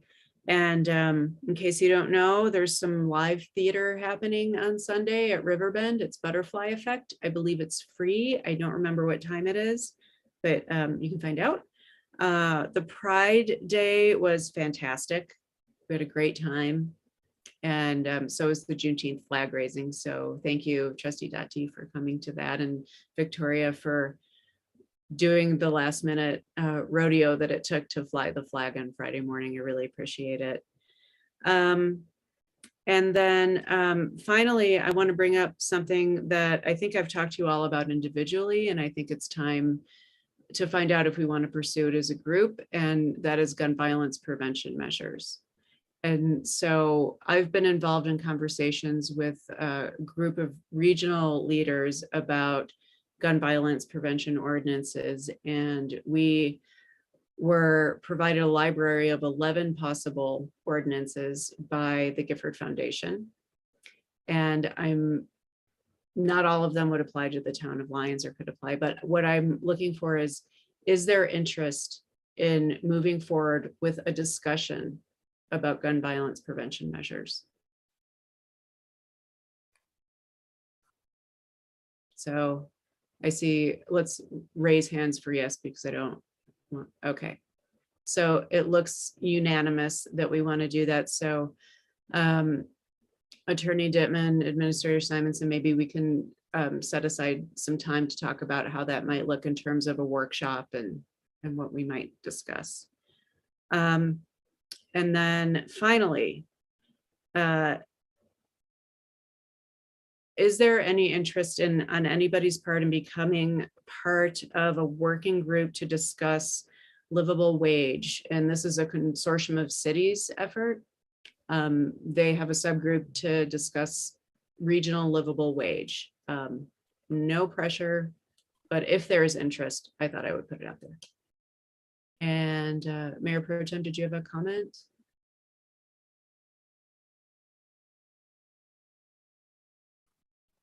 My comment's about something else, so I'm not raising my hand for that. Okay, Trustee Edding, are you volunteering? No. I just have a comment about something else, so I wanted to tag on as soon as Trustee Farrell's done. Okay. Well, I do. Does it have to do with trustee reports? No, I was just going to ask to make sure you include Lyons Good Old Days. Did you get somebody to make the remarks? Is that going going to be Trustee Williams to give the remarks at Lions Good Old Days. Is that true? Looks Yes, like it. I will be. Thank you, Trustee Williams. Mayor Pro Tem? I will wait until you have finished. I'm done. That's all. I'm done. It was a busy. Oh, okay. I just did forget to mention that on the 25th, which I believe is this Saturday, is the tree limb / drop off event. So it's just another form of fire mitigation. And it is out at the Public Works facility from 9 to 3. And so please, if you have anything else or your neighbors didn't get their limbs picked up or they have too many, please recommend, maybe help them. They can take it out east. Okay. Thank you. Thanks. Okay, so we will move on to staff reports, utility update. Again, Mayor, trustees. The only thing I had to add to my brief report in the packet was that there was on the 431 4th Avenue zoning violation. We did get the invoice out for the fine and for all of the staff time that was involved, and that was paid right away. So that has been invoiced and paid. Just as a quick update. Thank you. Does anybody have any questions for Utilities Director Kaplan about his utility report? No? Okay, thank you, Director Kaplan. Next we have finance. Good evening. I'll share my screen with you all, and I'll make it brief. So the report that we're looking at tonight is financial information through May 31st. The revenues and expenditures through May 31st are looking pretty good, and you know, nothing's unexpected here. The revenues exceed the expenditures in the general fund, in the electric fund, and in the Parks and Recreation fund. Very similar reasons as to, you know, why they did last month. Sales tax is up a bit, and expenditures are down, you know, with delays of capital expenditures and transfers, and then also vacancy savings. So there's definitely no surprise there. And then similar information on the Longs Peak project that started last year that trickled over to this year. So that always, you know, inflates our expenditures as well. And so that's not anything that was unexpected. The revenues, the year-to-date revenues for the year-to-date budget, again, is looking very well. I think the only fund that they are not higher than what they were budgeted on a monthly basis is the Parks and Rec fund. And again, there's no concern that that won't catch up as well. Expenditures year-to-date for the year-to-date budgets comparison, they are lower in a lot of the funds. The one that they are higher in, again, is the water fund, but that's all related to the Longs Peak project that was started last year and was you know, moved over into this year. And that's the same thing with the stormwater fund as well. They had some Longs Peak project expenditures, and then some of those other capital improvements that were unexpected as well for the year. You're seeing those expenditures higher than the budget as well. Year-to-date attorney's fees, so far we've paid about $82,000. And then this time I saved sales tax for the end just because I have a little bit more information for you on this. So our monthly sales tax is looking good. We're up about, I believe it was 11.6% higher than this same time last year. 11.6 sounds like a lot sometimes, but in Lions terms, it's about $49,000. So that's about where we're at. And we did conservatively budget 5.5% increase over last year. So we're at least doing better than our budget projections, which is great. And then just a reminder that when we start to build the 2023 budget, you know, we'll kind of try and look at how inflation has impacted sales tax. And, you know, we'll want to be conservative with some of our projections for future years as well. And we'll get into that as we, get into the budget. So sales tax for local versus non-local, we're about 55% estimated local for the last month's collections. So you'll see that number trickle up a little bit as we get into the weddings and the festivals. That's always a good revenue generator for the town. And then this is our sales tax comparison over, the last couple of years, which I believe Kim is going to, or may have even started to include that in her e-blast as well. So good information, a good visual. It's good to see that positive movement. The last stuff that I don't usually cover, but I thought would be a good thing to cover, and the mayor suggested I cover it as well. So it's just a brief reminder of how sales tax works. The sales tax revenue for the town is collected by the state, the Department of Revenue, and then the Department of Revenue remits the funds to the town. So this town receives sales tax 2 months after, the actual sales month occurred. So for example, the funding we received in June was actually for sales that occurred in the town in April.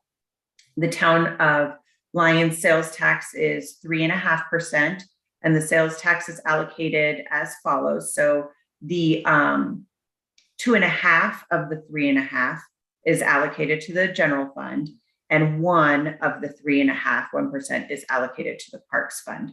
And then just a reminder that 100% of all marijuana sales tax goes to the general fund. So we do have sales tax confidentiality that whereas we cannot disclose individual business sales tax information, whether it be the amount that they're due, if they're late, if they're delinquent, if maybe they are paying a few months at once. We cannot disclose that information. Victoria, the town administrator, and I have both signed MOUs, which are memorandums of understanding with the state to safeguard this type of information. So unfortunately, if you have specific questions on individual businesses, we can't really give that data out. So we are limited in the amount of information that we can share. Monthly sales tax reports. So just to give you a heads up on how the finance department gets this information. So the Department of Revenue sends out makes available sales tax reports each month. And there's over 1,000 lines of data. And the details include the account name, which is not always the name of the business. So that kind of makes it tricky in knowing which business sometimes it belongs with which account name. It also includes the sales tax remittance amount by period. This may include penalties and interest if they're applicable. So if somebody's late, and they are paying, let's say 5 months of sales tax, there's a line for each one of those months that they're late, and I can see how much they paid and how much sales tax penalty or interest is applied to that. So again, there's one line per business per remittance month. The report does indicate, again, if they were late, because I'm able to see the month that they're paying for. So there are times like last month, if you might remember, I had mentioned that we had received maybe 15 or 20,000, I can't remember, in late sales tax, and I can see which businesses those were from. So depending on what the business is, they are remitting their sales tax on a monthly, quarterly, or an annual basis. So some businesses, remit every month. Some of the smaller businesses might only do an annual. So I have access to that information, and I can tell that as well. So right now I do audit these. And again, I've only been here since September, but I do audit these on a monthly basis. And so it's easier for me to see if some of the larger businesses, maybe are late or haven't paid or something like that. But I am working on creating a more detailed business list of our local businesses where I can easily, audit them on occasion. And I will say that there have been questions that I have asked the Department of Revenue as well, and they're really great partners to work with. We're actually pretty fortunate to have them because if we have concerns, they are the ones that go and do the audit. So we don't use a lot of staff time, to do those types of audits. So the process to report potential non-payment of sales tax is I would contact the Department of Revenue, and what they recommend is to contact them just via email at first, and then they will have an analyst or a staff member reach out to the business. And a lot of times they can get it resolved just by education or, just, maybe there's some misunderstandings. In the event that that's not the case, that the town can fill out a form to request a formal audit. Those do take time. So we have to be patient with that. And, resolutions, typically happen. Obviously, worst case scenario is something like, we've seen with Barking Dog, where there, you see the notice on the door, and what you see is what I can share basically from that situation. So unfortunately, I can't share any additional information with that. And that's all for tonight, and I'm happy to answer any questions you might have. Anyone have any questions for Director Eystone? Mayor Pro Tem? I just want to thank you so much for directing to have the sales tax comparison added to an e-blast. And so I appreciate that. I was curious, so since we don't, can't divulge confidentiality, I was wondering though, if we could look at perhaps by budget time, sales tax according to industries within the community. And if it's broken apart, because I would be kind of curious, what is the marijuana industry sales tax looking like for the town of Lyons, especially if we're getting 100%. And, the wedding industry, I don't know if that's possible. Festival might be hard because there's one big major festival company in our town. But if there is a way to sort of, for us to see that at budget time, it would be really kind of some interesting insight perhaps in our planning. There is, they have codes, and as long as the code has more than 3 businesses, I can share the information. So currently the town only has 2 marijuana businesses, so I cannot share that information specifically, but if we were to look at retail or food or clothing, I could share the dollar amount from those various categories within the industry. And I'm happy to do that. If it has more than or less than, I'll probably have to group it into an other category. Gotcha. Okay. Yes. Thank you. You're welcome. Any other questions for Director Eystone? No. I don't see any. Thank you so much. I know the hour is late. Really appreciate the information and appreciate that it is actually a town holiday and you're here at 10 o'clock. Thank you. So thank you. And thanks for the sales tax refresher. Absolutely. That's great. Okay. Okay, administrators report. Okay, several of you touched on things in my report, so I don't need to do those again. I do want you to know that there is some activity starting up again on the 4th Avenue Ped Bridge, but it will probably only be for a week or so, and then it will stop again. So the caissons are, there's work going on caissons, and then they have to stop to finish another project, and then they'll be back. COVID, I just wanted you to know Boulder County remains high still at both the community level and at the transmission level. And so in talking with the mayor and to help you guys do planning, if we remain in the high level, she would like to continue our meetings virtually. Once we get to a medium level, we can offer them by hybrid again. So just plan on that. I usually get that update on Thursday, so I will try to let you know prior to your meetings. Other than that, there's just 2 more activities coming up that didn't get mentioned yet.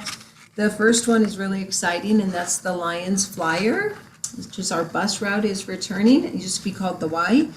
Y route. It's now the Lions Flyer. The first day of service will be June 27th with twice daily service to and from Boulder, Monday through Friday, morning and evening. And it's free. And it's free. And two other quick updates I want to make sure people know about. We did receive the much awaited reevaluation of the trail feasibility to Hall Ranch open space. So I did send that to the Board of Trustees today so that you guys can have a look at it. I do plan to post it and distribute it to those who have been inquiring regularly as well. So that'll probably get posted tomorrow when staff are back in the office to do so. But basically, it is saying that the current assessment confirms the findings of the past planning efforts and that it does not support a trail over Corona Hill. Not that they won't continue to work with us on a trail, but not over that area. And it lists about 15 pages of rationale for why not. So that has arrived as the Parks and Open Space Director informed you would be coming soon when you met with them last week. Also, I've started to meet with Leaf about the potential options over at the Brown Building next door to Town Hall. So we're starting to look at what could be potential lease terms, grants, how to apply for those jointly if possible to make it most successful for both them and the town. So just want you to know we are moving forward with that. And then last and not least, LAHC and the Lions Creates would like to talk with us about if there would be any interest in changing up the visitor center a bit to maybe allow for a space for them. And so I think there's all sorts of potential benefits there, and we'll be meeting with them to talk through that a little more to see if it's even feasible. But I want you to know that. And I think the rest is in my report. Thank you. Mm-hmm. Any questions for Administrator Simonson? Thank you very much. Trustee Datsy's hand is up, but I don't know if that's from before. I can't see it because in this it looks like it just blends in with your decor. So I'm sorry. It does. No, I just want to say thank you so much to staff for working on really hard on getting the Lions Flyer going. You know, my husband takes that flyer. He used to take it religiously every day, and I'm so happy there are going to be 3 trips actually. There'll be one at 6:10, one at 7:02, and one at 7:50. So 3 trips in the morning and 3 trips in the evening. So for commuters who are working in Boulder, this is really good news. Thank you, thank you, thank you. It's actually, Kim Mitchell is the liaison to that group and has worked really hard on it. Thank you for acknowledging that. Great. Is there any celebration on the first Monday? Anyway, I'll be on the very first bus ride out in the morning. So if there's any, well, then I think you should bring donuts. Yeah. I'll bring donuts. Great. Okay, legal update. I'll keep it really brief in the interest of time, but just a couple updates I wanted to give. First, on the Honeywell matter, we got another minor victory in that case where Tetra Tech's attempt to dismiss the case was denied by the arbitration panel, which is a good step. That now means that we move towards discovery in that case. So the town receiving document requests here pretty soon. And that will hopefully, once the federal court cases are decided, which should be any day now, really, that should be another step probably to check in. So whenever the federal court case is decided, we'll probably at the following meeting have another executive session to discuss, what do we do from there. But it's always good to have a victory, better than the alternative, of course. So good to rack another one of those ones up. Oh, go ahead. No, I forgot an update. I told the mayor, but not the rest of you. We heard from Governor Congressman, Senator Hickenlooper's staff. Mayor, Senator, Governor. Yeah, that their team did decide to submit our wastewater treatment facility upgrades for congressional district spending. That's great. And so they have submitted $3.2 million for adding a basin, updating blowers and that. And we should hear end of August if that's potential. But that came out of the blue after all the other projects had been submitted. So they are interested in helping to fund that. Oh, that's fantastic news. For the reminder.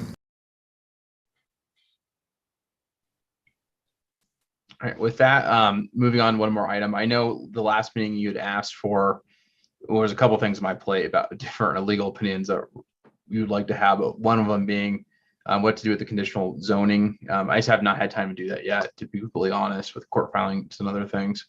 But hoping by the next meeting we can have a short memo on that, what the options are. So I wanted to let you know, I have not forgotten it. I just haven't really had the time to do it. So I believe that's it for me, unless someone has any questions on any pending matters. Anyone have any questions for attorney? No? Okay, great. Yeah, thank you. Thank you. And just one more thing, if you're going to CML, I hope to see you all there. I sent out the info that should be coming to you shortly if you are going to CML about dinner on Thursday. So I will see you all up there for sure. Okay, I think it's going to be Trustee Dottie and I holding down the fort, holding down the CML fort. Excellent. Yeah. Looking forward to that. So thank you. Okay, Clerk Davis, can we have a summary of action items, please? Sure. Easement agreement between property owners of 423 Reese in the town of Lyons by August 15th. Take the Boulder County multi-hazard mitigation plan to commissioners and get back their feedback. Recruit housing and human services open positions. UEB executive session on the wastewater treatment plant. Press release for Lynette Anderson, Boulder County co-responder. Discussion on algae in the ponds. Discussion on parking. Data about the number of golf carts in town, and a gun violence workshop. Administrator Simonson or Attorney Dittman, am I missing anything? I had from the workshop, which you might not have been on, developing a spreadsheet of water shares and activities since 2003. And getting more specificity on the electric undergrounding. Yeah, that's a good one. And I've already sent out to the town staff the revised resolution for the approval for the conditional, the subdivision. So that's already done. And then I don't know if you said these, the gun violence prevention measures start. Yeah, she did. Yeah. Oh, okay. And the rest are just mine. Okay, that's all I have. Trustee Dottie, do we miss one? Yeah, there is, I think Administrator Simonson was going to ask Lynette Anderson to introduce herself. Oh, we put it down to work on a press release for her. Okay, great. Thank you. Okay, then do I have a motion to move into executive session?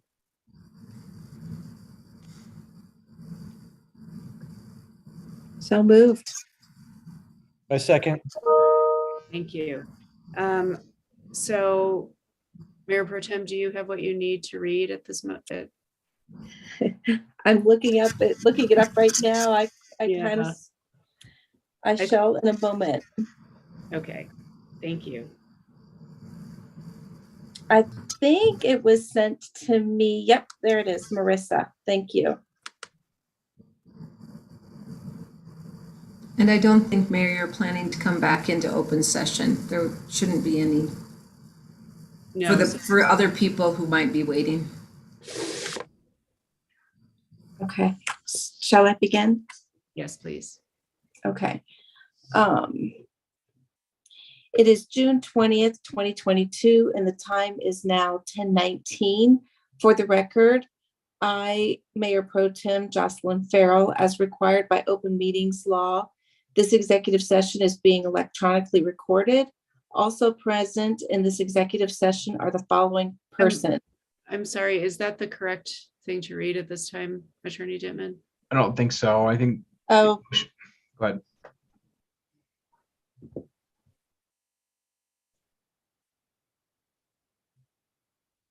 Deputy Clerk, are you able to help out? Do you know what? I can pull one up too. It'll take me a second. So I usually don't have those, but I can pull up my standard form. And I sent them the form that Clerk Vasquez sent to me. okay. I see the link, but that's what was sent to me this afternoon. I can resend what she sent.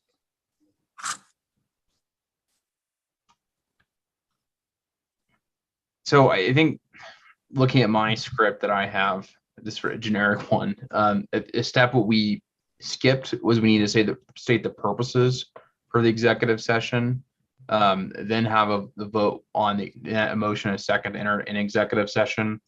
The vote must be 2/3 majority to go into the executive session. And at that point, we will stop and read the next point of the script. So for clarity, you want me to read what the executive session pursuant is? yes, correct. This is an executive, I know the city of the town of, I'm looking at my generic scripts, so it's a city/town. The town of Lyons would like to go into executive session for the following purposes: for discussion of real estate, or whatever it says in the agenda or on your script. Then we have a motion, second vote. Okay, here's what I've got, what I have in front of me. It says the executive session pursuant of CRS section 24-6-4024E and 24-6-4024B for the purpose of determining positions relative to the matters that may be subject to negotiation, developing strategies for negotiation, and instructing negotiations for the legal advice from the attorney representing the town regarding it's the sale of the town-owned property. Okay. And then it goes into I caution. Okay, so now we know the purpose of the executive session. We have a vote to go into executive. I realize we already kind of did a motion a second, but we need to know the purpose for the executive session. Okay. So now we do a motion a second, a vote. Once we have the 2/3 vote, we'll close off of this public facing Zoom account and go into the link. Okay. Okay. So is there a motion to go into executive session?